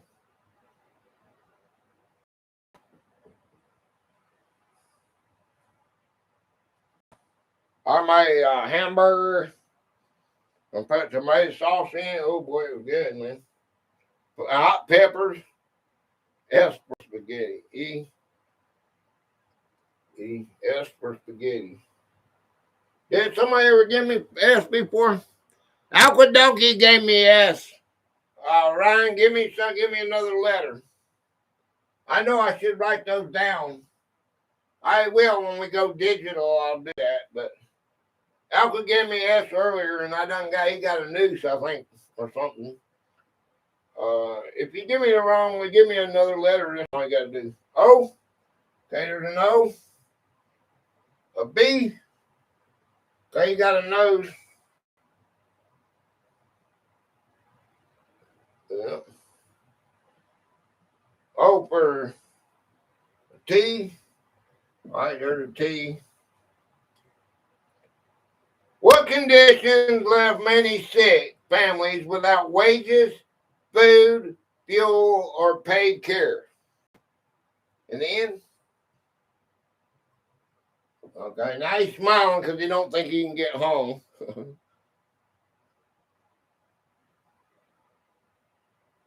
Poverty. Poverty. Poverty is the correct answer. Okay. Hey. Poverty. Everybody got that one, didn't they? Where's my managing mods? How come we don't have no trophies? Okay. 1, 2, 3, 4, 5, 6, 7, 8, 9. 9 letters. Officials called poor people judged blameless. The what poor? Officials called poor people judged blameless. The what poor? Okay? All right, Donkey, appreciate it. Yeah, owe me a soda. Hey, Donkey. All right. E. Okay, E. All right, E. I. O. Make sure you hit that link. Share love. Gator Raiders. N. You know, Demi supports everybody. Everybody that's ever been on here, she's there. So everybody should be hitting that short up. It's pretty cool short too.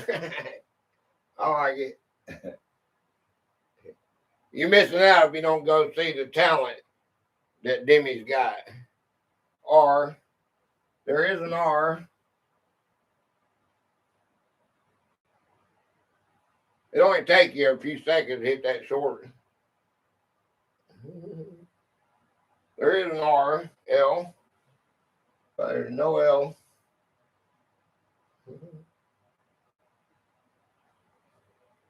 M. You about got it, guys. Only need 2 more letters. If they're poor, what does that mean? If they were poor back then, we're pretty much like 1700 or whatever. If you're poor and you were sick, you wasn't what? A D? You wasn't D and a B. You wasn't deserving. Okay? You didn't deserve help. Okay? We had to buy, you had to have a bunch of laws come in to change that, I guess. All right, let's see. 1, 2, 3, 4, 5, 6, 7, 8, 9, 10. Like 10 letters. All right, what kind of law decided which town was responsible for a poor person?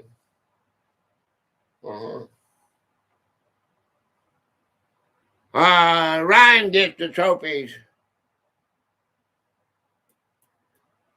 Hello. Thank you, Anime. Oh, Mitzi. Oh, okay. E.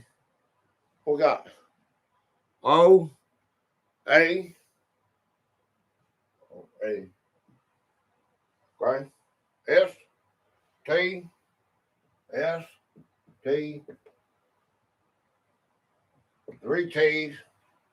E. R. E. E. R. I. Settlement.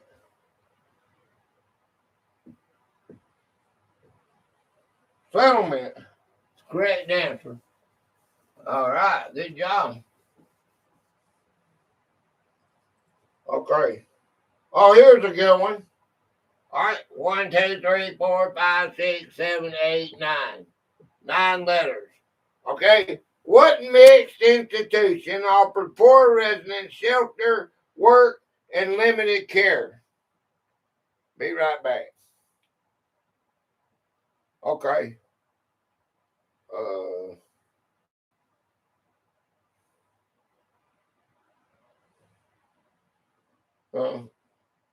Somebody give me these trophies. Am I going to have to start doing it myself? I got Nightbot and y'all got lazy on me. Hey? Now I'm going to have to start. I wonder if Nightbot can give trophies out. Okay, A is the first word, Alfred.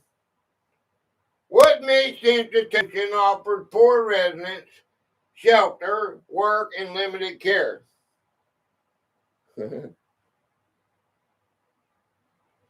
I.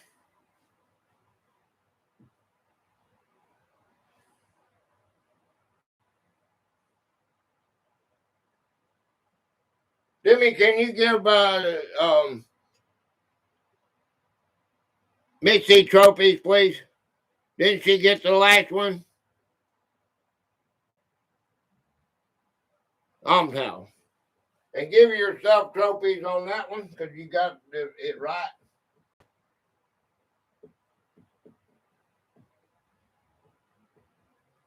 Okay. Okay. Give yourself trophies. I don't want to lose that.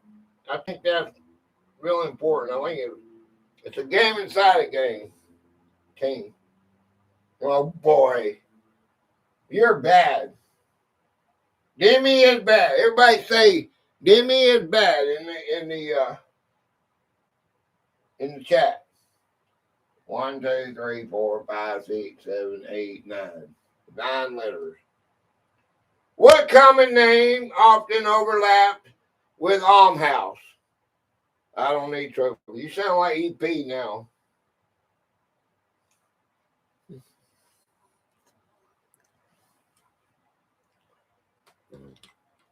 Poorhouse.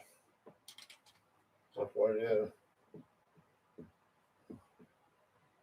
Okay, maybe I just gotta give the dang trophies up. Y'all want to control my channel?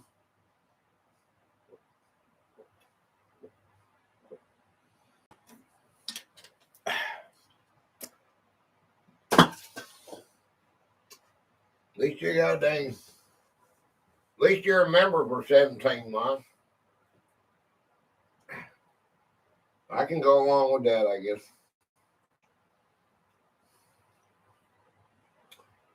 Okay, 1, 2, 3, 4, 5, 6. 6 letters. Relief received inside an institution was called what relief? We are a team, sir. Yeah. Well, there's no fun in putting team on every dang answer, everyone that answers.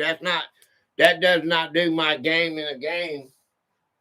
Hey, it's like being who's going to be first to get it. Of course, then you got internet problems. Then you got, somebody gets an ad. So, yeah, it's not fair. But I thought, it was fun.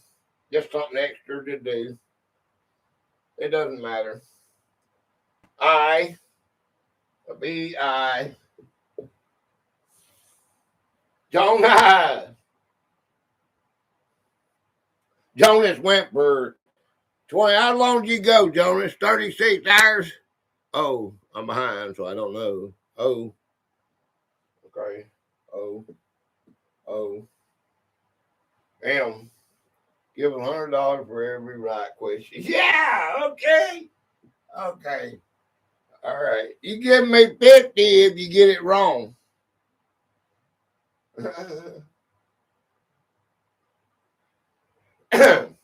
And we might can do something like that. T.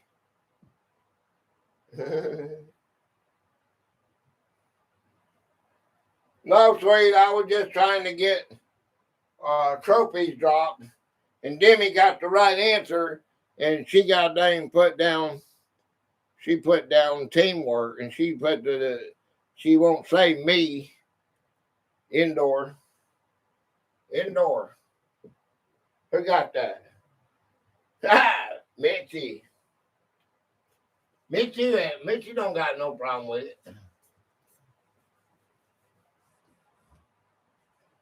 She wanna just put teamwork, so I gotta let her do what she wants to do. 1, 2, 3, 4, 5, 6, 7. I've done tried. What basic protection did an almshouse, that's like palms, almshouse provide along with food? Shadow soldier. What we got? Yay, there's my brother. Hey, Shadow. Hey, buddy. Good to see you, man. All right. Oh, there. Okay. Hi, guys.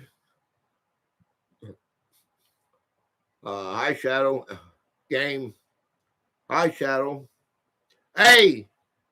Hi, Shadow. A-E-S. A-E. Okay. E-S. Okay. Medical. Okay. Okay. What basic protection did an almshouse provide along with food? Services? Services?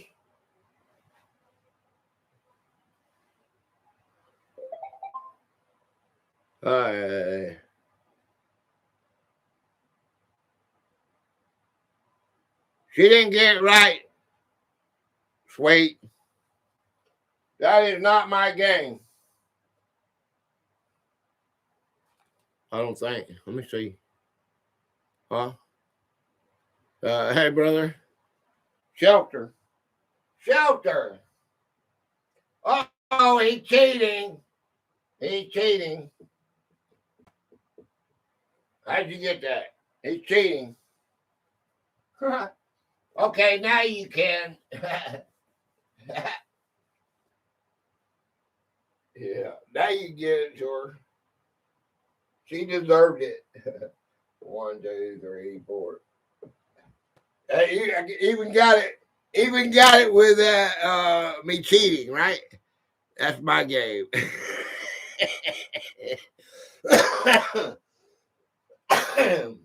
What was often required from able-bodied poorhouse residents? Let's go. Yeah, let's go, Moose. Let's go. Every one of you guys that's ever been promoted up here, Demi has come to your channel and put, well, before we just said Gator sent me or Cable sent me. Now we do Gator Raid with the number. So if y'all don't go over there and do that for her work, that'd be disappointing. One day this week, I'm going to put it on my channel and post, and everybody will be able to see whether or not most of y'all support her. I hope you just do that. But if you don't do it for her, do it for me. Okay. 1, 2, 3, 4, 5, 6, 7, 8. You'll see how interesting. It might be something you see there and go, oh man, I should check this out every now and then. What condition occurred when too many residents shared too little institutional space? No, I'm just going with the chat. It seems to be in live, but video is way behind. Oh, A, Mitzi. A, overcrowding. Crowding. Crowding is the correct one.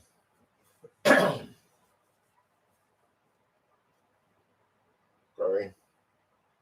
All right. 1, 2, 3, 4, 5, 6, 7. We got 7 letters. All right. What sanitation and crowding help spread what? Oh, well.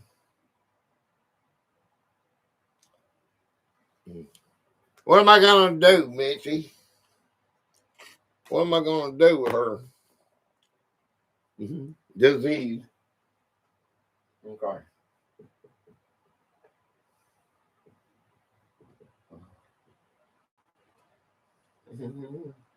Howdy. Crazy gamer. Crazy gamer. Hey, what channel you going to be want to do, man?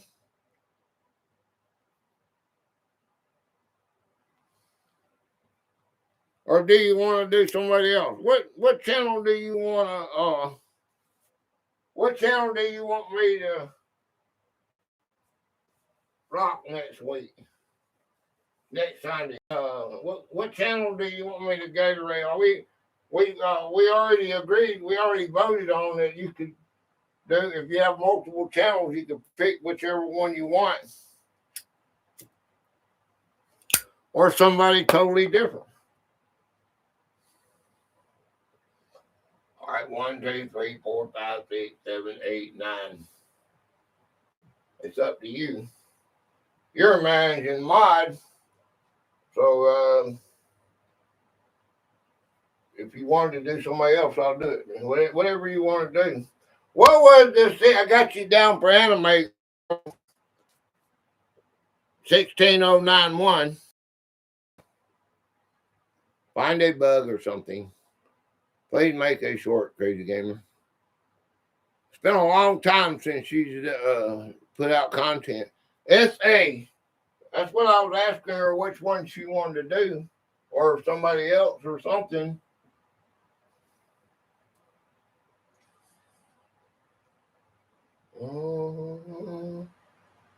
But she, it's up to her.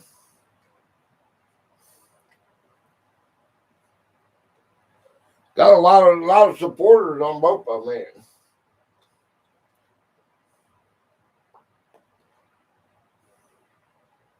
Hey, I guess. What did it freeze up? What was the set word inside an almost house or larger institution?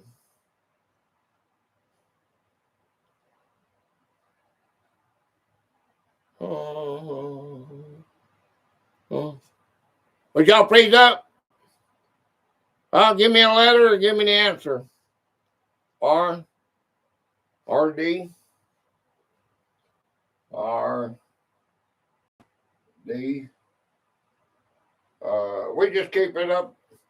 Keep it whatever. Infirmary. Right now we'll be doing Anime Girl 16091. Unless she wants to change something else.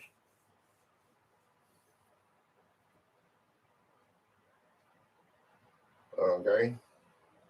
All right. 1, 2, 3, 4, 5, 6, 7, 8, 9. All right. 9 letters. What specialized residential institution was created for dependent children? Excuse me. It's going to be a good topic. It's called The History of Ancient Egypt. So it'll be a good one, I think. Orphanage. Right? I wish I wasn't running out of ink. But I'm almost out of ink on everything, so that's what we got. I got a lot of pens.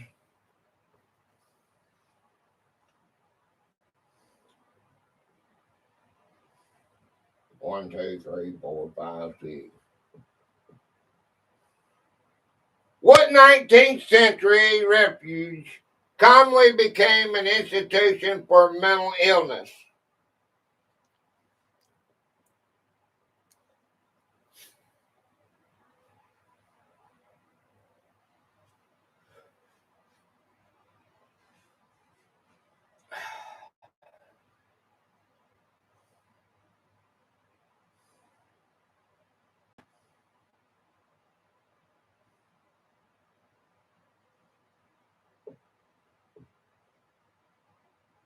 Asylum.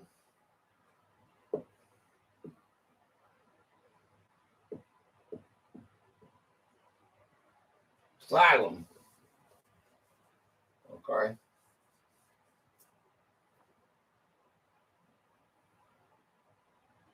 Okay.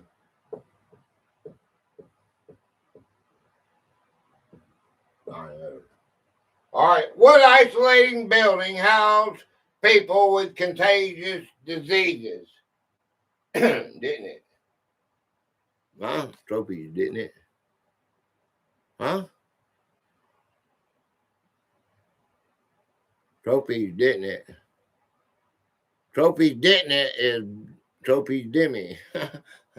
A-E-I. Right. A-E-I.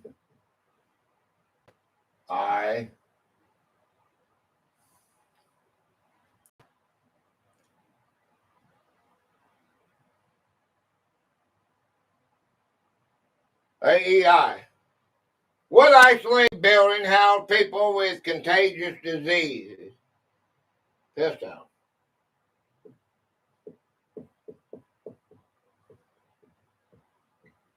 Pest house is the correct answer.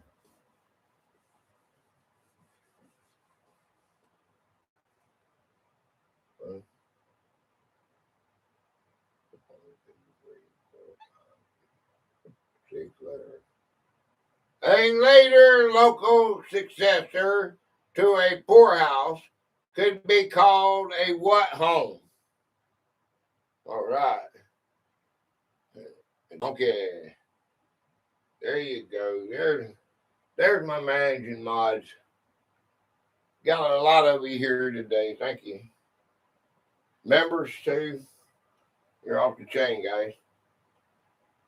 A later local successor to a poorhouse could be called a what home? A-E. A-E. Hey, that did look like a donkey, didn't it?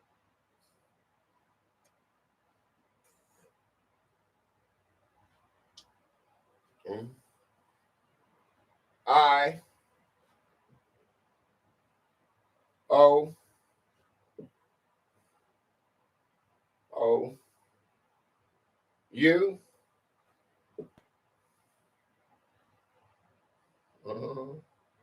the gold nugget. T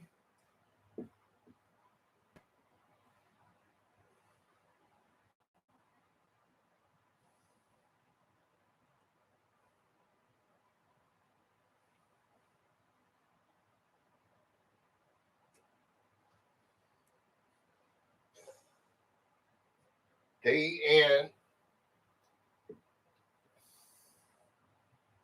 G County.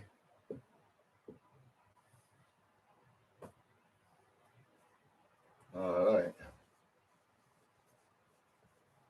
Good job. Okay.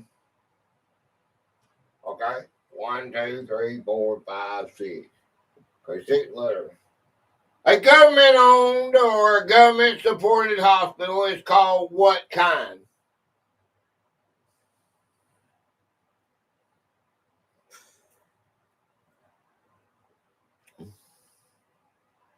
Can't do this hand. Gotta do that one. Public. P. Public. All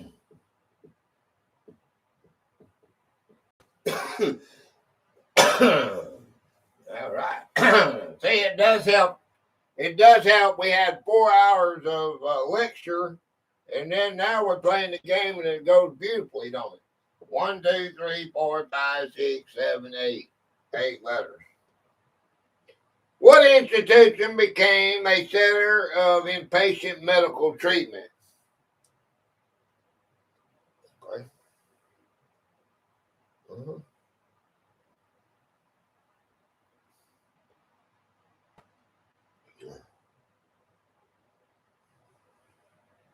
Hospital.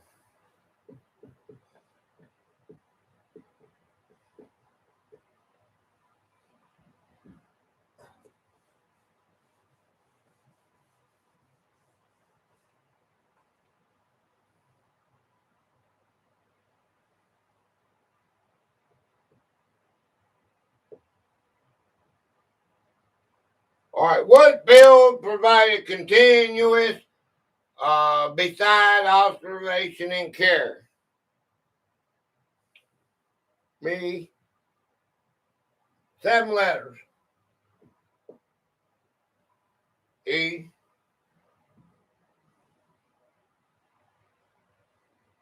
What bill provided continuous beside observation and care. I.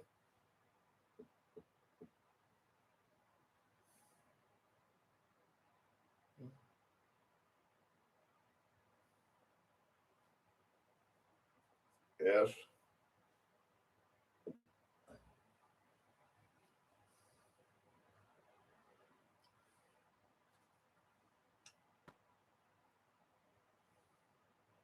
Hospice.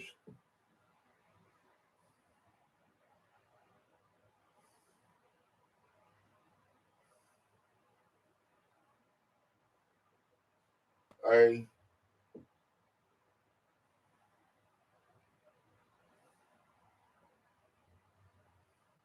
Housing. O.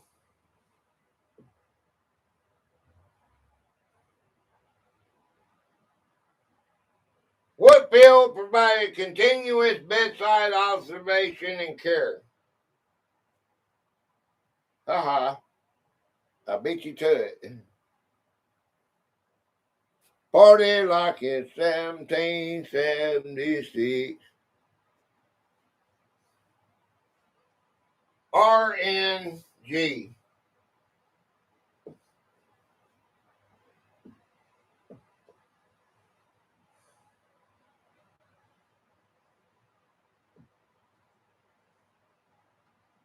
Nursing.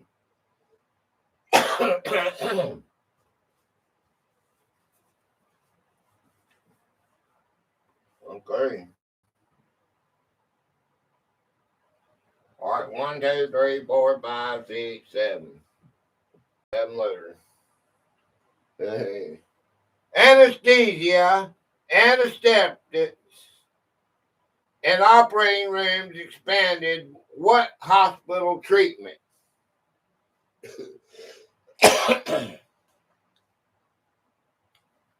I prime with the trophies. Thank you.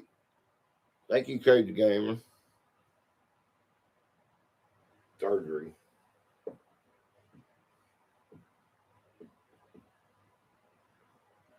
Okay.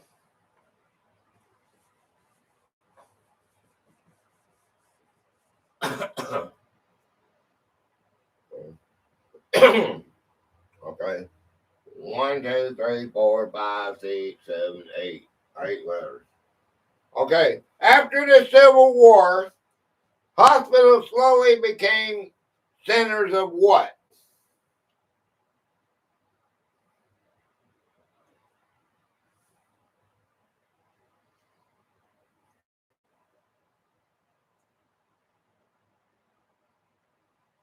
Cure.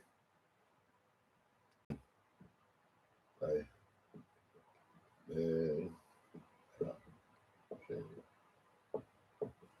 Medicine. Okay. Very. All right. 6 letters. All right. Who staffed the bedside after formal training schools expanded? Me. Hey, Praying. Thank you, girls. Appreciate you. Okay. Who staffed the bedside after formal training schools expanded?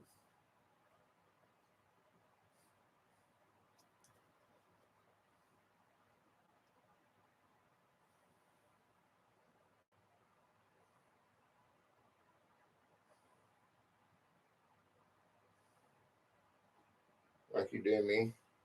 Nurses.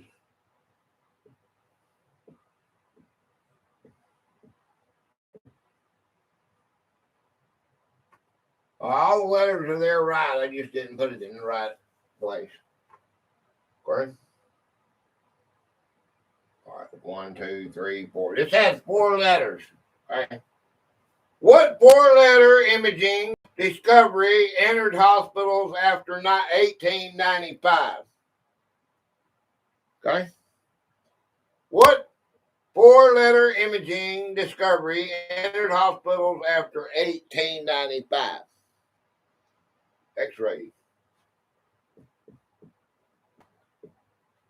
X-ray is the correct answer. Ah, that's cool. You gotta be fast, man. You gotta be fast.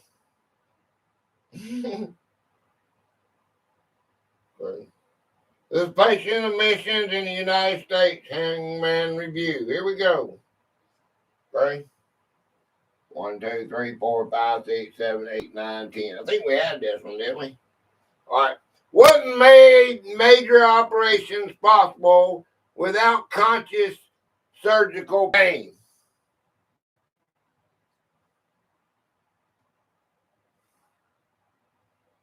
Me.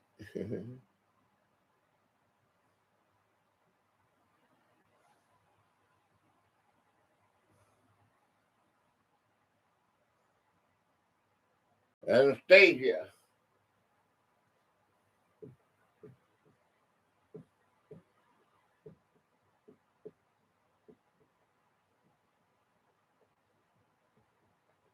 All right, anesthesia.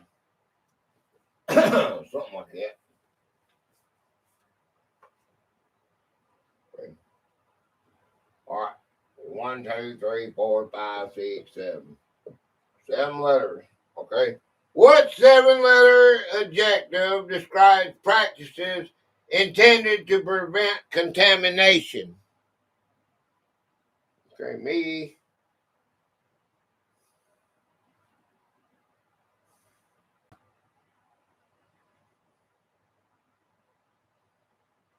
Sanitation.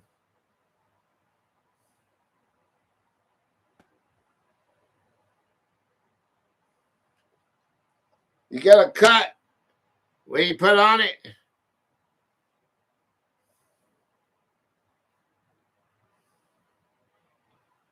Disinfect it. No, why don't you drink bleach?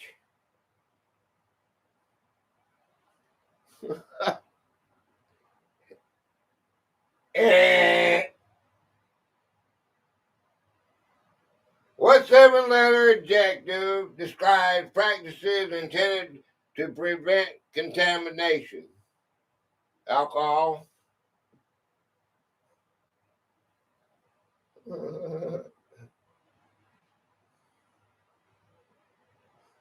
A. A is the first letter of the word. Sanitize.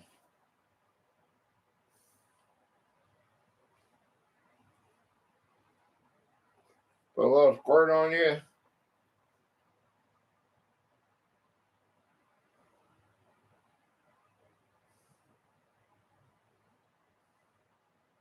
We don't know what it is. Well, in. Oh boy, we're gonna see a hanging today. Jack, you gotta get ready, son. We got the hanging. We might have some hanging coming on.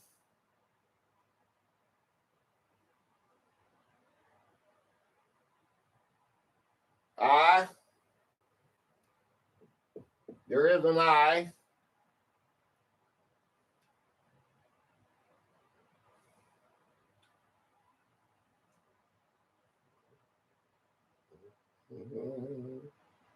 What 7-letter adjective describes practices intended to prevent contamination?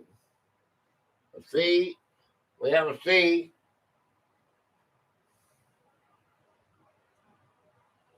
Oh yeah, we have a C, man. We have a C. We have a C. Okay.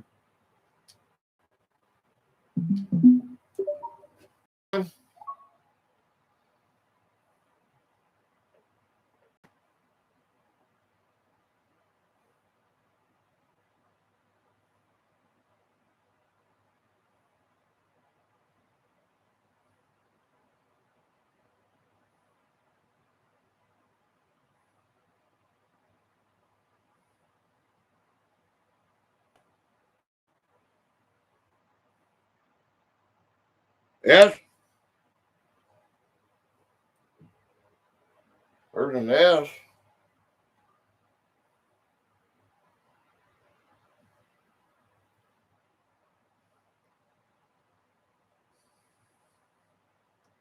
Okay. Hey, Christopher. Hey, get to work, son. You know what time it is. Yeah, you know, this is Jack. You know what time it is. I said, get to work. Yeah. Jack, you be nice now. All right, girl. I'm sorry for that, hey. You know, thank you. Thank you, Jack. Get to work. You can't help yourself, can you, Jack? ARP. ARP.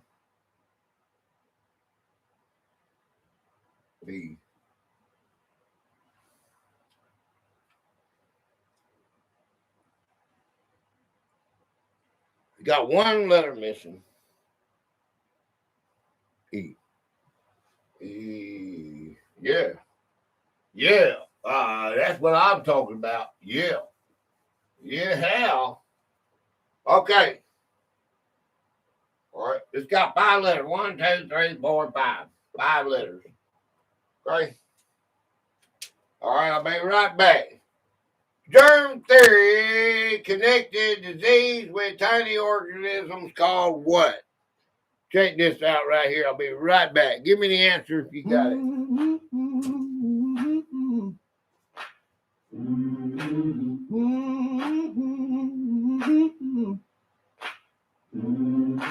Lord, keep our feet steady on the steel. Lord, keep our hearts ready for the wheel. Down in the belly of the steel gray beast, where the eye meets the salt and the oil is a feast. I got 35 tons of the freedom line stacked in the hole till the sun don't shine. We got the hum of the engine, a low down growl, moving through the mist while the sea winds howl. Got a pallet of hope and a crate of the word, loudest gospel that the ocean never heard. Oh, roll on my coat, touch the sand, carried away to the promised land. With a heavy thumb clap and a soul on fire, lift every soldier just a little bit higher. Swing that ramp down, let the spirit go free. From the deep blue water to the victory. Look at the Humvee sitting on the deck. Chain tied down so she don't break her neck. Got the 5-ton truck and the men in the back, waiting for the light in the middle of the black. My baritone making the rivets in the floor as we're knocking on the shoreline door. The organs moaning like a hurricane wind, preaching to the cargo and the souls of men. Oh, roll on my boat, touch the sand, carry the way to the promised land. With a heavy thumb clap and a soul on fire, lift every soldier just a little bit higher. Swing that ramp down, let the spirit go free. From the deep blue water to the victory. Oh,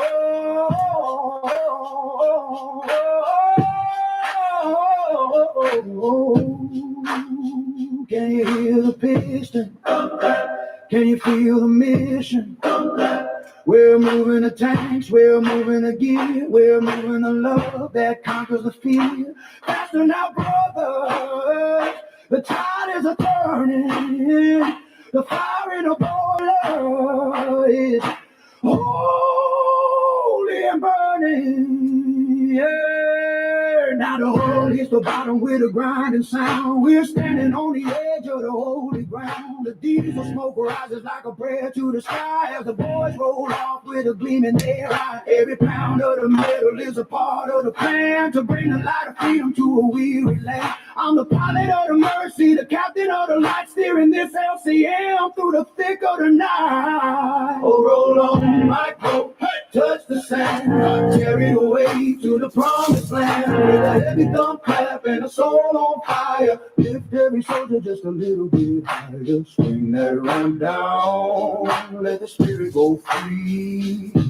From the deep blue water to the victory. Roll it off now. Oh, keep it moving. Yeah, freedom is a heavy load, but we're gonna carry it. Yeah.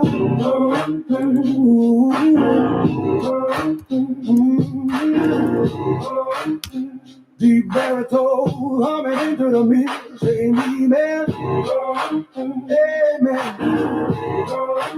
oh man.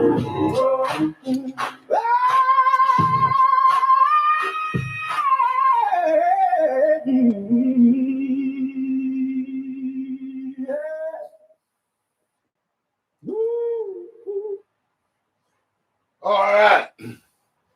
It's got 10 letters. Special equipment help make hospital centers of what? Oh.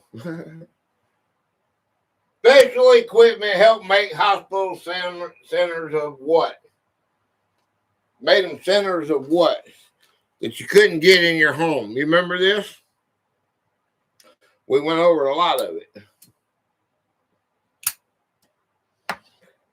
Couldn't get it in your home, but you could get it here at the hospital. Technology.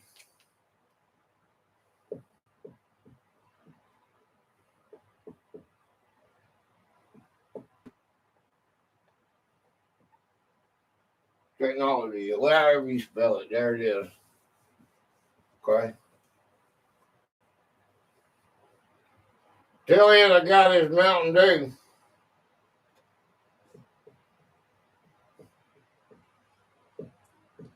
Right. A civilian commercial sailor was what kind of seaman?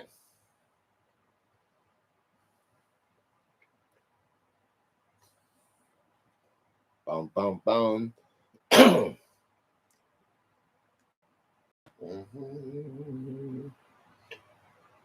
A civilian commercial sailor was what kind of seaman?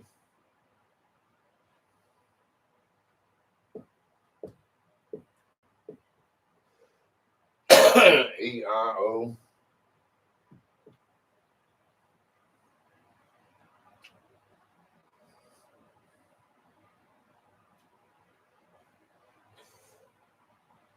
There is no more vowels. A civilian commercial sailor was what kind of seaman? What? STMR. STMR.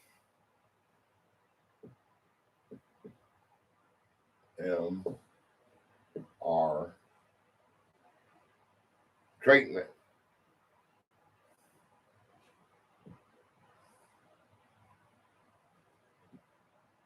In.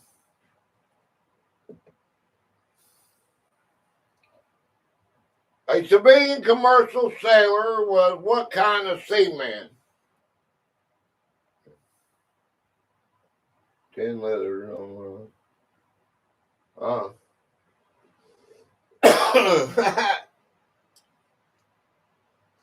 Mariner? I can't say the board. We got MER blank blank ANT.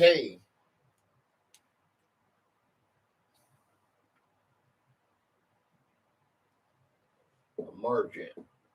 Merchant is the correct answer. Okay. Okay. There's that 6 letters. 1, 2, 3, 4, 5, 6. Okay, 6 letters. Okay. The 1798 federal program cared for sick and disabled civilian workers called what? Nice. Distracted. Thank you, Alfred. And in 1798 federal program cared for sick and disabled civilian workers called what? That were on the water. There are 2 E's. Sorry.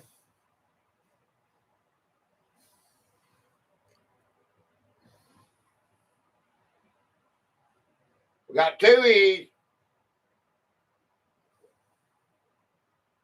The 1798 federal program cared for sick and disabled civilian workers called what? S. There's the first letter. A. M. N. C-Man. Okay, there's your team. Finally got a team one. Right? 1, 2, 3, 4, 5, 6. 6 letters. The 1798 Federal Hospital Program began with what word? It began with what word? Do you remember this? This was probably the first hour of our lives. Probably none of us remember that. So everybody got a fair challenge now. A, P, I can't remember. I know we did it.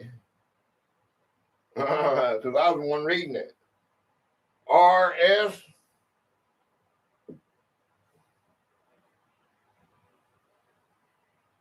O.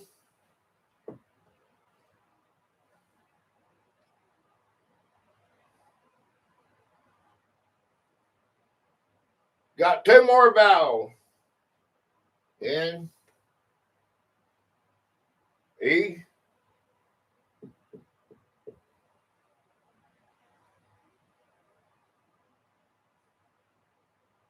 2 more vowels. 1 more vowel.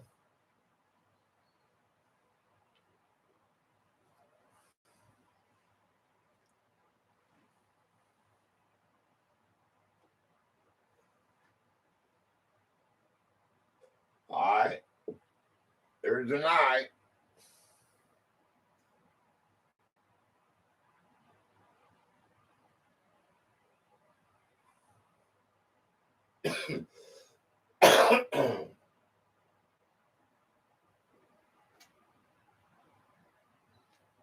What's that first word? Don't you remember us talking about this word?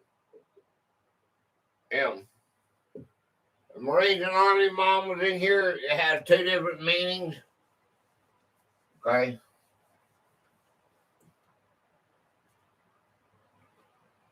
What military branch maintained a medical system separate from merchant seaman care?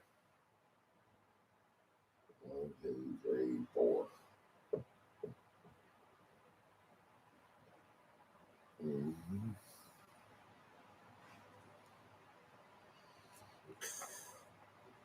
Game. What military branch maintained a medical system separate from merchant seaman care? A.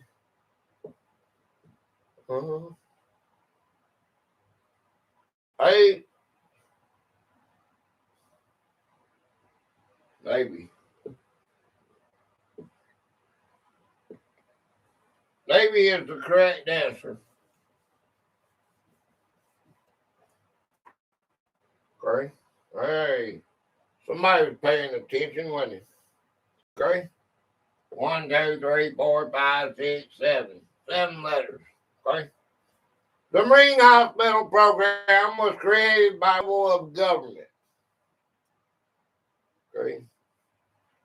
Alfred's got the trophy. Yay.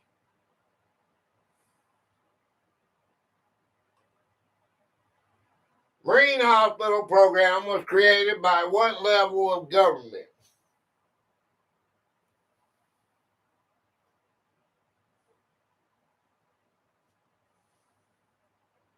You don't know the answer, give me a letter, we'll do it the hard way.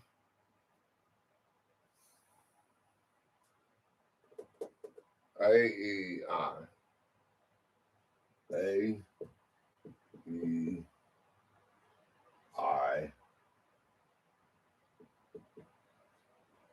Oh, federal. Federal is the correct answer.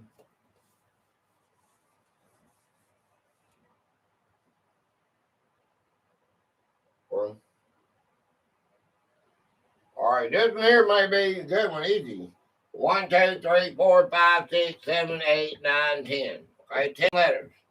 Okay, what 10-letter answer names the monthly deduction amount that initially funded the 1798 Marine Hospital Program? Okay, do you remember how much money they took? And we said it was either insurance or government funding. We said, what one do you think it was? Do you remember? A.S. was. This is how much out of their check. E, right there is an E. Okay, there's 2 E's. I, R, I, R, P, P, O,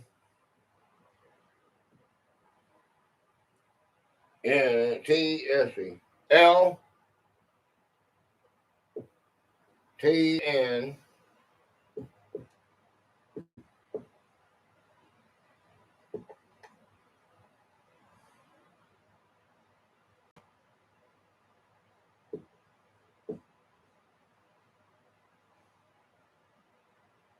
this is how much they took out of their check.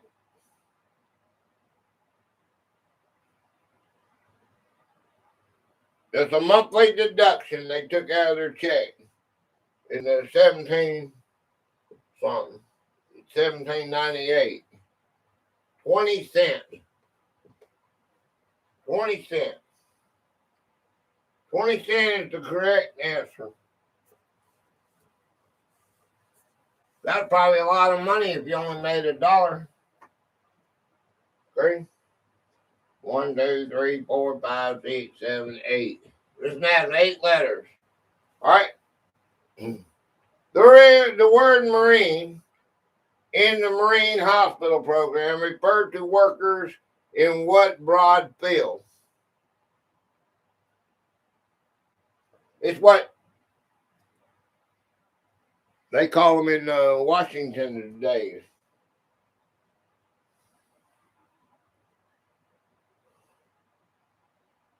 Dimmy.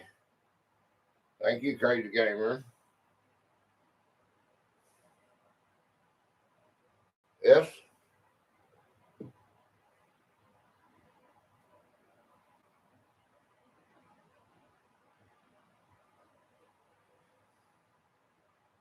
A. I. E.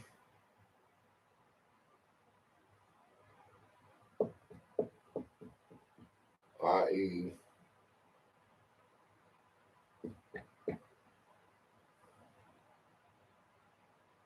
Ryan.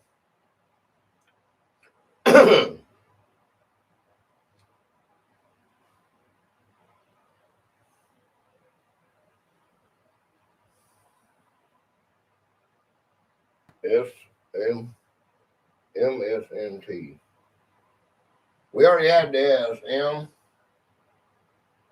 Okay. T. Hello, Grace. Hi, Christine. Christine died.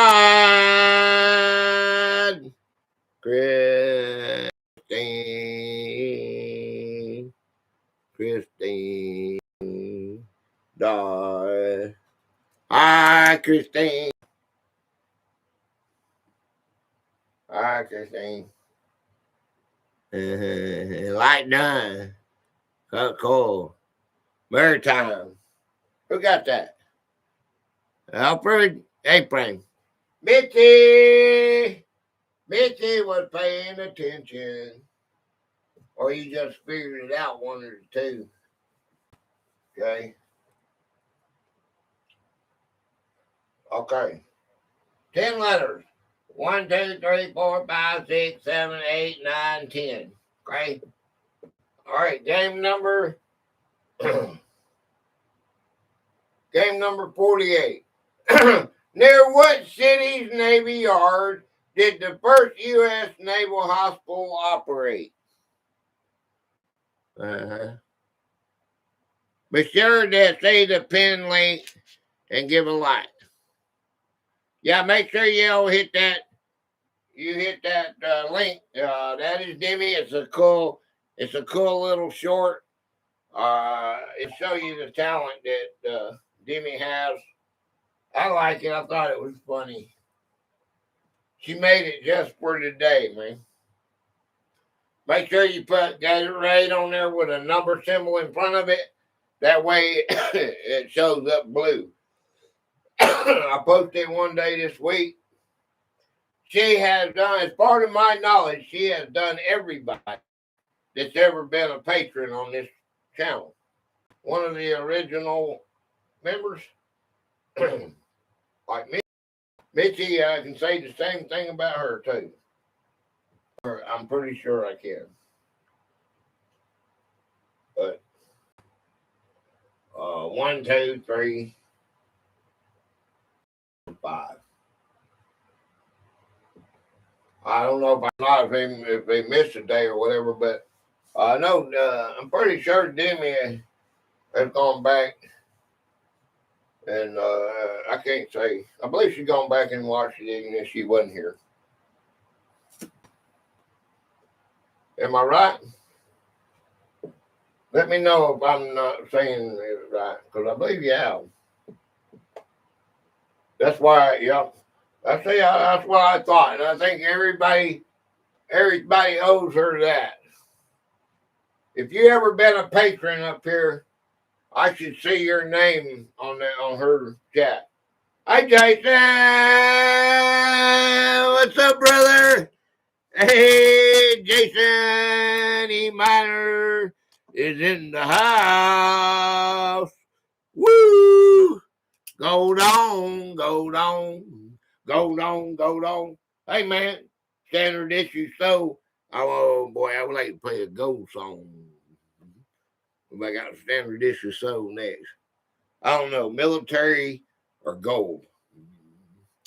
Boy, that's a hard decision. Gold. He said there's gold in them air hills. Near what city Navy? Excuse me. Near what city's Navy Yard did the first U.S. Naval Hospital operate? Washington.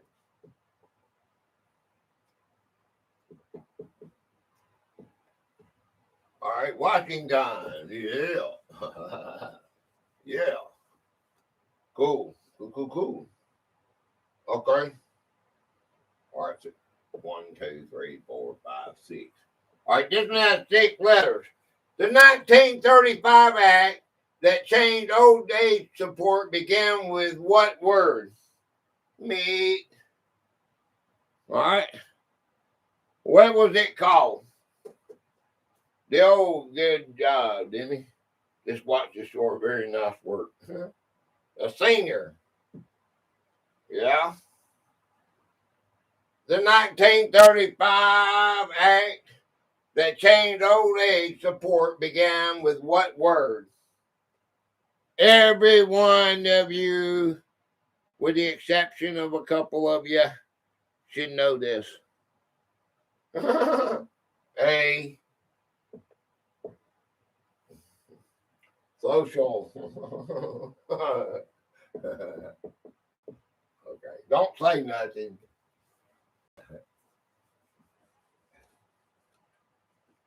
Okay, no bad words. Okay.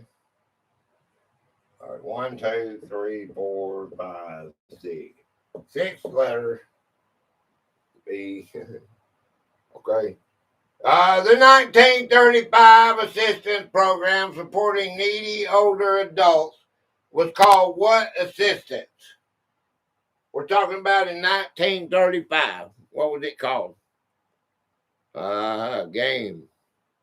A B. What is that? B. A B. Okay. Senior.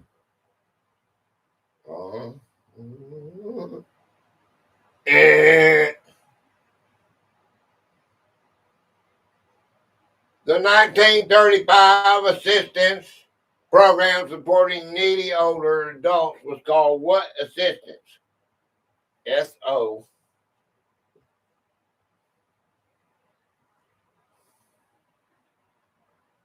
I.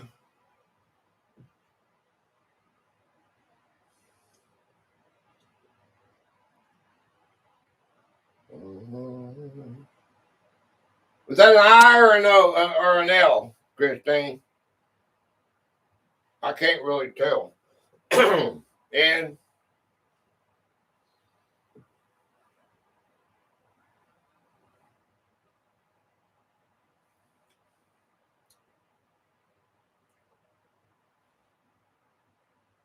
not L. Okay. Hey, I was right then. Okay. I just wanted to make sure I was right. Okay. No, okay, it's an I. Right? The 1935 assistance program supporting needy older adults was called what assistance?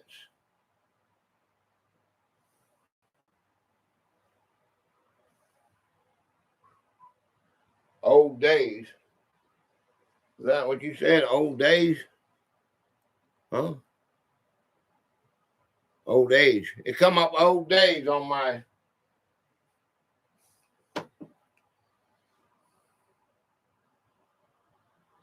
Old days. Oh.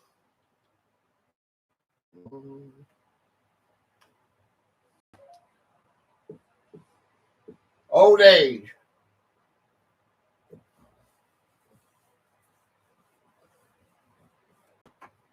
Okay. Mm-hmm. Oh. 1, 2, 3, 4. AI's probably getting me back for cussing it out. Which senator supplied the first half of the name Burton?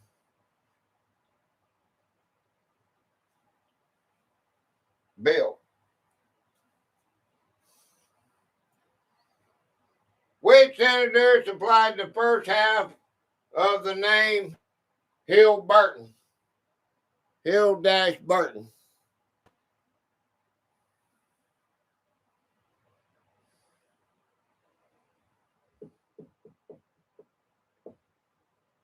Hill, that's too easy. Oh, God. You make these games so hard I can't play. Okay. 1, 2, 3, 4, 5, 6. All right, that must have been a WayTwoCool, that one there. All right. Hill Burton offered federal what to help build and modernize hospitals? Okay. I gotta be right back there. But, oh, excuse me. I drank two things, man. 2 of them things.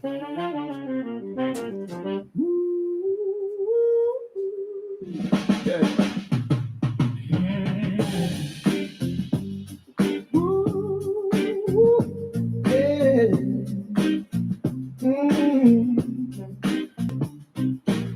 The moon is fading over barracks made of stone.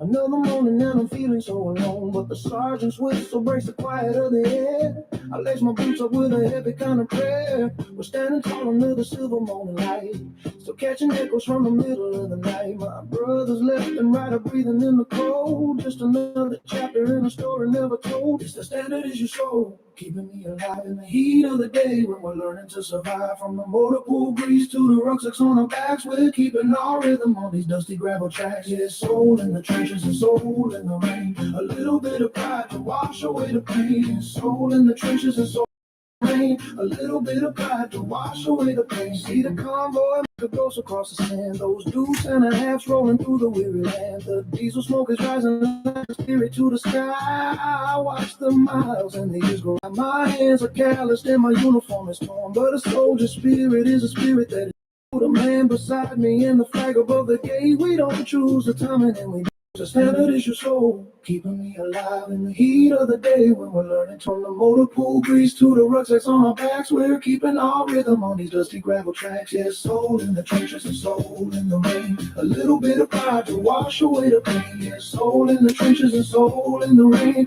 A little bit of pride to wash away the pain.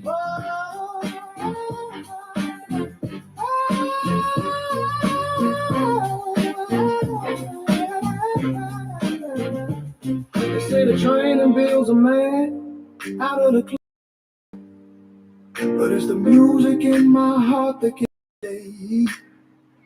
When the pack gets heavy and the road starts to bend, I find a melody that treats me like a friend. I find the strength to go another 100 miles behind the discipline and all the rank and file.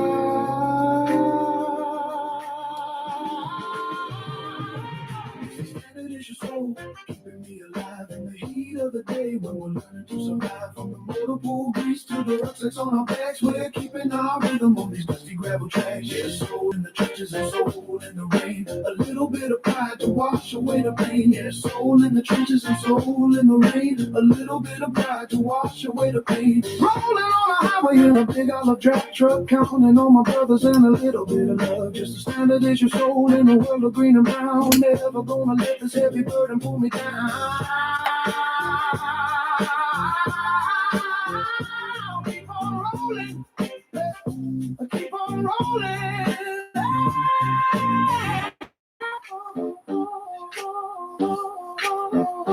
Standard is your soul.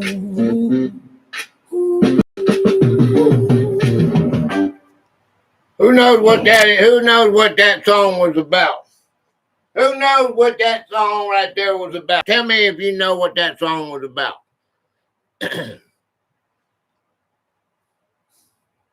Tell me if you know what that song was about. Which 1965 program became Title 18 and primarily covered old Americans? Me. Nobody knows what the song was about? What do you think this is about?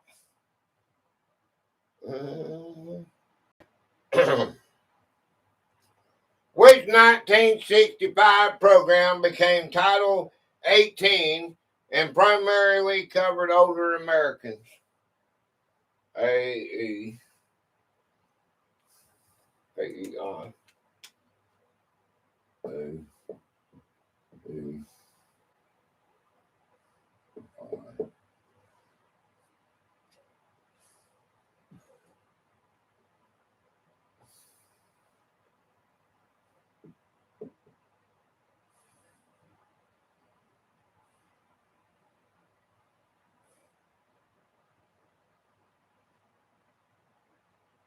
There was all about them, and it solved the game.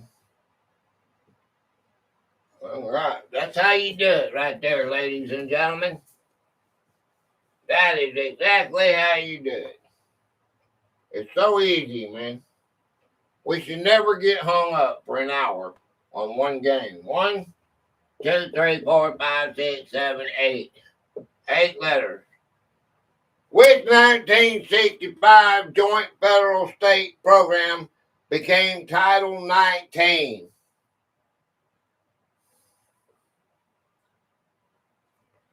Bum, bum, bum. Ba, ba, bum. A-E. A-E-O.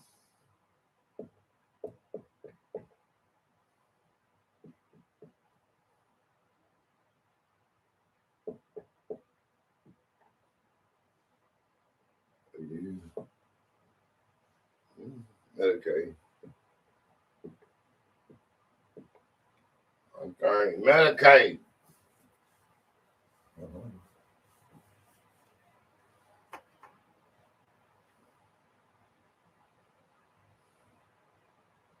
One, two, three, four, five, six, seven.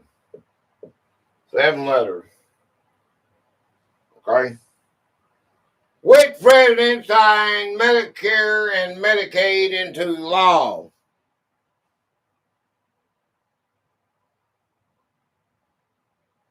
You see? Mm-hmm. Which president signed Medicare and Medicaid into law? Or Hoover.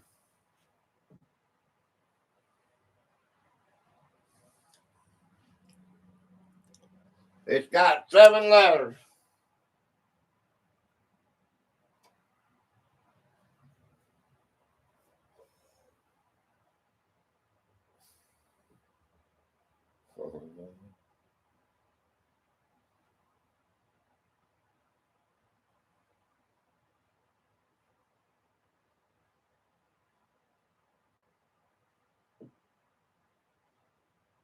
Franklin.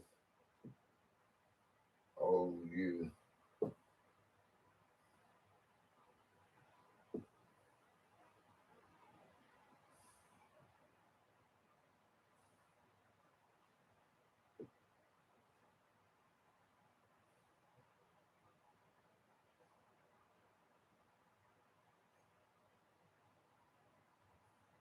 Which president signed Medicare and Medicaid into law? Johnson.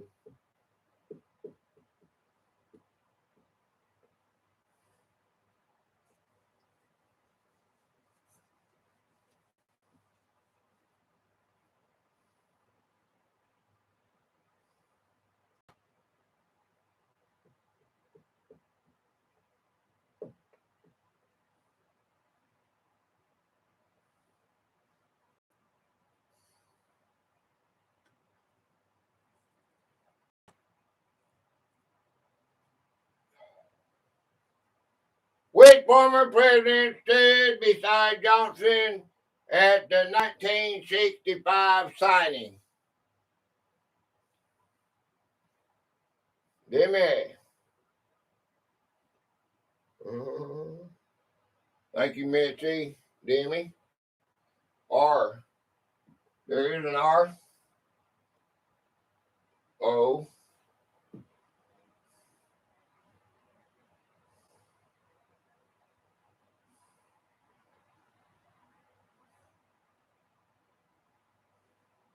Which former president stood beside Johnson at the 1965 signing?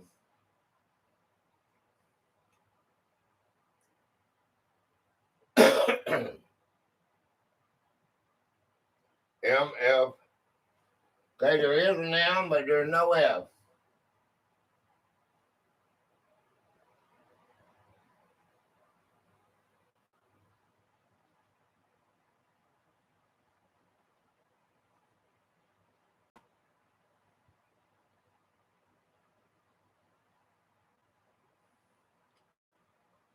E.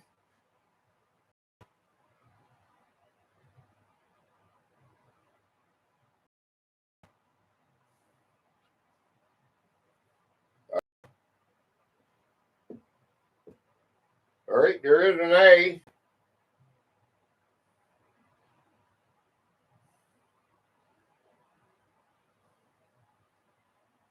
There's one more vowel.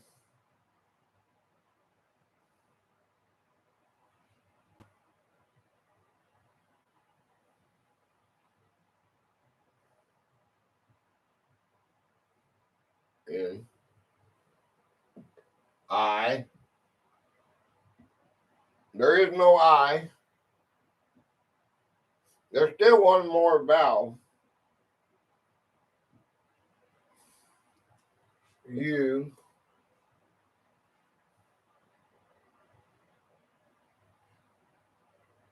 Truman. Truman. Truman is the correct answer. All right. Okay. All right. There's now 5 letters. Okay. Medicare originally centered on what group of Americans? Alfred with a trophy. Thank you, Mitzi.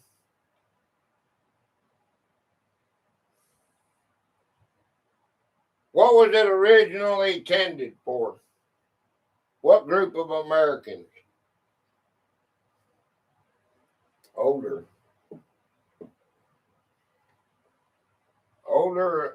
Americans is the correct answer. Right? Right.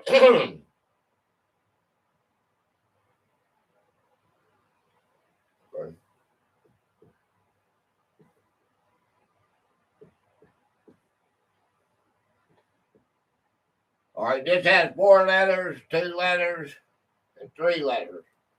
Okay? Medicaid was designed for eligible people with what income status? Be right back. Okay?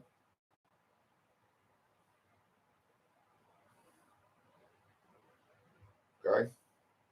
Everybody give me a letter under be right back. I think Demi got dang fell in the bath toilet. Medicaid was designed for eligible people and with what income status? EI. There she is. EI, name I did the first part. I didn't say no game. EI.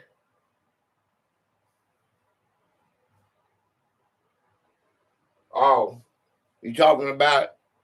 Well, you got about 15 more. You're tired. You're tired. I know. Okay. Well, it's already gone now. We're already in the game now. I know you're tired. Okay, thank you. I appreciate you. It's your day. You should be off. Medicaid was designed for eligible people with what income status? You got a toothache? Oh, and there's an N. I'm sorry. Sorry, you got to put some of that stuff on it, like I said earlier. What was that stuff they got in?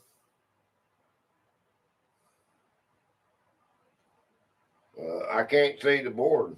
Oh, I don't know what to tell you.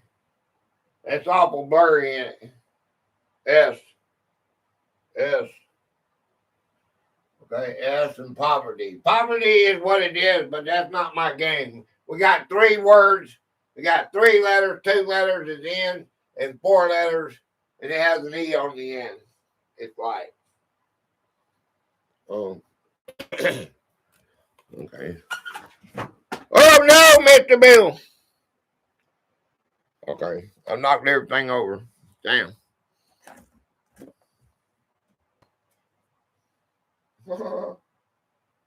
It's like, I got to get another pen.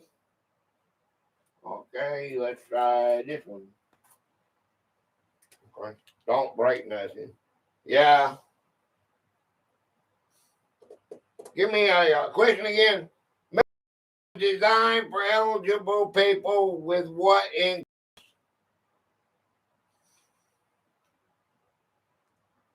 What income status? R? All right. There's no R.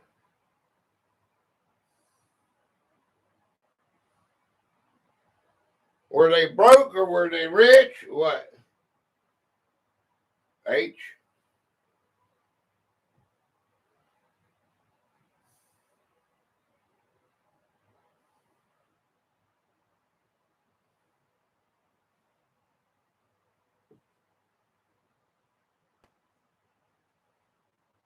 P?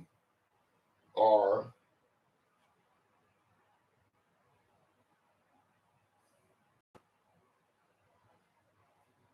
3 letters, first word.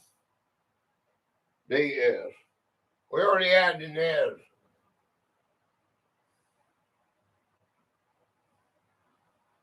Medicaid Medicaid was designed for eligible people with what income status?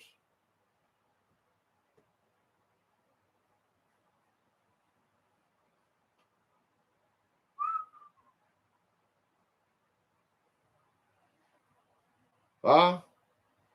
C. Sweet said C. I see it on my computer, but it's not over here. I gotta start looking over here.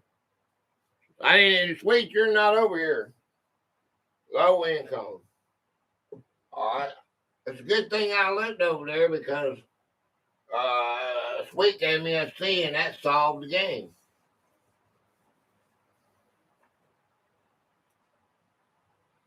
All right. What financial protection did many dump patients lack?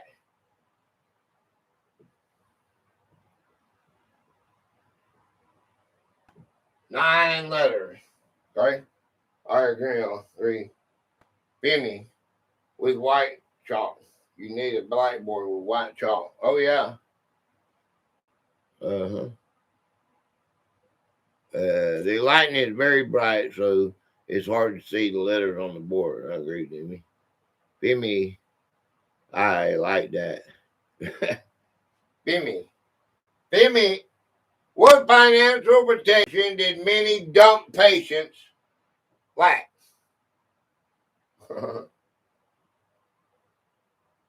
What did they lack?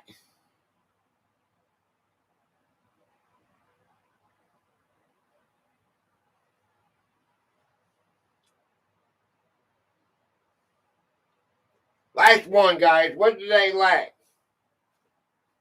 Insurance. Okay, insurance. A-N-C-E. They lacked insurance. Okay. Well, very good. Right.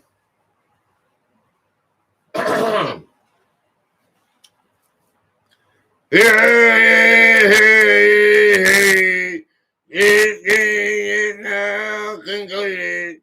You can hang around again. You are. All right. Thank you, Marshall. I appreciate that. Okay. Get my chair here. Okay. Ah, ah, ah. Beep, beep, beep, beep. Okay. um, hey, I got some true and false. Okay, let's see. Let me say something here, man. Okay. About 10 more minutes.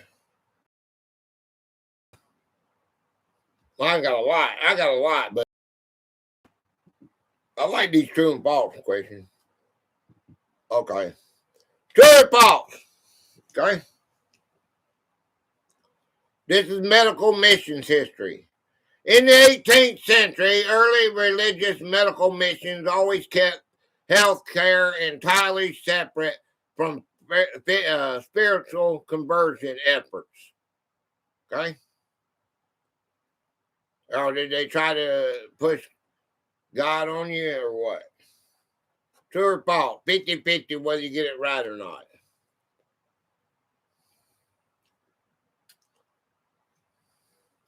In the 18th century, early religious medical missions always kept healthcare entirely separate from spiritual conversion efforts.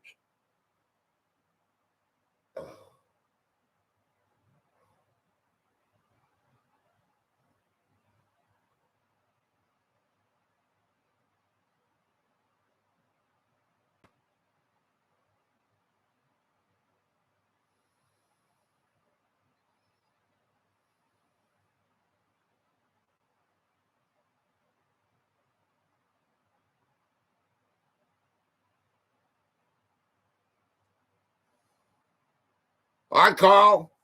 Hey, man, what's up, man? R-K-Y-L-E. blogs, Hey, man, what's going on? New video, please check it out. Okay, Kyle. Hey, go to that distracted me imaginary Demi on that link right there, and hit that short up and say Gatorade. Yeah, that's okay, Demi. He doesn't know, but that's okay.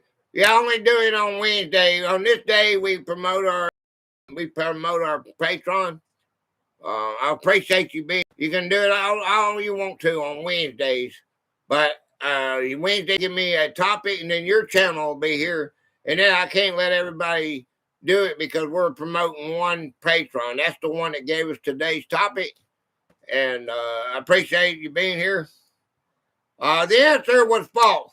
Early missions frequently intertwined physical healing with religious conversion, using medicine as a primary tool to gain the trust of local populations. You can look on the in the description; it'll tell you about it. It doesn't. It's not just you. It's not for you. Just you doing that to you. Okay.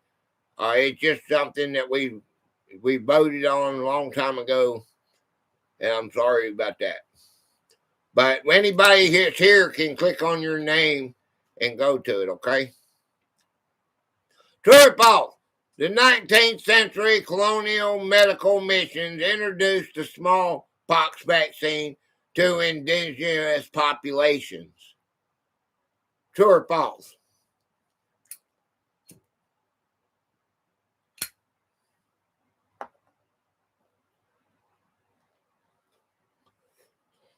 True.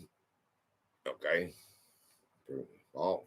The answer is true. Western colonial missions did introduce early smallpox vaccine to native populations, though these interactions also brought exposure to other devastating foreign diseases. Okay? True or false? David Livingstone was an early medical missionary who actively fought against the East African slave trade. Okay? Brandon Mitchell. What's up, Brandon? Brandon, my First Amendment auditor. What's up, Brandon? Appreciate you, buddy. Much love, everyone. Much love, Brother Ryan. David Livingstone was an early medical missionary who actively fought against the East African slave trade.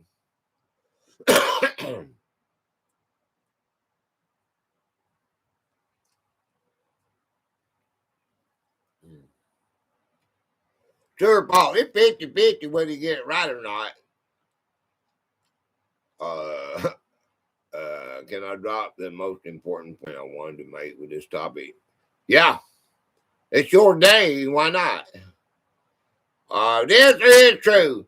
Livingstone combined his medical work and exploration with fierce abolitionist advocacy, exposing the horrors of slave trade to the Western world. Okay. Okay, well, we got 4 more minutes. Okay, I believe that's it for today. I'm tired and, okay, there's Demi. Okay, there's Demi, history of patient admissions. Okay. The Emergency Medical Treatment and Labor Act, the EMTALA, didn't we go over that? Is a 1986 federal law. It requires hospital emergency rooms that take Medicare funds to screen and stabilize every patient. They must do this regardless of a person's ability to pay for or insurance status. Yeah, that saved a lot of people. That law right there. I mean, there's laws that I'm against, and then there's laws that I think are really necessary. That was really necessary. Not all laws are bad laws. They're just the ones that violate the Constitution are bad laws, there's a lot of them. Okay, a lot of them. Ain't that right, Brandon? Brandon Mitchell will tell you about the especially the First Amendment.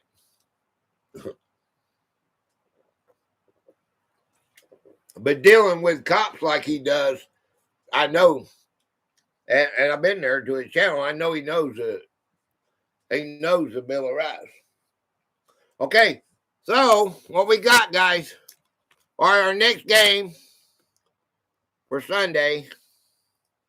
If I can get this off. Oh, it was stuck to my thing. Okay, our next one is Anime Girl.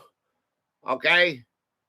Everybody knows Anime Girl 16091, History of Ancient Egypt. All right, our topic is going to be History of Ancient Egypt. Y'all do your homework. The new format that we've done, we're going to spend the first couple hours lecturing about it, deciphering it, see what we know. And then we play the hangman. It makes it a lot better. Makes it better on me because I don't have to stand up for 6 hours. I had to figure it out, or I had to quit, get done, 3 hours. So, because I can't stand my back, my butt, all that hurts me, man, if I stand that long. Shall not be infringed has been infringed over and over. Yeah, it gets infringed way too often. Oh, yeah, everything about it is. Yeah. And the convicted felon law violates the Second Amendment and the Fifth Amendment. Okay. I know you stuck on that First Amendment, and we got to do that. But you got to think about all the other ones. Well, why do I say the Fifth Amendment? Go, you keep your mouth shut. Okay, that is only one part of the Fifth Amendment. The Fifth Amendment has 4 parts in it. Okay, it has the double jeopardy law. You ever heard of the double jeopardy law? Well, the double jeopardy law falls under the Fifth Amendment, and it says you cannot get a person for life or limb over and over again. Well, when you say convicted felon, it could be traffic violations, say DUIs, which you got mother gas, that is bad. Okay, then you got your more serious ones. Okay, and those serious ones, if you've got rape of a child, then you should allow the parent to put a bullet in that person's head. Okay, well, that's my opinion, but there you go. All right, so we got laws that the jury would be more, they would be more in the apt to doing that if this person is let go after the sentence. Okay, so in any serious crimes like that, well, they're going to be, the jury's going to get more tougher on it. You got lesser felonies. You can get a felony just about for anything. Well, that double jeopardy law under the Fifth Amendment, all right, it stops you from doing that.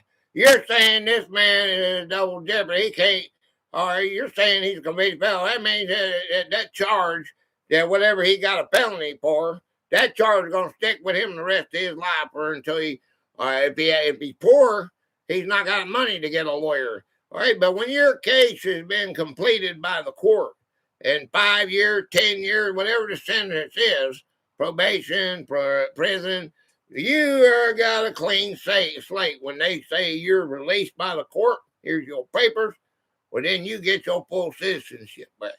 This does not create a career criminal, because when that person might have done it in his 20s, he's in his 40s now, got a family, and can't protect himself, his family, his wife, or his children. Is wrong. Can't get a good job because they hold. Well, yeah, what they say you can get jobs. Yeah, that's a bunch of baloney. Some people can, some people can't. You come from a little county like this, they're gonna dog you the rest of your life, man. And it gives me friends. Thank you, Jay, for doing my topic. Yeah. All right. Thank you for giving me a topic. Hey, Brandon, you ought to come Wednesday and give me a topic. Okay. And I know what your topic would be. Thanks for the topic, Demi. I learned a few things tonight. Yeah. It was fun. It was fun. I get more excited. You got to forgive me. I get more excited if it was a military. Ancient Egypt might be interesting. But that melody, anything to do with the hospital or the doctors and everything gives me a sore spot. And that was one of the reasons I didn't want to do it, but I did it, and Demi did help me with it, so it was a lot easier on me. I do my best. I'm working a lot. I literally just got home today. Okay, all right, because I like to do a topic. Yeah, welcome home, Brandon. Yeah, I like to do a topic on. I know exactly what kind of topic you'll give me, which we've done before, and I like to, it never gets old to me, man. I mean, hey, okay, hold on a second. Hold on.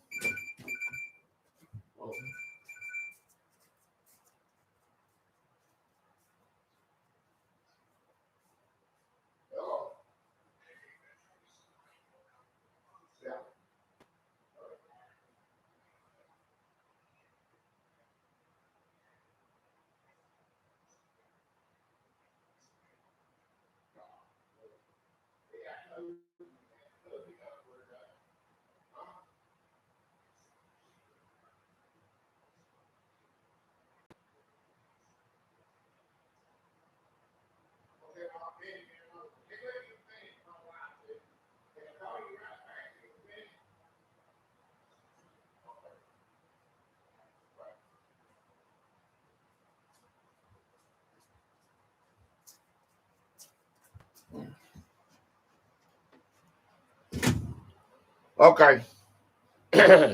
Sorry about that, guys. Okay. Uh, what was we talking about? I got to type in. Half of that was backwards. Oh, I know what I was going to do. Hold on a second. Um, here it is. Oh, it's right in the front. It's right here in front. Look here, man. Can you see it? Oh, the Bill of Rights. This is what he's talking about right here. Ain't this the First Amendment? Let's see. Congress shall make no law respecting. You're talking about the Second Amendment, wasn't you? Congress shall make no law respecting the establishment of a religion or prohibiting the free exercise thereof, or abridging the freedom of speech or of the press, or the right of the people to peacefully assemble and to petition the government for redress of grievances. The name is the First Amendment. It's issued 12/15/1791 and expires never. They're trying to do that. Here's the one he's talking about infringe. Okay? Bill of Rights. A well-regulated militia should be necessary to the security of a free state. The right of the people to keep and bear arms shall not be infringed. The name is the Second Amendment, issued 12/15/1791, and it expires never. Okay? That's what that word, look up that word infringe, and you'll see what I'm talking about. Okay? Okay, now let me type. All right.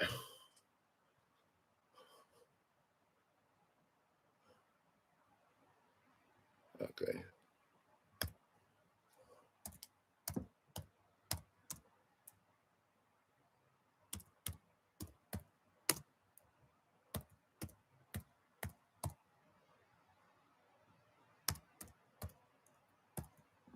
Okay.